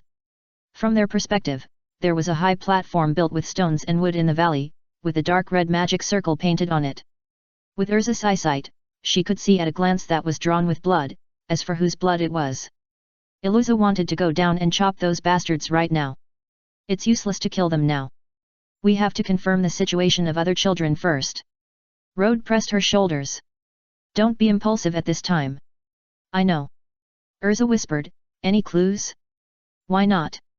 If Rode couldn't do anything, she would prefer to knock down the people below and interrogate them one by one. In this environment, the river crabs were too conspicuous, which greatly affected the efficiency of investigation, but he finally saw the person he was looking for. Got it, someone is walking this way, it will probably be here in a few minutes. The children. Rode gritted his teeth, also. What did these beasts do to the children? Chapter 185. She is only one person. Rode counted them, there were 14 children in total, 12 of them were driven over by themselves, and 2 were carried over by others, looking like they had just been beaten. I can steal the kids from underground. But to be on the safe side, it's best to find a way to attract their attention before I do it. Urza said, leave this to me. One of the things Fairy Tale is best at is attracting other people's attention in various ways. Okay, wait for my signal. Rod summoned Worm again and gave it to Urza as a signal. Summon, Ancient Stone Beetle. Split, split, escape. Rod summoned another group of stone beetles and let them all split into mini stone beetles, a total of 12, all sank into the ground. Receive ancient stone beetle. Rod also transformed into a stone beetle form, gave Urza a thumbs up and sank into the ground. Urza hugged Worm and temporarily changed a place to hide. Beside the altar, the leader of the black magic cult Evil Ghost Shadow, was asking his men, what happened to those two little ghosts? They tried to escape on the way here, and we hit them too hard when we caught them. Ghost Shadow looked at the person who was talking, and it was not that he hit them too hard, but that he was taking the opportunity to vent his anger. Fortunately, he was still somewhat restrained and did not beat them to death. His nose moved, and he frowned and said, wash them clean. Such a stinky sacrifice is disrespectful to Lord Caniber. Yes.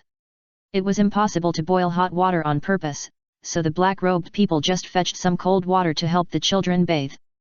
The grey-haired boy was covered with scars, but he still hugged his sister tightly, saying intermittently, no, it's okay, hold on a little longer, it will be over soon. The little girl burst into tears. She had known for a long time that her brother was a liar. Worm, who served as a signaler, disappeared, which meant that Rhodes was ready. Urza immediately stood up and shouted to the people below, that's it, Demon Shadow. Dozens of members of Demon Shadow were surprised. Who is it? Change to giant armor. Urza wore a heavy yellow armor and a spear in her hand. She threw the spear without saying anything more, spear of evil breaking. What a courage! How dare a mere person take the initiative? The Ghost Shadow felt something was wrong, that guy's target is the altar. Stop her! It was not so easy to intercept the spear Urza threw in anger. 5 people near the altar jumped up to try to block it. The other 3 wanted to use their weapons to block the tip of the spear, but they were dragged down with them. The spear was like a meteor. Yes, it was a meteor, but it was a meteor that hit their heads. There was a loud bang. The altar that dozens of demons had spent so much effort to build was blown to pieces by Urza's shot. The black-robed people stared at the destroyed altar in a daze, not knowing how to react. Is that thing just now really just a javelin, not a magic cannon? Asshole! The demon watched the woman on the hillside destroy the results of their efforts over the past few days and their expectations for many years. He held the staff tightly with veins on the back of his hand. Kill her. Dedicate her to Lord Caniber. Boss, the little demons are gone. What did you say? The demon turned his head suddenly, and the children who were waiting to take a bath had disappeared. That woman, and her accomplices. Urza had already strode to the foot of the mountain. 12 mini stone beetles emerged from behind her one after another, each of them clamping a child with a pliers-like mouthparts. Rod appeared carrying the brother and sister. He wanted to run farther away, but the children didn't know magic and were unprepared.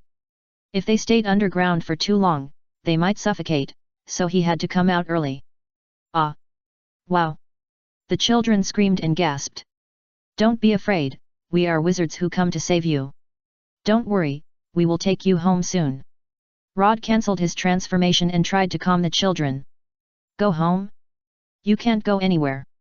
Ghost gave an order, and all the black-robed men with staffs shot magic bullets at them. The magic bullets and the troops of the Council of Ministers used different from the ordinary magic such as impact and explosion, each one is a black magic with curse effect. Rod held the pendant in his hand, but Urza stopped him, take the children away, leave the rest to me. The mini stone beetles took action, bit the children and lifted them on their backs, and started running with their short legs. Change to diamond armor. Urza changed into a heavier set of armor, raised her arms in front of her, and the armor plates on the 2 arm armors closed like 2 doors to form a shield. At the same time, a huge green defense magic circle took shape in mid-air. More than 30 magic bullets were blocked by the green magic circle and exploded into not-so-good-looking fireworks. Urza's long crimson hair fluttered in the wind, and her solid back looked very reliable. Keep attacking, she is only one person. The colorful magic bullets bombarded again, and Urza's defense magic circle flickered a little. At this time, another black-robed man who was good at close combat rushed up with various weapons. Iluza looked back.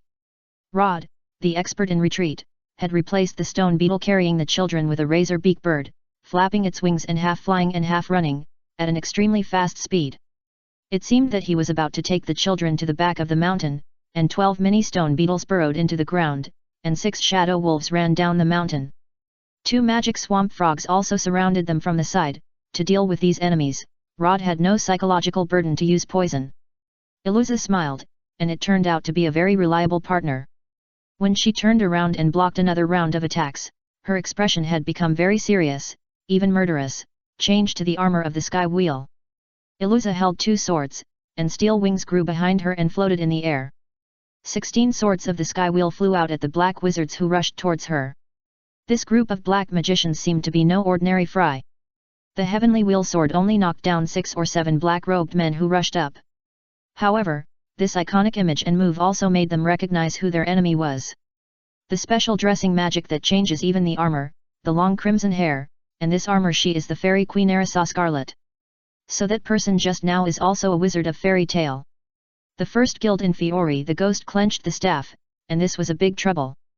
Chapter 186. With our flesh and blood, soul and soul. What about the fairy queen? She's just a woman. We have 50 people. Charge. Heavenly wheel circulation sword.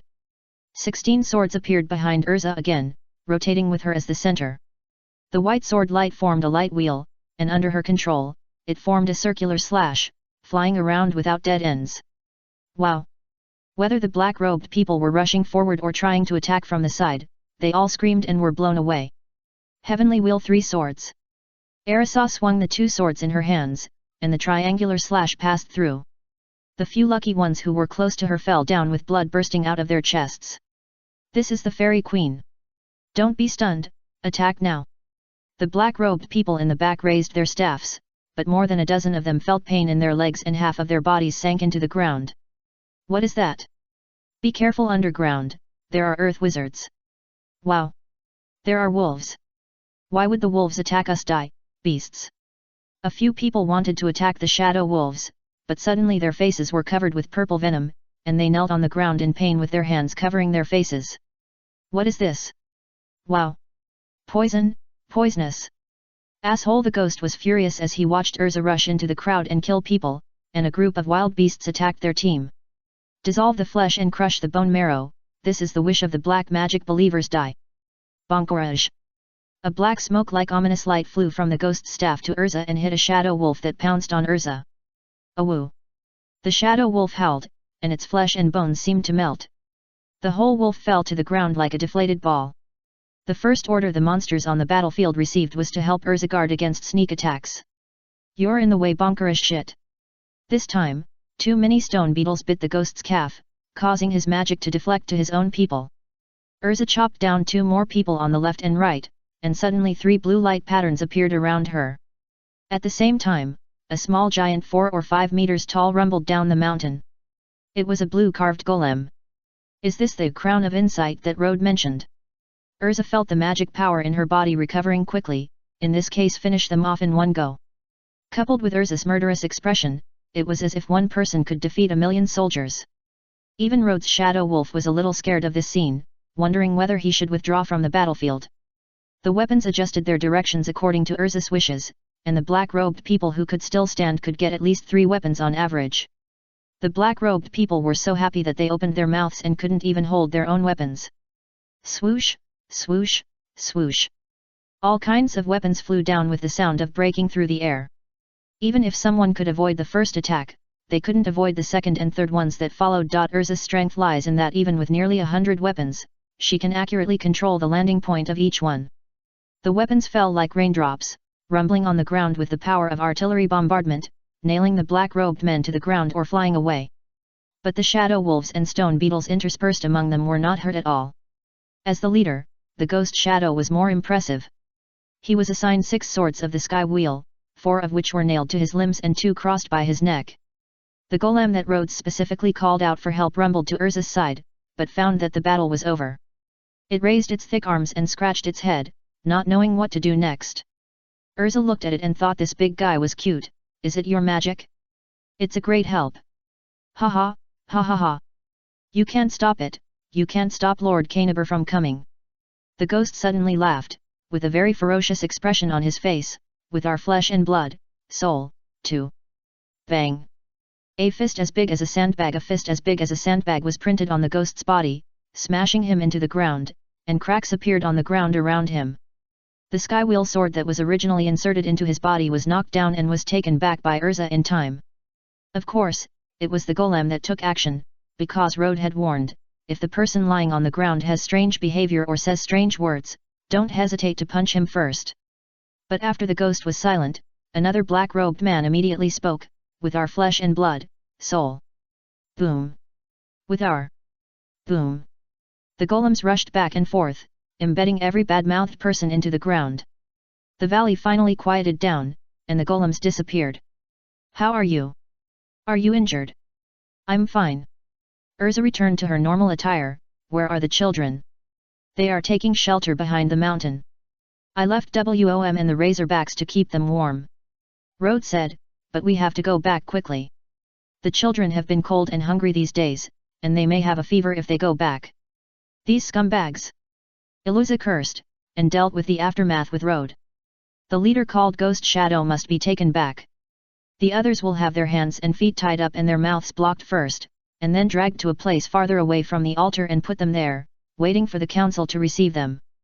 As for the wounds, there is no time to treat them. It's lucky for them to die. On the way back, the Razorbacks will naturally carry the children.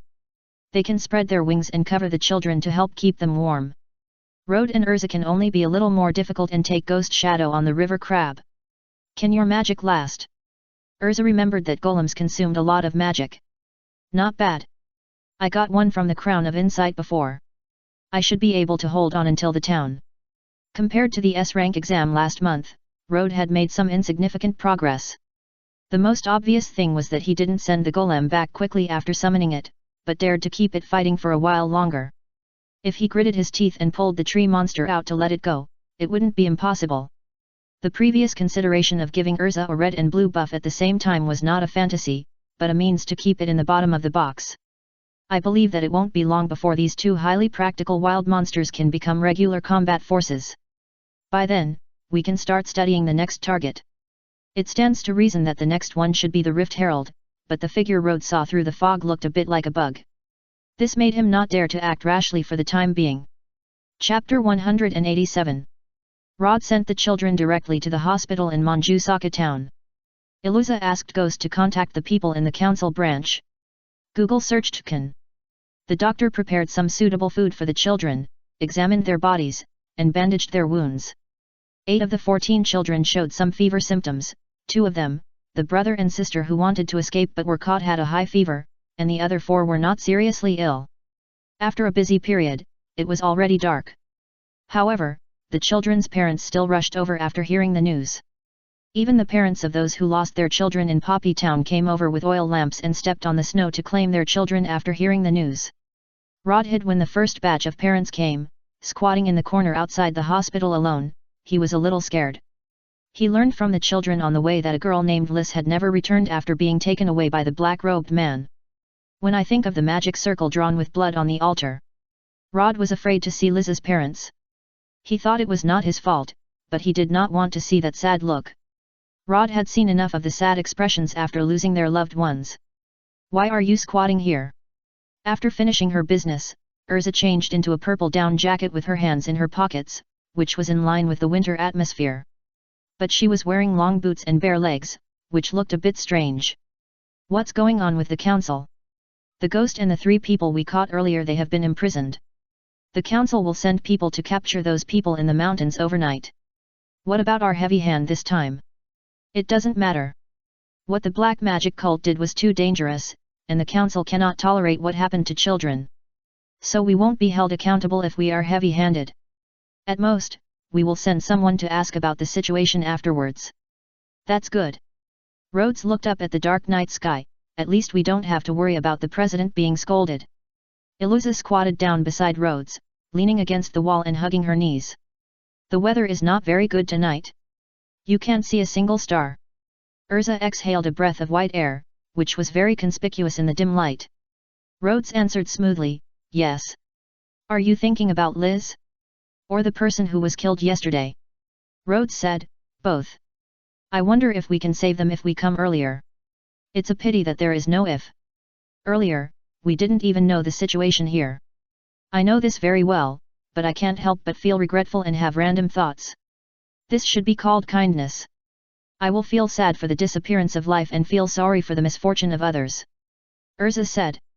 Compared to Rhodes, who can be called growing up in a greenhouse, Urza has seen and even experienced more sufferings. So she seems to be much more mature than Rode in this respect. Although she is also sad and regretful in her heart, she can still divide her mind to consider and comfort Rode's mood. Urza suddenly thought that the president's take care of Rode more may not be in the battle, but outside the battle. Would you like to come over and lean on me? Urza opened her arms. She didn't mind hugging Rode to comfort him. Thank you for your kindness, but forget it. Rode was not a thick-skinned guy. He stood up and patted his face, saying, let's go. There are people who are more sad than us here. We must go and see them. Rod and Urza did not meet Liz's parents, but met the mayors of Manjusaka and Poppy. Thank you for everything you have done. On behalf of all the rescued children, their parents, and all the residents of the town, I would like to express my gratitude to you. Please don't be polite. We just received the task of eliminating the criminal gang and rescuing the children. Urza said in a very formal tone. In addition, regarding the child named Liz and the resident who was brutally killed in Poppy, I'm sorry we are late. We are also very sorry for the experience of that resident, but there is nothing we can do about it. It can't be blamed on you too. But Liz, the mayor of Poppy, thought for a while and said, Liz has already returned home. Rod and Urza were stunned at the same time. What did you say? Liz has already returned home. Well, just yesterday, she was the only child who escaped back by herself. The mayor said, we went to visit her in person and wanted to ask her where she was imprisoned before, but the child was so scared that she couldn't explain anything clearly. Rod asked, are you sure you are not kidding? Of course, I guarantee it in the name of the mayor. Seeing the mayor's confident words, and Liz's family members were indeed not here, Rode and Urza breathed a sigh of relief. It's good that everything is fine. It's great that everything is fine. The two stayed in the hospital for a while, and saw that the children who were not seriously injured were taken away by their parents, and the two children with high fever also subsided, and then they left. Before leaving, there was no need to say much about the parents' thousands of thanks, and they also received the children's voices of thank you big brother and thank you big sister. The mayor said that the resident who died in Poppy Town was negligent in his duty, so he would give his family a certain amount of compensation and help arrange a means of livelihood. So far, Rode and Urza's team mission has come to an end. The reward will be sent to the guild after the council has completed the process, and some mission details may be asked at that time. The two declined the invitation of the two mayors and returned to the hotel booked by Urza in Morning Groy Town. Rode took his suitcase. Where is the key to my room? Isn't this the key you just used to open this room? Iluza asked in confusion, isn't this the one you want? I mean my room. The two stared at each other, and Rode had a bad feeling, so, you only booked your own room. It's our room. Anyway, there are two beds. If we are out on a mission, if we are in a team, it is possible to squeeze together, although I rarely have this experience. Iluza suddenly thought of a good idea. Do you want to experience it? Push the two beds together. Speaking of which, we should have lived in a tent yesterday. If something happened, we can take care of each other. No, I'm not used to that. This is good. It seemed reasonable to hear her say that, but Rode couldn't adapt to it for the time being. It's late, go to bed. Iluza showed a regretful expression. Maybe it was really fun for her to sleep with her companions. Just like when everyone was lying on the floor during a celebration in the guild. Okay. She saw Rode walk into the bathroom and asked, do you want me to rub your back? Rode almost fell down and hurriedly locked the bathroom door. No thanks. I just need a quick shower. Iluza really doesn't take her buddies. Being an outsider. Rod stared at the shower head and doubted his life. Did I think too much? Am I abnormal? The illustration at the end did not pass the review. Go to the comment area to find it. Urza and Natsu rubbed each other's backs. Chapter 188. Did I miss the suite? The hotel room was warm and the bed was comfortable, but Rod's sleep quality was average. Not only did he fall asleep in the second half of the night, but he also woke up once. When he set out the next morning, he was yawning all the time. Didn't you sleep well? Urza asked, did I snore when I slept? Rod waved his hand, no, maybe I was tired and had a nightmare. He dreamed that he agreed to share a bed with Urza and rubbed each other's backs while taking a shower.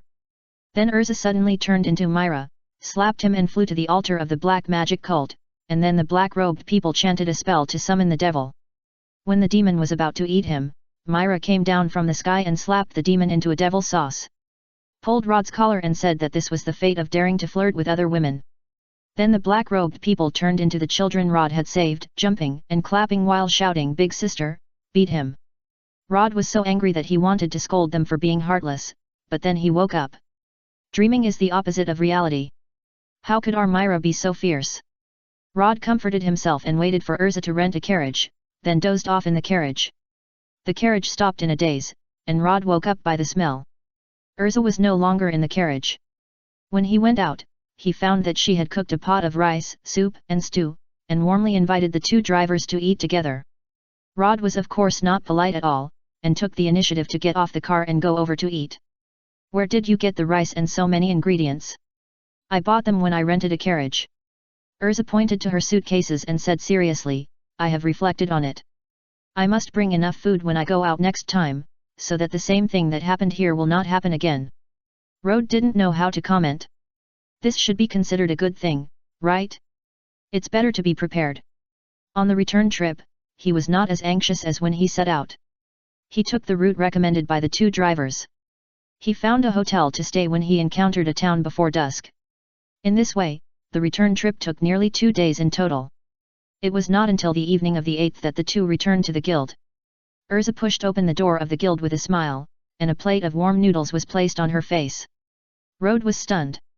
Whose general was this who could make Urza hit by such a simple attack? He didn't have time to think about it. He rushed to the counter and grabbed Myra's arm and moved sideways. "I'm back." Crash! A stool flew over, and several bottles fell to the ground. Amid the noise, Myra smiled sweetly, "Welcome back.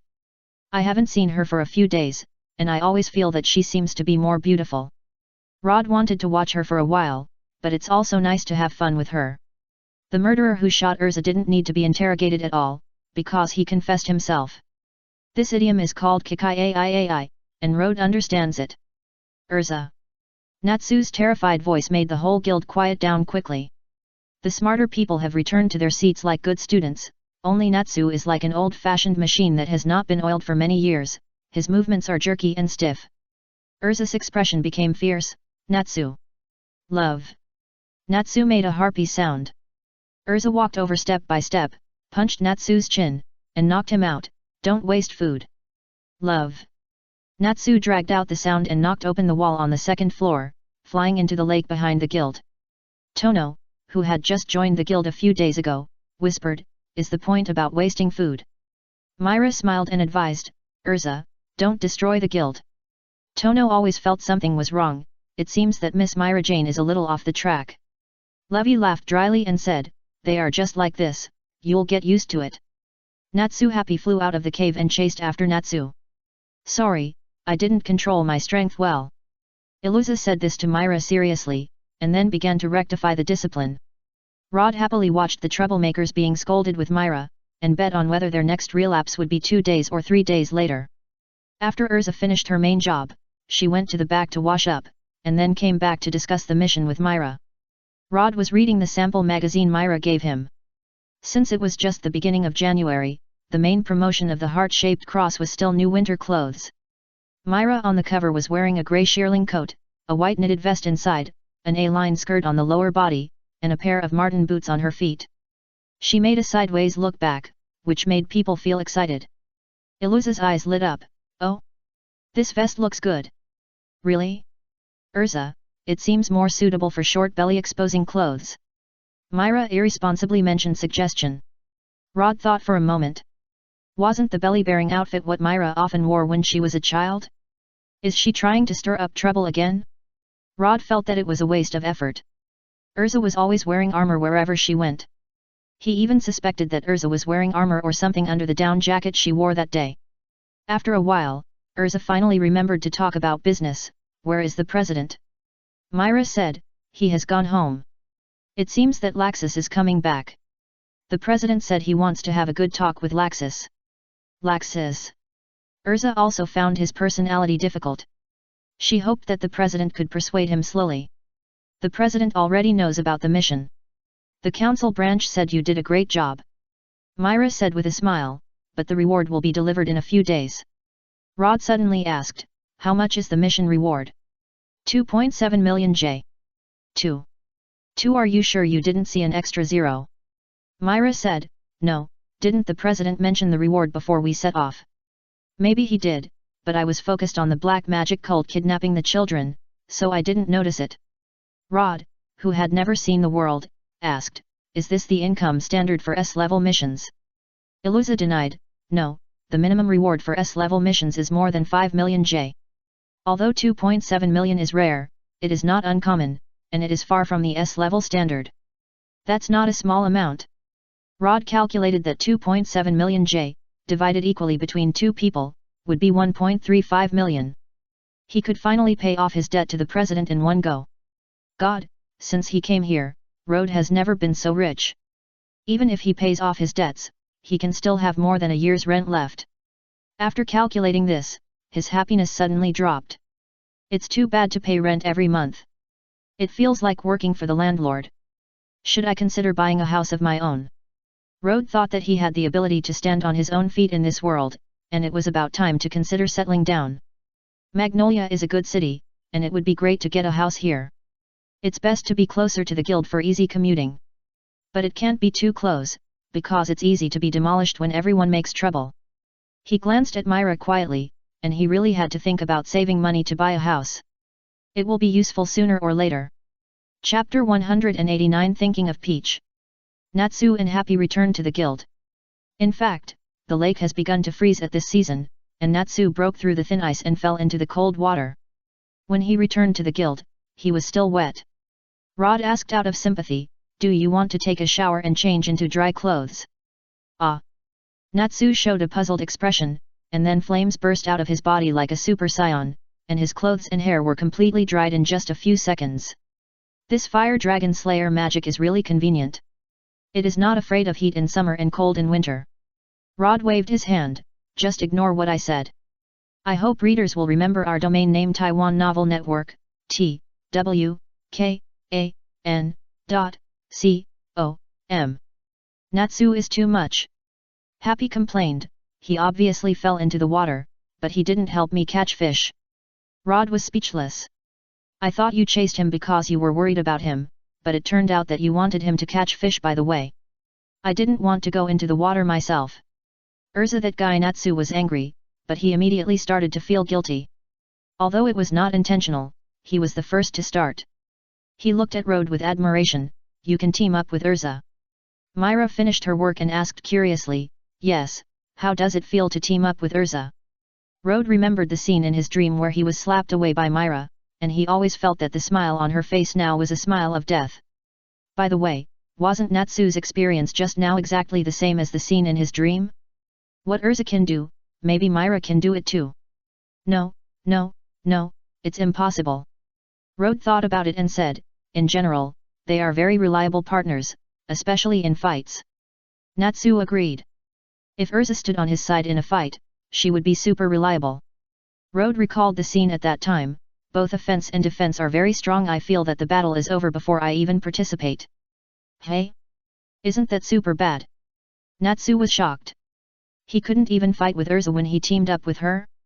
Before Rod understood what Natsu said was bad, he heard him firmly say, I will never team up with Urza in the future. Myra thought for a while and asked, then if Urza invites you, will you refuse? Of course I will. Of course. Natsu turned off the fire, of course he didn't dare to refuse. Rod looked at Myra, no matter how one sentence calmed down the spirited Natsu, learned something. After Natsu staggered away with Happy, Myra continued to ask, besides fighting? Have you found that Urza's personality is actually quite cute? It's okay. Rod pondered for a moment and said with a smile, thinking about all my team building experiences, the most enjoyable one is indeed teaming up with Miss Myra Zhen. Is that so? Myra said with a smile, do you want to team up again in the future? Yes, it would be best to team up for training after get off work today, go shopping tomorrow, and eat together the day after tomorrow. Rod suddenly realized, hey, think about it carefully, when we were in the guild, didn't we work in a team every day? Myra smiled and said, I don't think the word team up is used in this way. Do you want to look it up in the dictionary for handling up and down? Rod said, that's not how it's used. Rod felt that this woman had learned bad things and would deliberately imitate the way he used to talk to make fun of him. Please be a little bit more bad. After get off work that day, Rod threw himself into daily training with great enthusiasm. It was not because Myra was watching with him, but because he really felt the benefits of the magic power increase. If the magic power is sufficient, hundreds of weapons can fly out with a wave of the hand like Urza, and the magic of changing clothes can be played into the king's treasury an infinite sword. And the high rewards corresponding to high difficulty tasks are really good. If I always do tasks worth tens of thousands or hundreds of thousands, I don't know how many years it will take to settle down in Magnolia by myself. But if a task costs millions, I can buy a nice house in a few months at the fastest. Or I can just marry into the Strauss family. Myra is also a rich woman with a house and savings. What are you thinking about?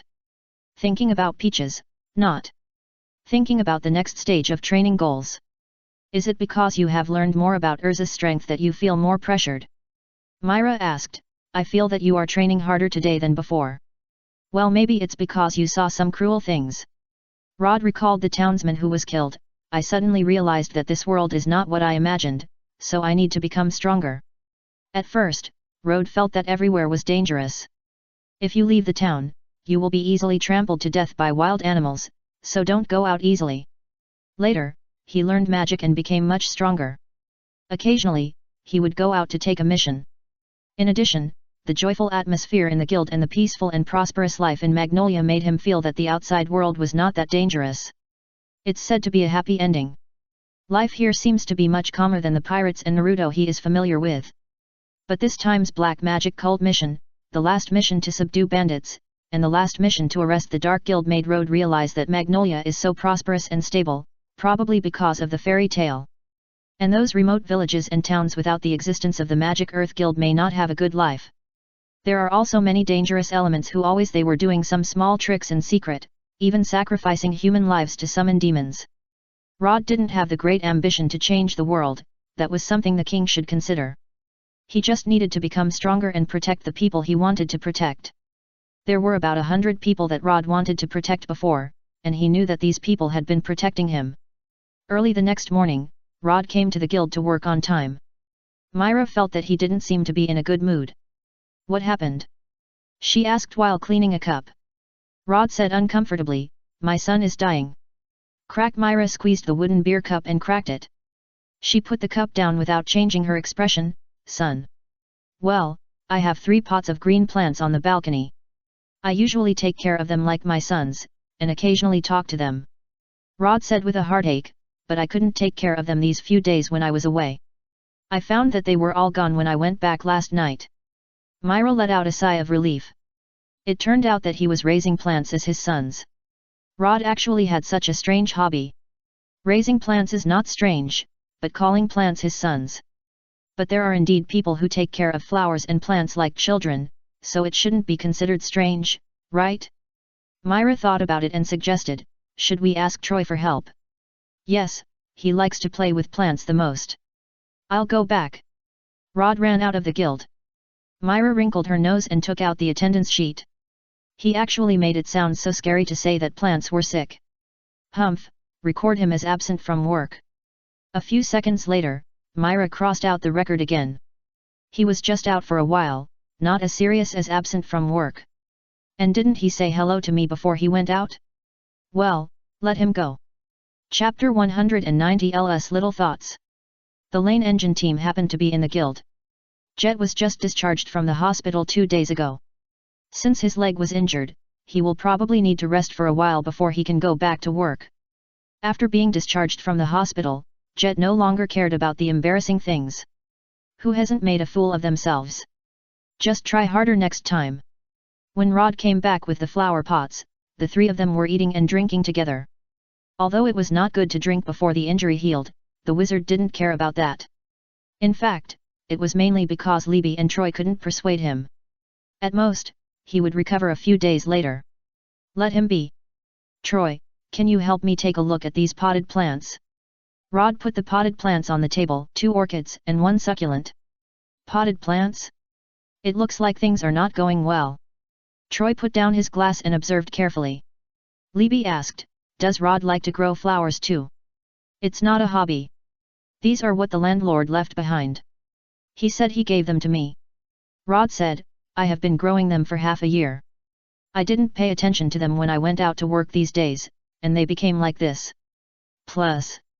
Troy looked at the leaves one by one and twisted the soil, looking very professional. These 2 orchids may be frozen, and it's time to change the soil. This one seems to have insects in its roots. Well, wait a minute. Troy took out 2 grain-sized seeds from his pocket and threw them into the flower pot. The seeds sprouted quickly, but they didn't grow upwards but sank into the soil. After a few seconds, Troy said, "Found it." 2 thin green seedlings poked their heads out, and a white fleshy worm was tied to each of the tops. Libby showed a disgusted expression. Troy immediately moved his fingers, and 2 small seedlings grew mouths like pitcher plants. Wrapped up the insects and retracted them into the soil, and turned into fertilizer together with the insects. Oh, what a convenient magic! Rhodes thought that if Troy opened a flower shop, he would definitely make money. "That's all I have." Troy smiled. "How about I help you take care of these 3 pots of plants for a few days? I'll give them back to you when they're ready." Rod asked, "Can't you use your magic to recover them?" Troy shook his head. "The seeds of the plants I usually manipulate are specially cultivated. If I force this ordinary plant to grow, it may die tomorrow." "Okay, thank you for that." "You're welcome. I like plants anyway. I haven't thanked you for the plant seeds you brought me last time." Troy glanced at Jet, "And thanks to someone, our team has been very idle recently." "Hey, I've already apologized, right?" Jet was unhappy, but there was nothing he could do. Who told him to owe someone a favor this time? Rod thought about it. Use Higwin seemed to be quite effective for this kind of external injury. He asked, "Do you want help? Maybe I can help you recover faster, just as a thank you to Troy." "Okay, whatever you want." Rod remembered something. "By the way, Levi, how about that new guy? Tono? He can already handle commissions by himself, although it's only within Magnolia for the time being, but he's very powerful." Levi thought for a moment and said, "If it weren't for you, Tono might be the most anticipated new guy." "Oh, isn't that very powerful?" Rod asked. "Are you praising him or me?" Levi blinked and smiled. "Both count." Myra waved at him at the counter, as if the president had something to say to him. "I'll go over first, Troy. I'll leave the potted plants to you." Troy nodded. "Don't worry that, I also have something I want to ask you for help with later." "Okay, I'll tell you in detail later." Rod left, and Jet and Levi were a little curious about what Troy was talking about. Troy refused to say anything, and when Jet asked him urgently, he joked that he wanted to team up with Rod to take his place. Jet knew he was joking, but he was still very unhappy, but he didn't want to hit him because he owed him a favor. Besides, he might not win because his leg injury hadn't healed yet, so he could only sulk alone. Libby whispered to persuade him. Makarov sat cross-legged on the counter as usual. There was wine in the glass next to him, but after he finished drinking it, Myra refilled it with boiled water. She was serious about caring about the president's health. The old man's expression was a little depressed, and I don't know if it was because there was no wine to drink, or because the conversation with Laxus yesterday was not smooth. "President." Rod looked at Myra's eyes and said with a smile, "Drink more hot water, it's good for your health." Makarov's beard curled up. Is this kid deliberately trying to irritate people? He had made contributions to the guild, so he was not angry. "You performed very well in the last mission." "Well, Urza actually contributed more. But Urza just said that she made a major mistake during the mission, so she wanted to compensate you with the reward." "Hey? Why didn't I know that Urza made any major mistakes?" "Oh." Rhodes remembered Urza's character and asked, "The mistake she said, didn't she mean that she forgot to bring food when she set out?" Although he really wanted to make more money now, he couldn't cheat his companions' rewards because of this little thing. Makarov looked at Myra. Urza didn't tell him in detail about this. "That's right," Myra said with a smile.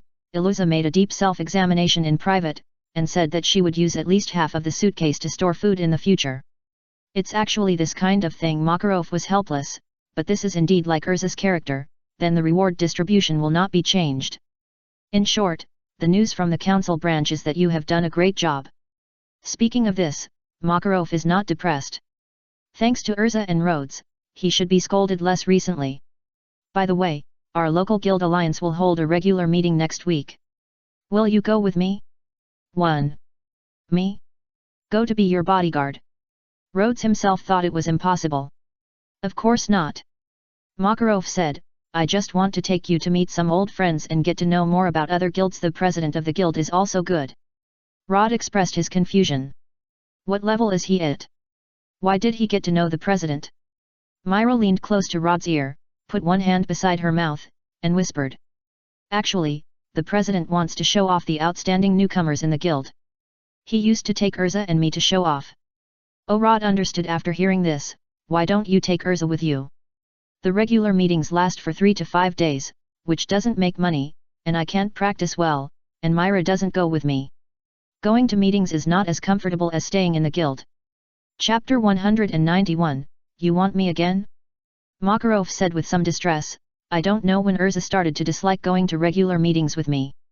Not only did she not want to go, she simply did not want to hear it. Whenever she was asked to go, Urza looked so uncomfortable that she wanted to vomit. Makarov did not know what the young people were thinking. Is it because he showed off too much? This time, let's just let someone else show off. Myra continued to whisper in Rhodes' ear. In fact, it was because at a regular meeting, Mr. Ichia went with the president of the Blue Pegasus, and then. Rhodes remembered this. Some time ago, Urza seemed to be uncomfortable for a long time because she was entangled by Ichia during the mission. She was afraid of encountering it again. So do you think I should go with the president? Myra thought for a while and said, it's not bad to go and see. The president always drinks a lot of wine at the regular meeting. Sometimes he gets drunk and makes trouble. You can take care of him when you go. Makarov said without any self-knowledge, am I that bad? Myra complained, of course, a few years ago you got drunk and had a fight with President Joseph, causing him to never attend the regular meeting again, and our relationship with Phantom became even more strained.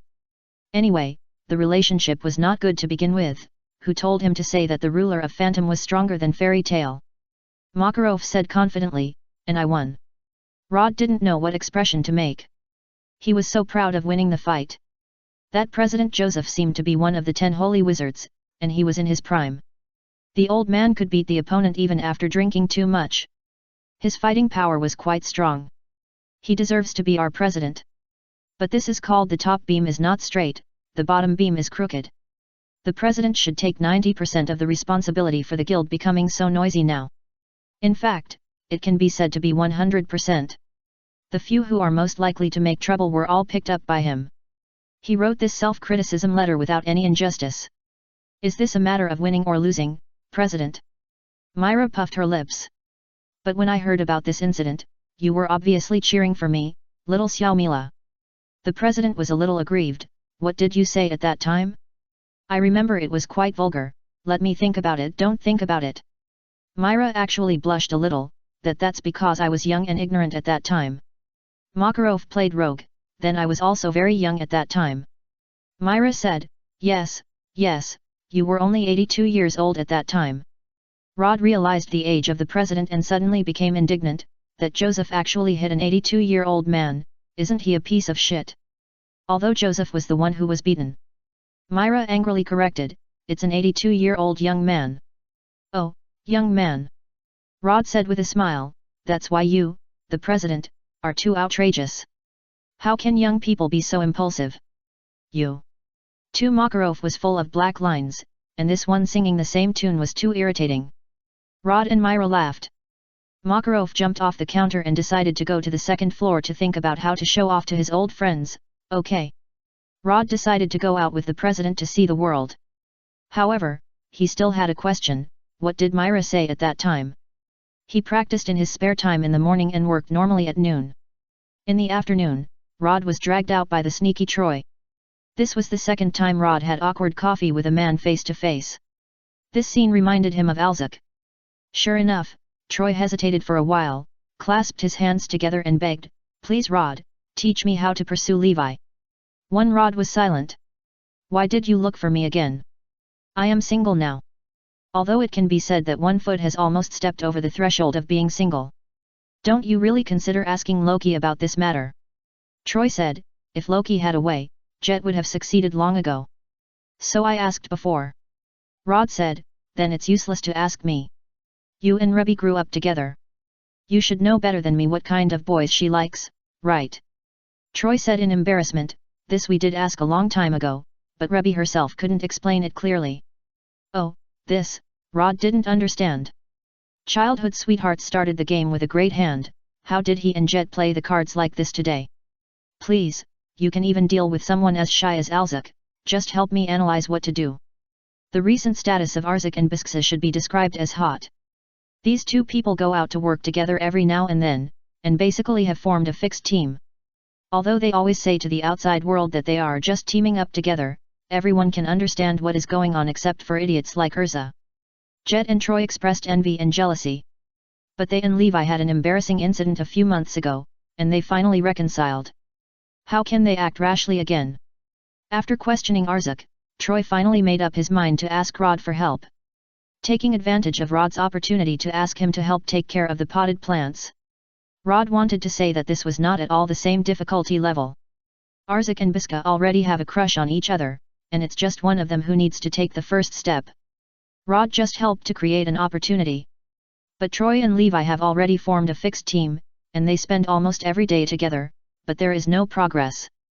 It can only be said that Troy's love for Levi is completely unrequited. One takes a step, and the other takes 2 steps back. Rod is not a love saint, what can he do in this situation? Let me think. Rod pondered for a moment. I remember that Levi's personality should be cheerful at ordinary times, but occasionally a little timid and lack of confidence, right? Troy said in surprise, how could it be? Levi is very strong, very smart, and excellent in all aspects. There is no hope. Rod wants to say goodbye. Does this person usually look at Levi with a filter? Troy realized that something was wrong. Well, what do you say? I think Rebecca would like a more mature and reliable type. I can ask someone to ask you about the specific direction. Then the rest depends on your own efforts. Rod would definitely not ask by himself. It would not be fun if he was misunderstood. Why not just let Myra ask? She is also interested in this kind of thing anyway. Thank you. That's enough. Troy was quite optimistic. He felt that he was one step ahead of Jet. You're welcome. Just help me take care of the potted plants. For the sake of his 3 sons, he had to ask Myra for help. Dad was really worried. Hee. Chapter 192 Billionaire Rod. Rod really thought that Troy needed to become more mature and reliable. He didn't need to be very strong, but he could be more reliable in character. The key point was not to be like Jet, who could drag his feet in the mission. But Troy himself didn't think so. He always felt that he couldn't catch up with Rebecca because his pursuit method was wrong or his confession posture was wrong. Rod had no choice but to remind her once this time and again next time. If he still didn't believe it, forget it. Is this the case again? Myra looked interested. Why do they always like to consult you? How do I know? I haven't been in love before. Anyway, we haven't started talking yet. Anyway, I'll leave it to you. Just find out what type of person Rebecca likes quietly. No problem, leave it to me. Myra is confident in her intelligence, gossip, ability, and so is Rode. After explaining the important things, Rode looked at the bulletin board for a while, and felt that there was no task worth checking, so he went to the backyard to practice again. 2 days passed in a blink of an eye. The council sent someone to deliver the reward for the last task. There were no neat 270 large bills. The council gave a check that could be withdrawn in major banks in the Kingdom of Fiori. There are banks in this world. Although they are occasionally targeted by dark guilds, the security measures of major banks are good, and they don't suffer losses very often. Rode has been here for more than half a year, and he has never seen words like financial crisis in newspapers or other places. This shows that the kingdom's economic development is relatively healthy, and the royal family will not mess around with the economy. So banks are generally more trustworthy.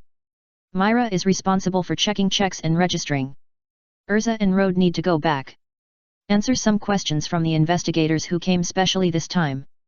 First, the casualties of the black-robed people. When the council team arrived at the scene, more than a dozen people in the black magic cult of more than 50 people had died, and several people were seriously injured and died on the way back. Strictly speaking, such a high number of casualties has exceeded the scope of the arrest mission. However, considering the danger of this mission, it is not that we cannot understand it, but the council hopes to understand the reason for such a large number of casualties. Iluza was well prepared and calmly listed the types of magic bullets used by those black-robed people. She used the diamond armor to withstand hundreds of magic bullets at that time, and she had a very clear view of their properties. The investigator wrote them down one by one: curse, bone crushing, blood transformation. You can tell that they are very dangerous magic, so it is understandable that they are a little heavy in the battle. Rode added, we also had to protect the safety of 14 children at that time. It would be irresponsible to the children if we spared them. The investigator nodded. This was also a situation that had to be considered. Those guys died too easily. Regarding that dangerous altar, it was completely destroyed when our people arrived. What does it look like in detail? Iluza frowned. Why do we need to know about that kind of thing? We need to know about the black magic. The magic cult knows about demons, and will ask earth magicians, illusion magicians, and seal magicians of corresponding levels to deal with the scene. The council is quite rigorous in handling such matters. Iluza thought about it and took out a sketchbook. In this case, I'll help you draw it. Iluza, how about I draw it? Rod thought that he had learned three-dimensional geometry and had drawn 3-view and perspective drawings. No matter what, it was better than Urza's soul painting. Iluza showed an interested expression. Oh? Do you want to compete with me in painting? Come on, let me see your level. Rod went to Lidas to borrow a sketchbook and pencil. The investigator was honored to become a referee. When he got the paintings of the two people and looked at Urza's confident expression, he was really a little incomprehensible. This. The investigator chose his words carefully. He should give the fairy queen some face, but he couldn't speak too conscientiously. After a long time, he finally said, both of your paintings are very helpful to our work. Thank you. So it's a pity that there's no winner. Urza looked at Rode with admiration. I didn't expect you to be good at painting. Let's compete again next time. Haha, Rode laughed awkwardly. Without a ruler, his paintings were barely understandable. They were only slightly better than the stick drawings of elementary school students. He was not good at painting at all. Myra came over with the registration book. Hello, please sign here. Okay, I'm sorry for bothering you this time. Thank you for cooperating with the investigation. The investigator wrote down his name and fled fairy tale with the receipt Myra gave him and 2 masterpieces. Myra handed the check to Rode. Your remuneration, go to the bank to withdraw it when you are free. Urza said, I have an appointment with the designer of the heart-shaped cross to discuss the new armor, and the time is almost up. No problem, I am free now. Rode glanced at Myra. Well, can I be free now? Going out during working hours requires waiting for the boss's nod. Myra tilted her head and also used a question, is it okay? Rode asked again, then are you free? The main thing is that Rode has never been to a bank. What if he is cheated when doing business? It would be best if someone accompanies him. Myra smiled and said, that's fine. Anyway, the guild is not busy now, and the president is dozing on the 2nd floor. It's okay to go out for a while. That's great. Iluza went to the clothing company in a hurry, while Rode and Myra walked to the bank leisurely. Before going out, Myra simply tied her hair and used the hair tie Rode gave her. Rode paid attention to keeping warm and wrapped the scarf Myra gave him.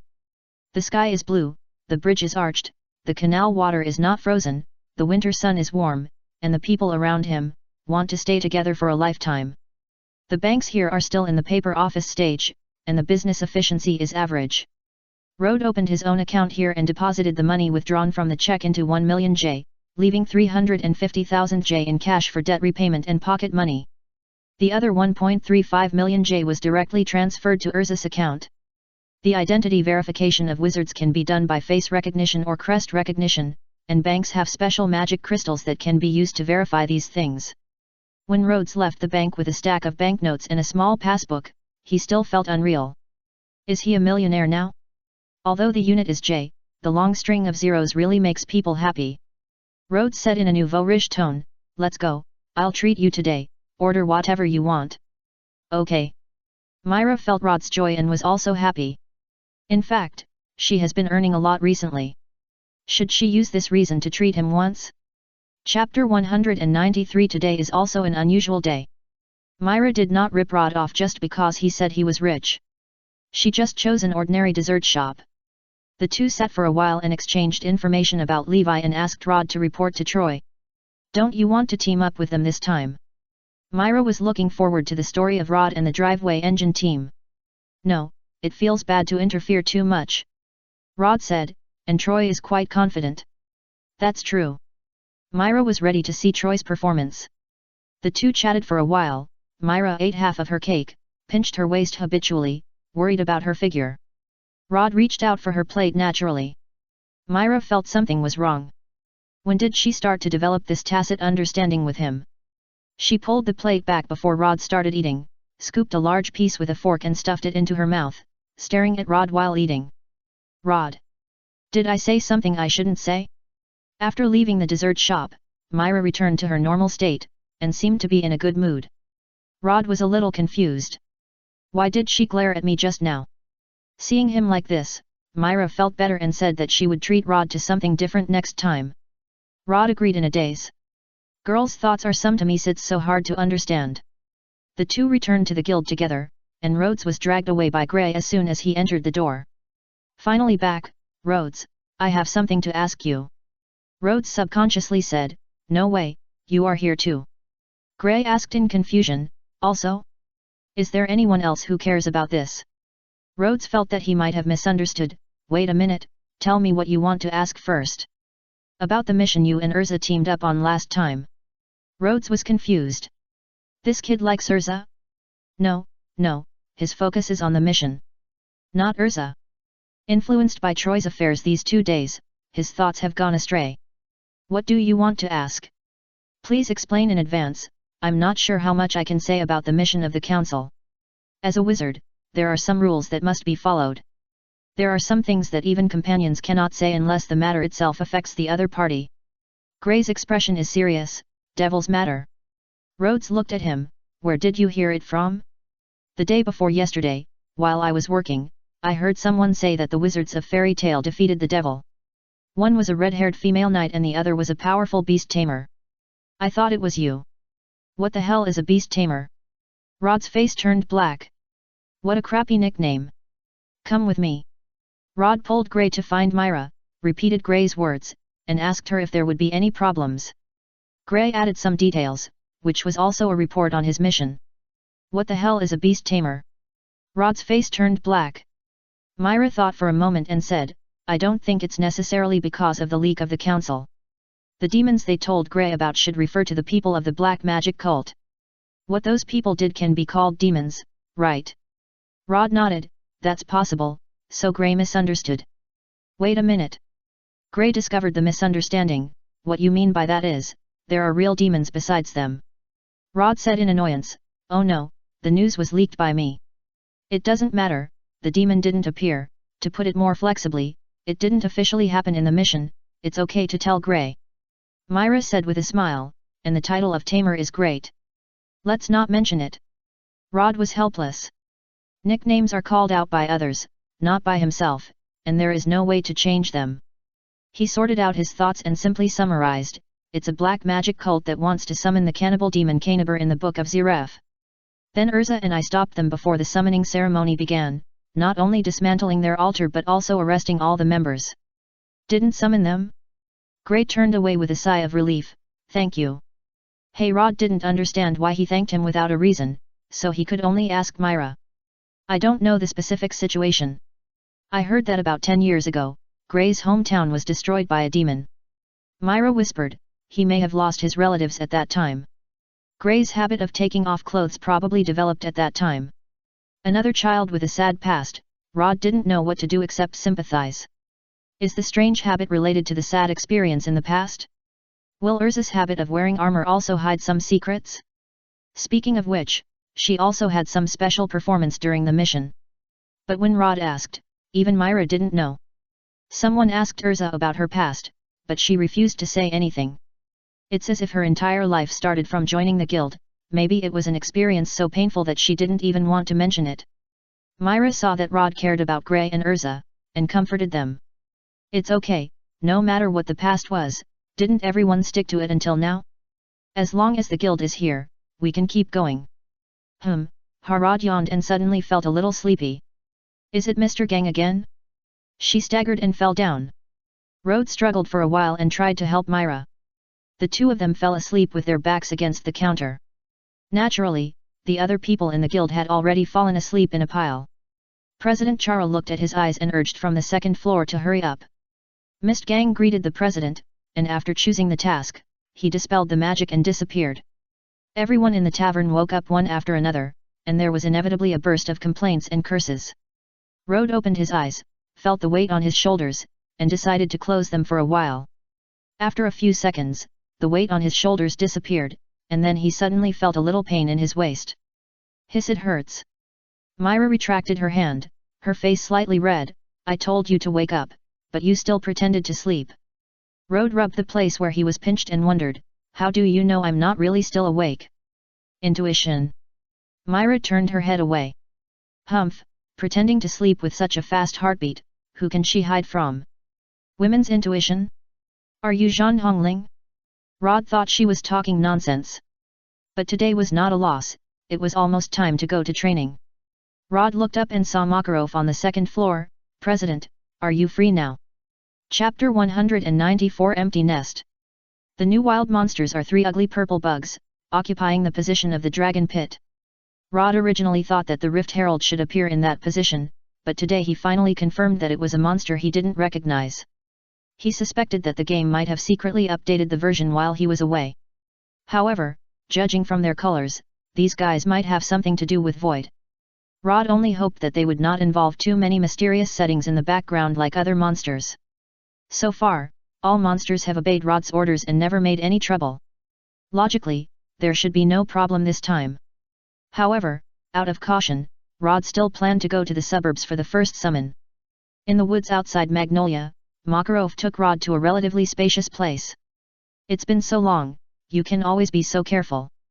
Makarov looked at the cage in Rod's hand. What does that mean?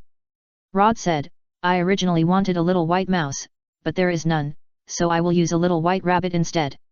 I will trouble them to help me try whether it is dangerous or not later. You really are. Forget it, let's get started. 1.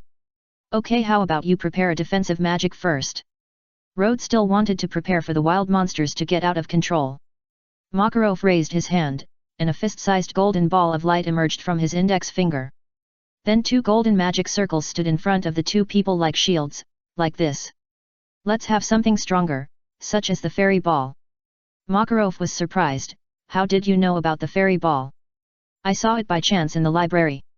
I feel that books with old covers are treasures. Rhodes said, but is it really okay to put this kind of super magic book in the library casually and read it casually? Knowledge is passed down in the form of books, and it is meant for people to learn. If it is hidden, wouldn't the hard work of the predecessors be in vain? Makarov smiled, as long as you can do it, all the magic in the library is up to you. So, have you learned the fairy ball? No, it's too complicated. I feel dizzy just reading a few pages. Rod was a little unhappy. That thing looked harder than advanced mathematics. It was too painful to see that he couldn't learn the strongest defensive super magic. That's right. Half a year ago, your magic foundation was 0. It was impossible for you to learn the fairy ball right away. Makarov thought it was normal that he couldn't learn it. Unless he used the ancient document to instill Rod again, even if he was diligent, it would take him 1 or 2 years to reach the required level of knowledge.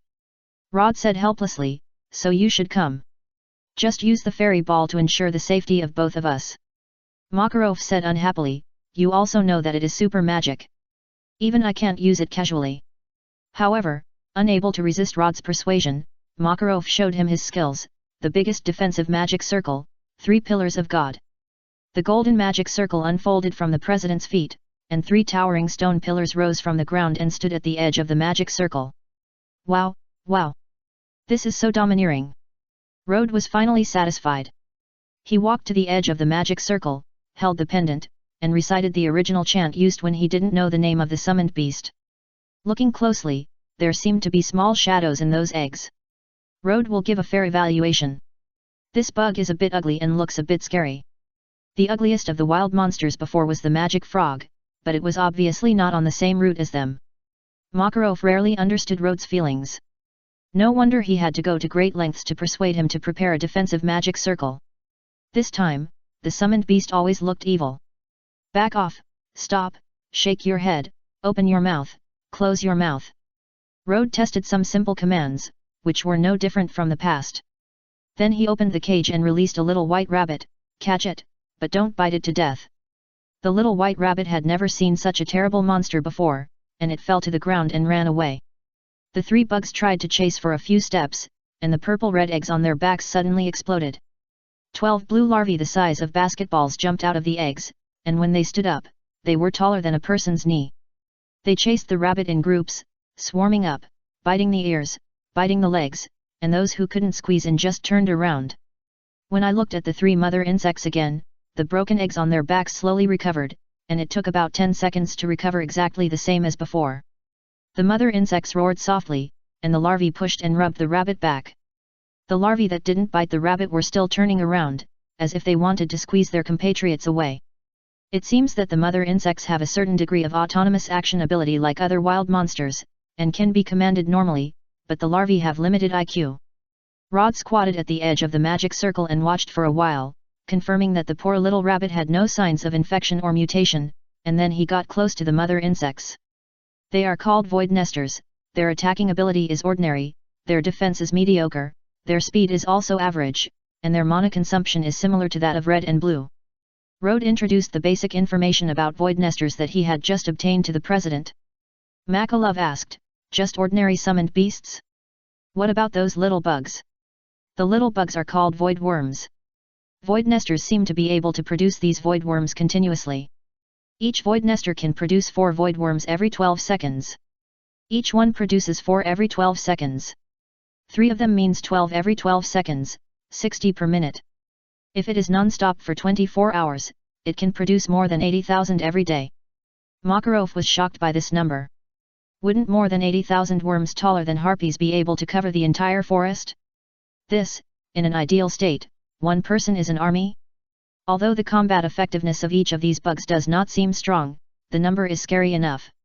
Even if it is 80,000 rabbits, it will take some effort to fight them, not to mention that they will bite people. They seem to have some special skills. Rode pointed to the stone pillars built by the president. "Deal with them." The eggs on the back of the void nester exploded again, and 12 more void worms were produced.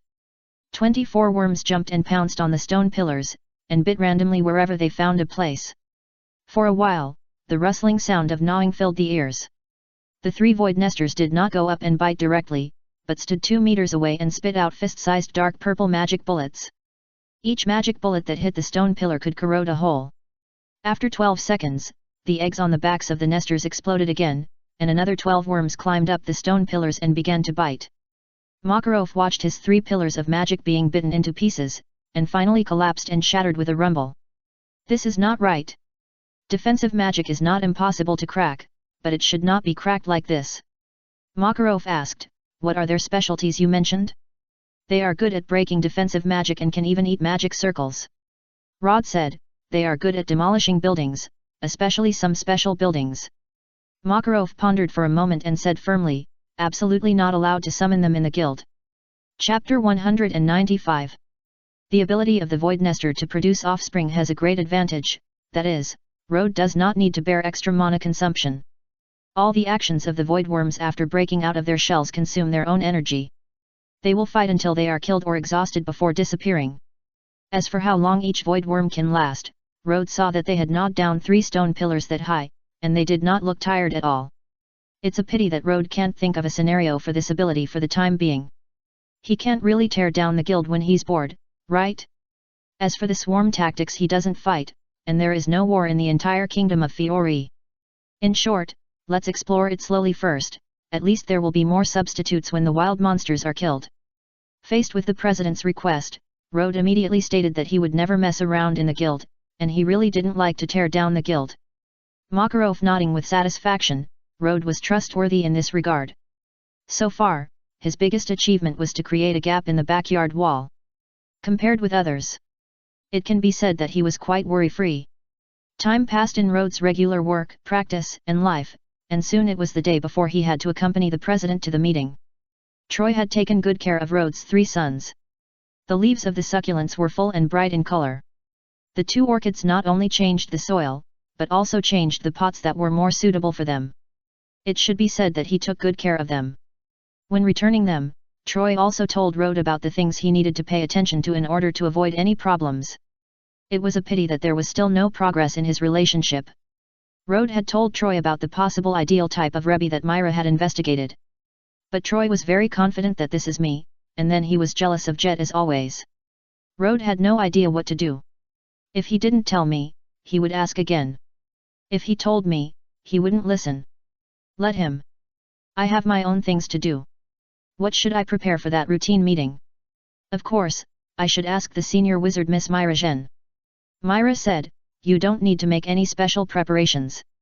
Just treat it as a vacation. It's 3 to 5 days. Just be prepared for the trip. 3 to 5 days, Rode thought for a while. Wouldn't my sons who just raised them be in trouble again? Still using this strange name, Myra said helplessly, it won't be a big problem if it's just a few days? Or ask Troy for a few more days. It's not good to always trouble others. Rode stuffed something into Myra's hand. Here is for you. What? Myra opened her hand, and in her palm was a key with a peace charm hanging on it. It's the key to my house. Rode said with a smile, during the days when I'm away, I'd like to trouble you to go and see the sons when you have time. I'll bring you some local specialties when I come back. What? Sons? Lakai was shocked. You don't even know your sons. Lakai, don't talk nonsense. Myra covered her mouth with a blush on her cheeks. However, half of the guild heard it, and the place near the counter in the tavern was briefly quiet for a moment. Then the voices denouncing Rode rose and fell. I say, use your brains, I've only been here for more than half a year, how could I have a son so soon? It's a potted plant, Troy can testify. It makes sense, but no one wants to hear it. Anyway, they have been unhappy with Rod for a long time, so let's take the opportunity to say a few words to him first. Myra blushed only at the beginning, but soon returned to normal, and even sat down and smiled to watch the fun. I usually read too much gossip about others, and now I can gossip about myself, which feels quite interesting. Rod's panicked explanation is also very interesting. She raised the key that Rod gave her in front of her eyes and looked at it, then carefully put it in her bag. After thinking about it, Myra opened her hand again, took off the amulet on the key, and put it in Rod's palm. Rod felt that his hand was held by someone, and when he looked down, Myra had withdrawn her hand and smiled at him. I always feel that she smiled more than usual. It's even more beautiful. Pinching the amulet in his hand, Rod didn't want to quarrel with those people. Scum, I'll give birth to 3 sons sooner or later. Strictly speaking, the local guild alliance should be considered an unofficial organization. Since the scope of the council's responsibilities is the entire Ishgar continent, it is inevitable that there will be places that are beyond its reach. So the presidents of various regular guilds in a certain area will spontaneously form an alliance and hold regular meetings to discuss some recent matters. In addition, the regular meetings are also a place for the presidents to keep in touch with each other. Occasionally, the guilds will send excellent wizards to cooperate to complete some more difficult tasks. Of course, old friends will show off their excellent wizards to each other. It is also a common thing. Rod is the child who may be shown off by Makarov this time. Rod is now sitting on the train with the president. They will cross the bridge of the Kriba Grand Canyon and head to Kriba City. The venue is not in the city center, but in a large villa in the suburbs. The president said the distance is not far, so Rod was too lazy to rent a carriage, but directly summoned the Kenyan swift crab. Traveling on the river crab is fast and stable, but the disadvantage is that it is hot in summer and cold in winter. Once running, the cold wind whistles. Those who have ridden a motorcycle in winter will understand. Fortunately, Rod has enough warm clothes and his physique is more than a little stronger than before the crossing. The president doesn't seem to be afraid of the cold, but Rod is concerned about heart, summoned WOM and put it in front of the president to block the wind. Fully automatic intelligent heating device WOM, consumes 1 poro delicacy for 100 kilometers. It won't mind giving it 10 or 20 more. Since it is winter now, the scenery in the suburbs will always feel desolate. The regular buildings that suddenly appear at this time will surprise people who are not familiar with the place. Wow! Rod has never seen much of the world. This is the first time he has come into close contact with this kind of villa. He has a special sense of expectation. But after going in with the president, he was not so excited. It gave him an ordinary feeling inside, not as good as the big hotel he stayed in the capital last time. It may also be low-key luxury. Rhodes doesn't understand these things. It seems to be early. Makarov casually looked inside when passing by the conference room, and didn't see the most familiar group of people. Let's go to the room and put the luggage away. In the next few days, all participants will eat and stay here, and the expenses will be shared by all guilds. Chapter 196, You can go to the Wild Talk. Since the venue is large enough, each president is allocated a suite. After putting his luggage away, Rode didn't know what to do. Google searched can. Makarov said, don't be restrained. Although it is a venue, the atmosphere here is not so serious. Just relax a little, just like staying in an ordinary hotel. Can I visit around? As long as you don't tear this place down, it's up to you. Okay, then I'll go out for a while. Remember to go to the banquet hall for lunch later. The meeting will not start until the afternoon. Rode waved and left the room, receive Kenyan swift crab. Makarov looked at Rode, who turned into a green afterimage and gently twisted his beard. This form seems to enhance water compatibility and vision. This kid, is he going to check for potential safety hazards? He guessed correctly. Rode took the opportunity to visit the venue to see if there was anything suspicious, and also took a walk around and observed the nearby terrain. Since he was going out with the president this time, Rode did not make too many preparations, just a little check of the surrounding situation. The presidents of other guilds arrived at the venue one after another. Many people saw a green figure flashing by, but most of them didn't care. Rode found that the vigilance of these guild presidents was not very high. No one stopped him to ask questions when he looked so suspicious. Near noon, Rode completed the visit.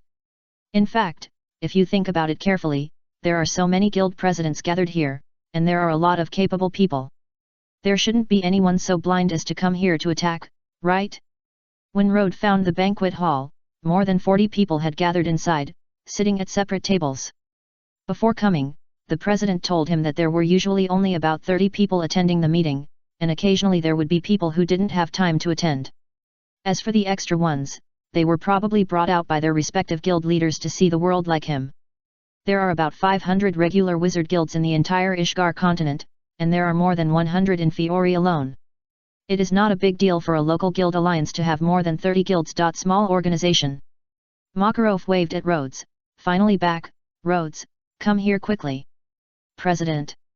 Rhodes came to the table and saw a familiar face first, President Goldman. Hello. Ah, it's you. Hello. Goldman had some impression of Rhodes. Ha ha ha ha, Makarov boasted. How about it, this is Rhodes, who joined our guild half a year ago. He only learned magic for half a year and became an excellent wizard. Isn't it great? So you are Rhodes, so cute. The person who spoke was bald, painted blush, applied heart-shaped lipstick, wore a pink vest, a pair of small wings on the back, and wore high heels. But Rhodes knew that his gender was male. You are the president of Blue Pegasus, Bob? Hello, nice to meet you.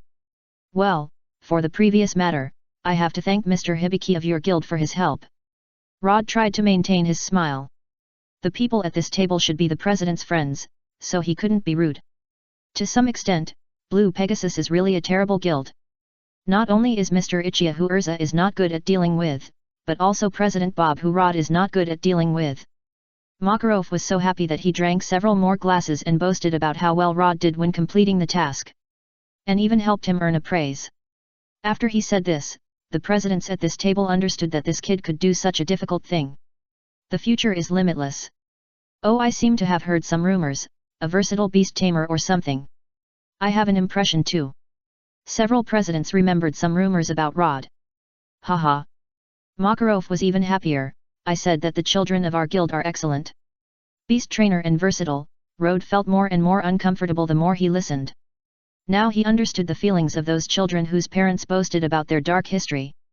When I get the little dragon, I will ride it around Fiori every day. Sooner or later, I will change my nickname to a domineering type like Dragon Rider or Dragon Trainer. But being so arrogant may cause the dragon to kill you. It's better to be cautious. Beast Trainer is also good. He can trick people into fighting in close combat, and then raise his hand to give them a big slap with a red buff. After finally getting through the president's show-off, Rhodes sat down. Come and have a quiet meal. I have to say, the food here tastes good. Listening to the conversations of the presidents, it seems that the food here is personally taken care of by the president of a small guild. The name of their guild is the Kitchen God's Knife, and the requirement for joining the guild is to know a little bit of cooking skills. I don't understand why their founder did not set up a chef's guild, but a wizard's guild. Anyway, thanks to them, Rode felt a little joy of the regular meeting. But he soon became worried about the president's condition.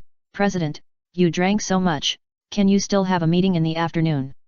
It's just a little wine, I will sober up soon. You are drunk. It doesn't matter, at most you can speak for me in the afternoon, son. Don't be so willful, how can I speak in such a meeting?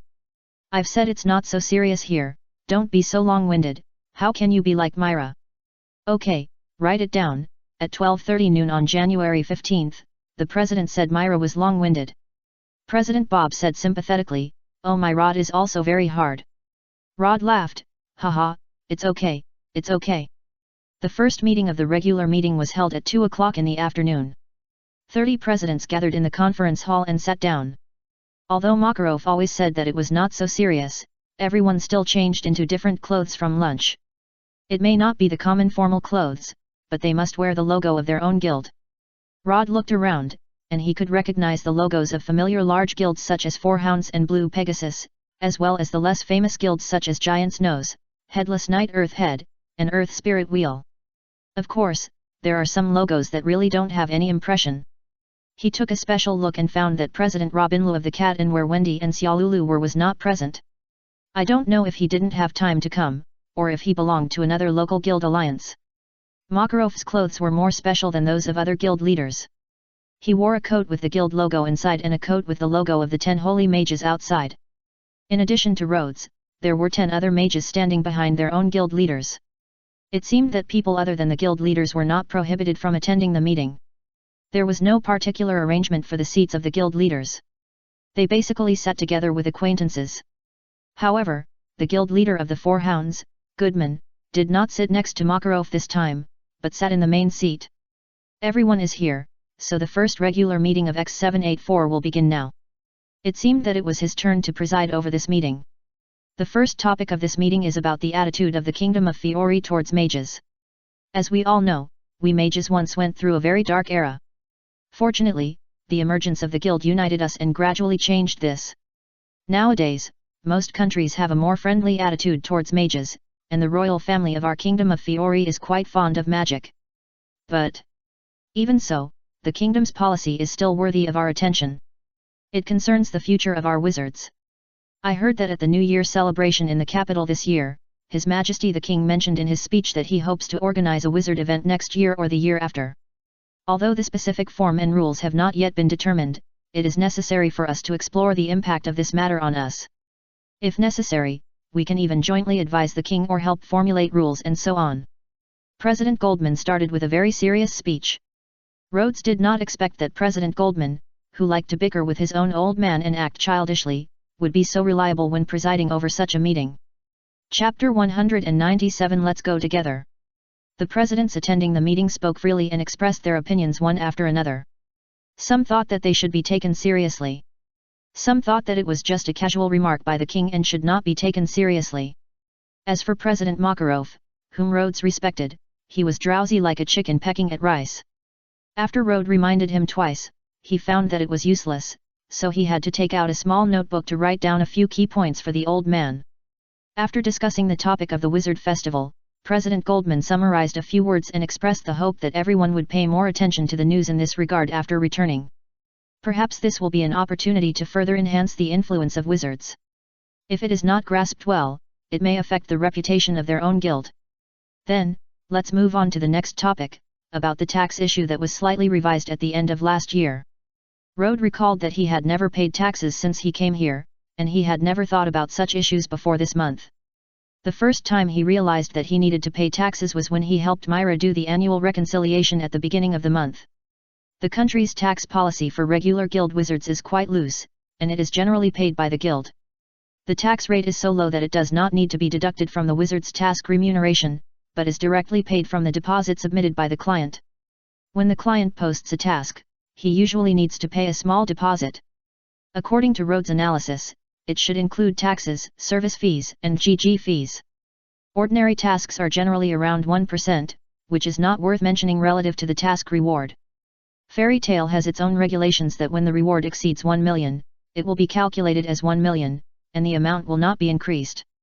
Anyway, the guild will help with the tax payment process, and ordinary magic soil does not need to be involved at all. Specifically, Myra and Rode are now handling most of the affairs, and the president just needs to sign and pay the money when he has time. For the sake of good strange, Rode also asked about the tax rates of merchants, workers, and farmers. After comparison, I can only say that being a wizard is pretty good. The next topic is the impact of the kingdom's decree supporting the development of magic items on magicians who own them. One by one, the presidents kept discussing the new decrees issued by the kingdom and the slightly modified legal provisions, analyzing the impact on the wizards and whether the alliance should take special actions next. The discussion lasted from 2 o'clock to around 6 in the evening. At this time, someone asked about the attitude of Fairy Tale. Mr. Makarov, what do you think? Rode quietly pushed his unreliable president. Makarov suddenly woke up and slapped the table. Let's go together. Rod reasonably suspected that the old man might have fought with someone in his dream. Not to mention, he was quite domineering just now. Just this sudden sentence made the presidents look at each other in confusion. Bob, who was familiar with Makarov's character, was already laughing with his hands on his face. Goldman was almost the same, but he had to preside over the meeting and it was very difficult to hold back his laughter. Makarov also realized that something was wrong. He quietly stretched his arm behind his back and tugged at the corner of Rhodes' clothes. It was like a classmate who dozed off and was called up by the teacher to answer a question, but didn't know what the teacher asked. Ahem. Rhodes had to clear his throat. What our president means is that no matter whether the kingdom's policies are beneficial to us, we must all unite together, overcome difficulties together, and make the environment of the magic world better together. Makarov nodded deeply. Well, yes, that's what I mean. Well said, worthy of being Mr. Makarov. As the closing remarks of today's meeting, it couldn't be more appropriate. Goodman, who was in charge of presiding over the meeting, suppressed his laughter. President Makarov's words seem to have taken my job, but since it has been said, let's end today's meeting here and adjourn. During the dinner after the meeting, Goodman mercilessly mocked Makarov's gaffe, saying bluntly, I almost embarrassed myself again. Makarov argued with him with a red face, and it was unclear whether it was because of anger or drinking.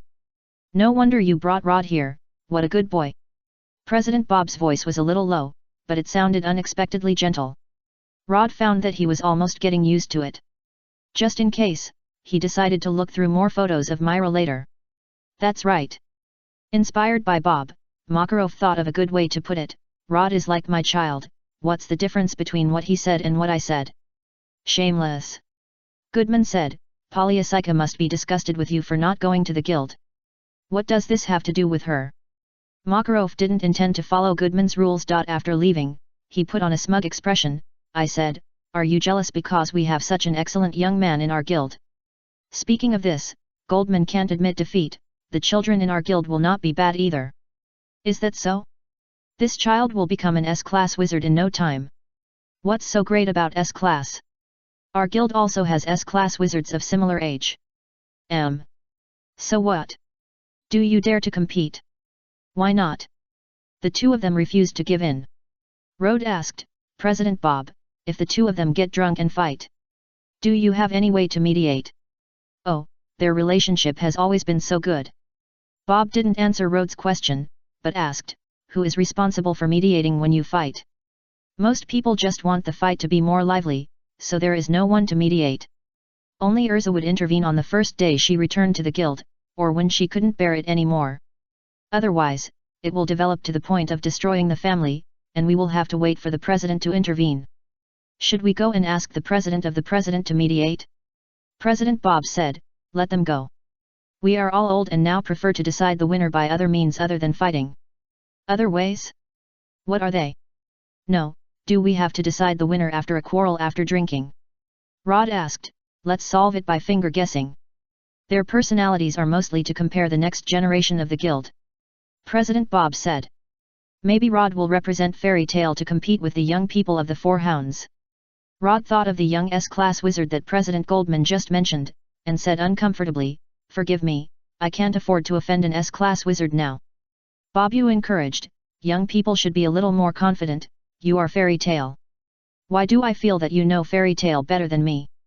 Rod smiled bitterly. He just got beaten by an S-class wizard last month, and he didn't have the confidence to challenge him for the time being. Chapter 198 Familiarity makes people feel distressed. At night, Rod carried Makarov back to the room. The old man was drunk and murmured, "I won't lose to you and fairy tale is the best. I don't know if it's because Myra restricts him too much, so he can't drink enough here. But if he doesn't care, he can't drink enough." Carefully helped the president take off his shoes and coat and covered him with a quilt, and put a glass of water on the bedside table. Rod turned off the light and left the room. He didn't go to bed so early. He went back to his room and practiced the dress-changing magic for a while. Since returning from the last mission, Rod has been practicing at home. This magic is very interesting. After learning it, you can open up a space that belongs to you. The things that can be stored in it include but are not limited to clothes and weapons. Even if you hold a stone in your hand, you can put it in the same way as storing weapons. It's just that the size of the dressing space depends on personal talent and effort. For example, Urza can store dozens of sets of armor plus hundreds of weapons, and Bisksa can store hundreds of magic guns and some clothes. And Rod probably only has one wardrobe now. As a beginner, his talent is not outstanding, but it is not bad. If he wants, he can completely switch to the magic sword. With his melee talent, he can also become a main member in an ordinary guild. But Rod has no such plan. The space of a wardrobe is enough for him. Some clothes and daily necessities can be put in. In the future, you can just carry a small bag when you go out, and you don't need to carry a suitcase anymore. Change clothes. A light shone on Rod's body, and his original clothes disappeared, leaving a set of pajamas on his head. Well, it seems that the quick dressing function cannot be used outside for the time being. Rod calmly took his pajamas and went to the bathroom to take a shower, as if he had not failed to change clothes. After returning, he meditated for a while before falling asleep. The meeting started earlier the next day, and Rod was called to the meeting by the president just after returning from morning exercise. The meeting was still chaired by President Goldman, and the first topic today was about the Council of Judges. It was not to fight against the Council of Judges, but to cooperate with the work of the Council of Judges.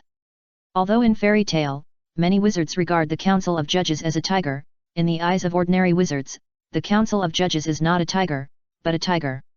The Council is just an institution that maintains order in the magic world and punishes evil and promotes good. Over the years, the Council has been constantly cracking down on dark guilds and punishing criminal wizards, and generally speaking, it has made great contributions to the world. Although there are occasional shortcomings in some aspects, that is because the stall is too large and Fiori is a bit remote. As a regular guild, cooperating with the Council's branch in Fiori is beneficial to maintaining the stability of the magic world and the kingdom. When it comes to cooperating with the Council, Makarov is not sleepy. He leaned back with his arms folded, waiting for Goldman to praise him by name. Goldman gave him a warning look and said, "Here we have to mention Fairy Tale the S-class wizard Urza. She has helped the Council complete many difficult tasks, although she occasionally causes some trouble. But generally speaking, the two old men would fight overtly and covertly even in routine meetings." In the afternoon, the topic of discussion shifted from the Council to the Dark Guilds. Speaking of Dark Guilds, we have to mention the Balam Alliance. At this point, the entire venue fell silent. For every guild, the Balam Alliance is a terrifying dark force. The three guilds that make up this alliance, the Gate of Hades, Devil's Heart and 6 Demon Generals, dominate more than 90% of the dark guilds on this continent. They are recognized as a powerful force that no regular guild can fight alone.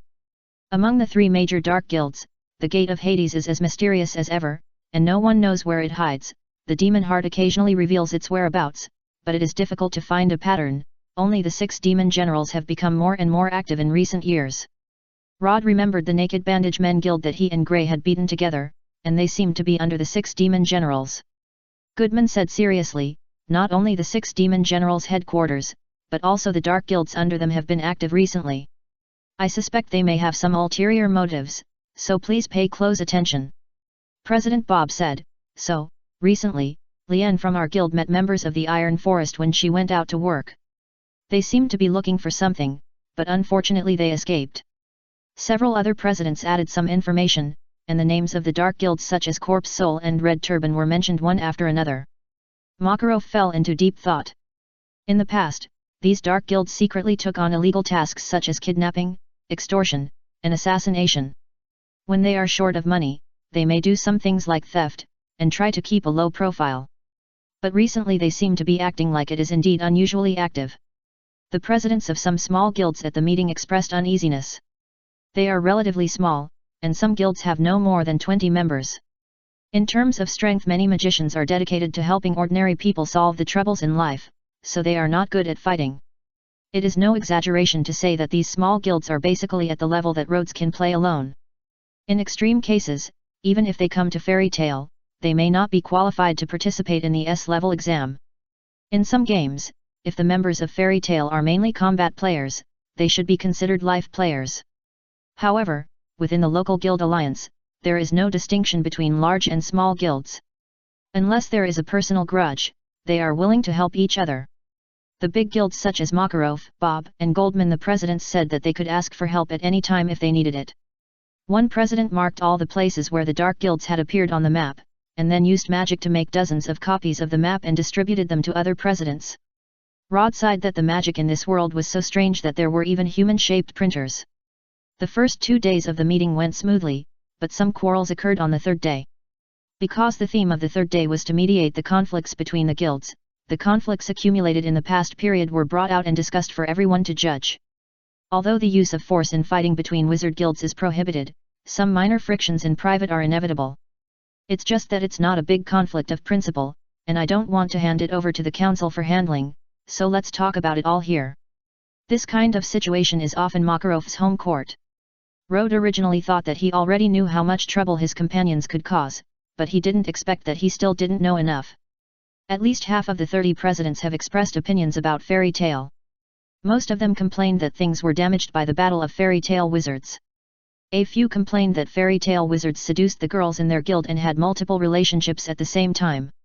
Some people also complained that they just woke up from a nap and saw a naked man suddenly walking outside the window, which was too eye-catching.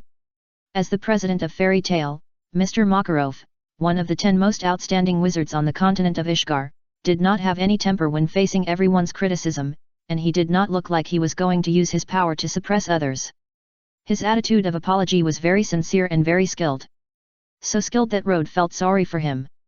What has the president experienced over the years? It was precisely because he set an example at the beginning that other guild leaders were quite restrained when being criticized. Whoever was dissatisfied should speak out clearly and let everyone judge right and wrong. After the judgment, they should apologize and compensate. The alliance basically maintained good unity. After solving the previous problems, the meeting entered the last item, which can be said to be the one that Makarov hated the most, which was to draw lots to assign tasks. He was the kind of person who often drew the worst lot. Chapter 199 I'm back. There are generally 2 sources of tasks randomly assigned at routine meetings. One is from the council. In order to make up for their lack of manpower or lack of ability, they have to ask some guilds for assistance.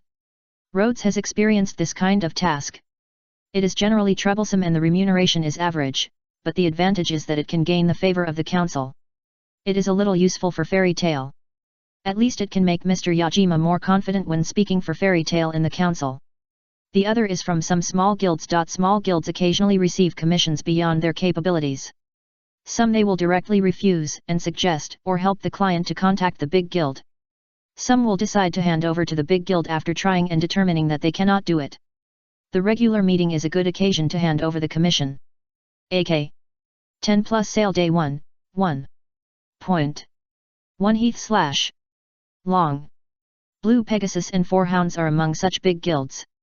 Fairy Tale, as one of the strongest guilds in Fiori, naturally has to bear such responsibilities. Makarov jumped off the chair, walked forward a few steps, and immediately turned back. Rod, you go for me. Can I go? My luck is too bad. Makarov was helpless. It was obviously a task of similar difficulty, but he always drew the lowest reward and was complained by the children when he returned to the guild that he had never drawn a good lottery. Today Makarov will confirm whether it is his bad luck or those guys are targeting Fairy Tale. It shouldn't happen, but Goldman might suddenly have a whim to mess with him. Rod had no choice but to go up and draw lots. The ordinary lot holder and bamboo sticks looked like handmade products, and there was no trace of magic. He didn't plan to cheat, but just drew one when it was his turn. The best lot. Rod. You are so reliable. Makarov was so excited. He finally saw what the best lot looked like. Rod was puzzled. No, I thought they said that you drew the worst lot as a metaphor, but it turns out that the lot really says the best and the worst. Because when we first determined this process, Makarov said it would be more interesting, so we simply marked the tasks of the same difficulty but different rewards in the form of the best and the worst. Goldman laughed mercilessly, but he always drew the worst, ha ha ha. Didn't I draw the best lot? Makarov was in a good mood and didn't want to argue with him. But he immediately felt wronged. Why did Rode get a good lot right at the beginning? Is my luck really that bad?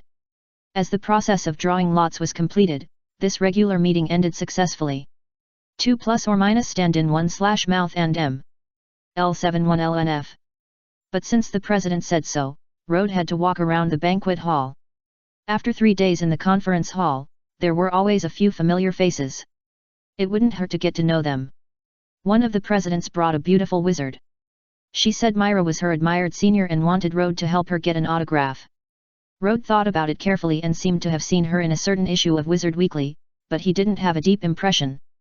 As for autographs, Rode didn't remember Myra having this habit, so he just perfunctorily said he would go back and help ask. Anyway, Rode didn't want to come to the next regular meeting. It felt like the president had pushed a lot of troubles onto him. So he decided to take a task and go out to hang out when the regular meeting was approaching. That night, Rode had to take care of the drunk old man again.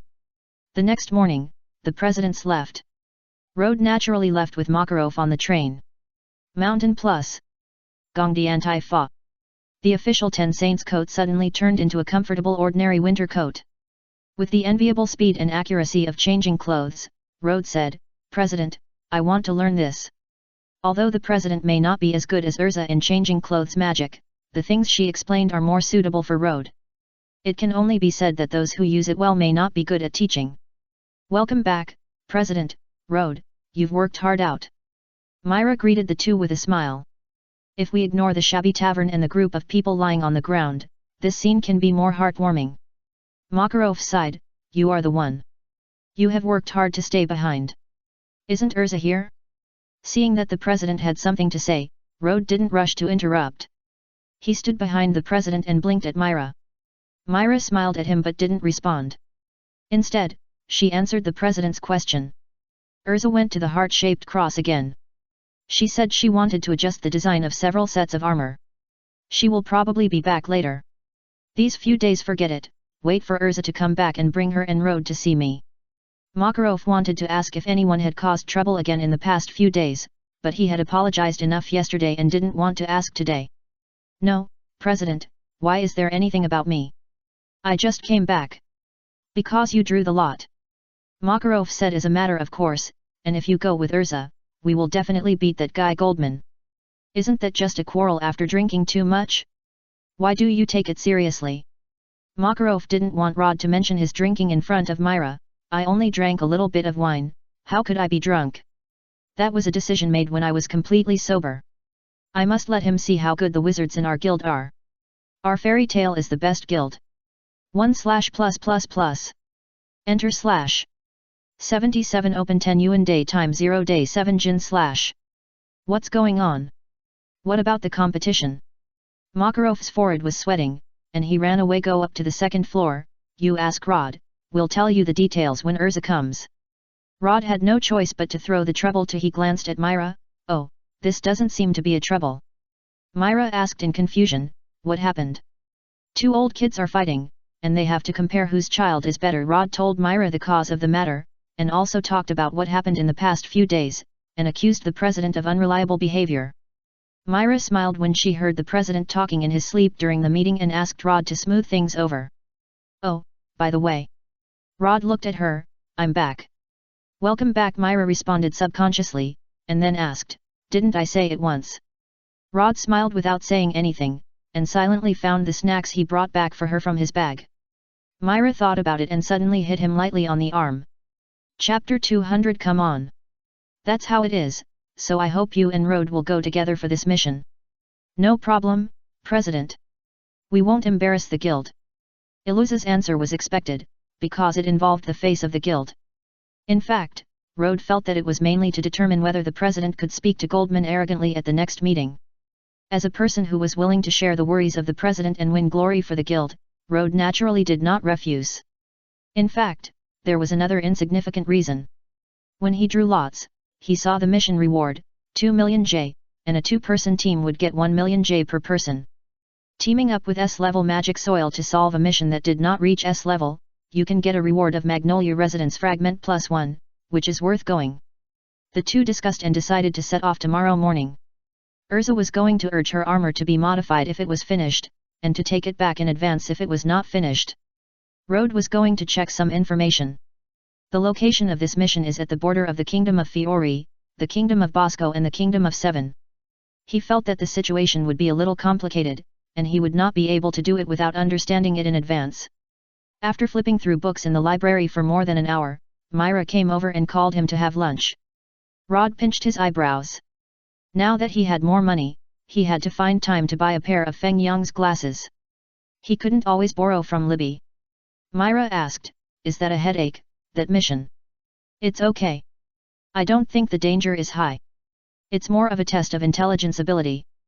But before the mission was assigned to us, didn't someone get injured while investigating this matter?" "Well, it's a 3-person team from the Poison Fang Guild, but I'm fine." Poison Fang sounds like the name of a dark guild, but it's actually a regular guild. In terms of strength, it's hard to say. If they were strong enough, they wouldn't give up such a high-paying mission. Their 3-person team was only injured but not killed. If they teamed up with Urza, there would be no problem. A small hand waved between their sight lines, and Lakai said, "The food is about to lose temperature. Are you guys racing against time to chat now? You're out of dessert." Rode picked up the bowl and looked at Lakai. "It's a high-end dessert from the president of the Magic Earth Guild, the god of cooking's knife who is good at cooking." Lockie was not afraid at all. "Hehe, I'll beg Sister Myra and I'll have it later." Myra looked at her with a smile. "Well, it may not be Sister Myra." After lunch, Rode went to read again. When Urza came back, he invited her to practice in the backyard, and stipulated that Urza was only allowed to defend. The main purpose was to get more familiar with the opponent's fighting habits. After all, the possibility of cooperating in the battle could not be ruled out.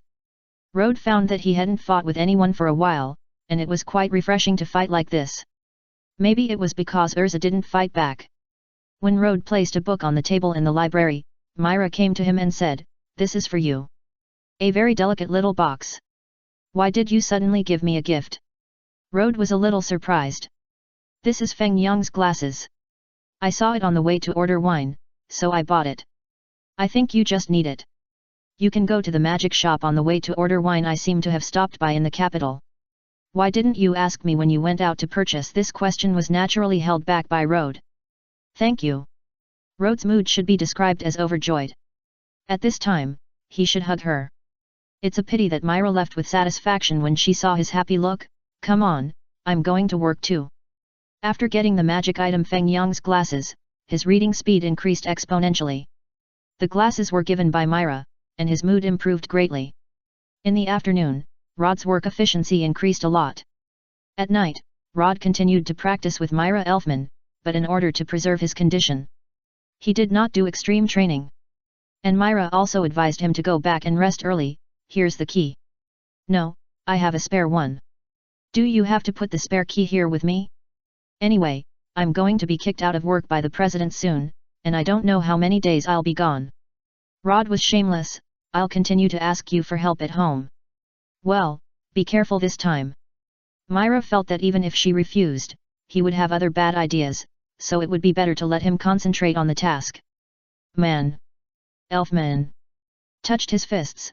"Let's have another manly fight." When he got home, Rod was still rubbing his arm, feeling that Elfman had made great progress recently. As a person who had bad intentions towards his sister, Rod was under pressure. He took out the key to open the door and turned on the light. Rod almost didn't recognize that this was his home. The bed was flat, the fitness equipment was placed in the corner in different categories, the magazines and stationery on the desk were also neatly put away, but the book upside down on the table was not moved. The 3 pots of green plants were brought indoors, and they were still thriving.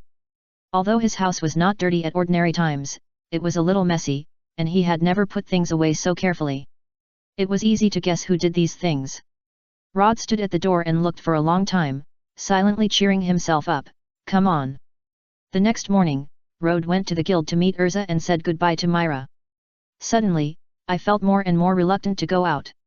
After leaving the guild, I was looking forward to the day of returning. As usual, Urza dragged a luggage cart. Her dressing space was already filled with clothes, armor, and weapons, so that many armors that were not often used could only be placed in the dormitory. On the contrary, Rode, a beginner, only carried a bag to carry books and materials to read on the road. This time, there is no rush to rent a carriage, but to take a train, through the Kriba Grand Canyon to the terminal, and then find a way to go to the mission location. The border may not be as peaceful as the border, and there may not be any coachmen who dare to go there. At that time, they may have to rely on hard-working river crabs again. You only need to buy an extra ticket to bring so much luggage on the train. This train station is really generous. Urza said, "Isn't that a matter of course? I just think if someone takes advantage of this to engage in purchasing on behalf of others, smuggling, etc., wouldn't the profit be huge? No, we are wizards, and it's no problem to bring some ordinary luggage." Urza said, "But if it's a commodity, the station naturally has rules for merchants, and people won't take advantage of this loophole." Rhodes felt that the rules here were very humane and idealistic.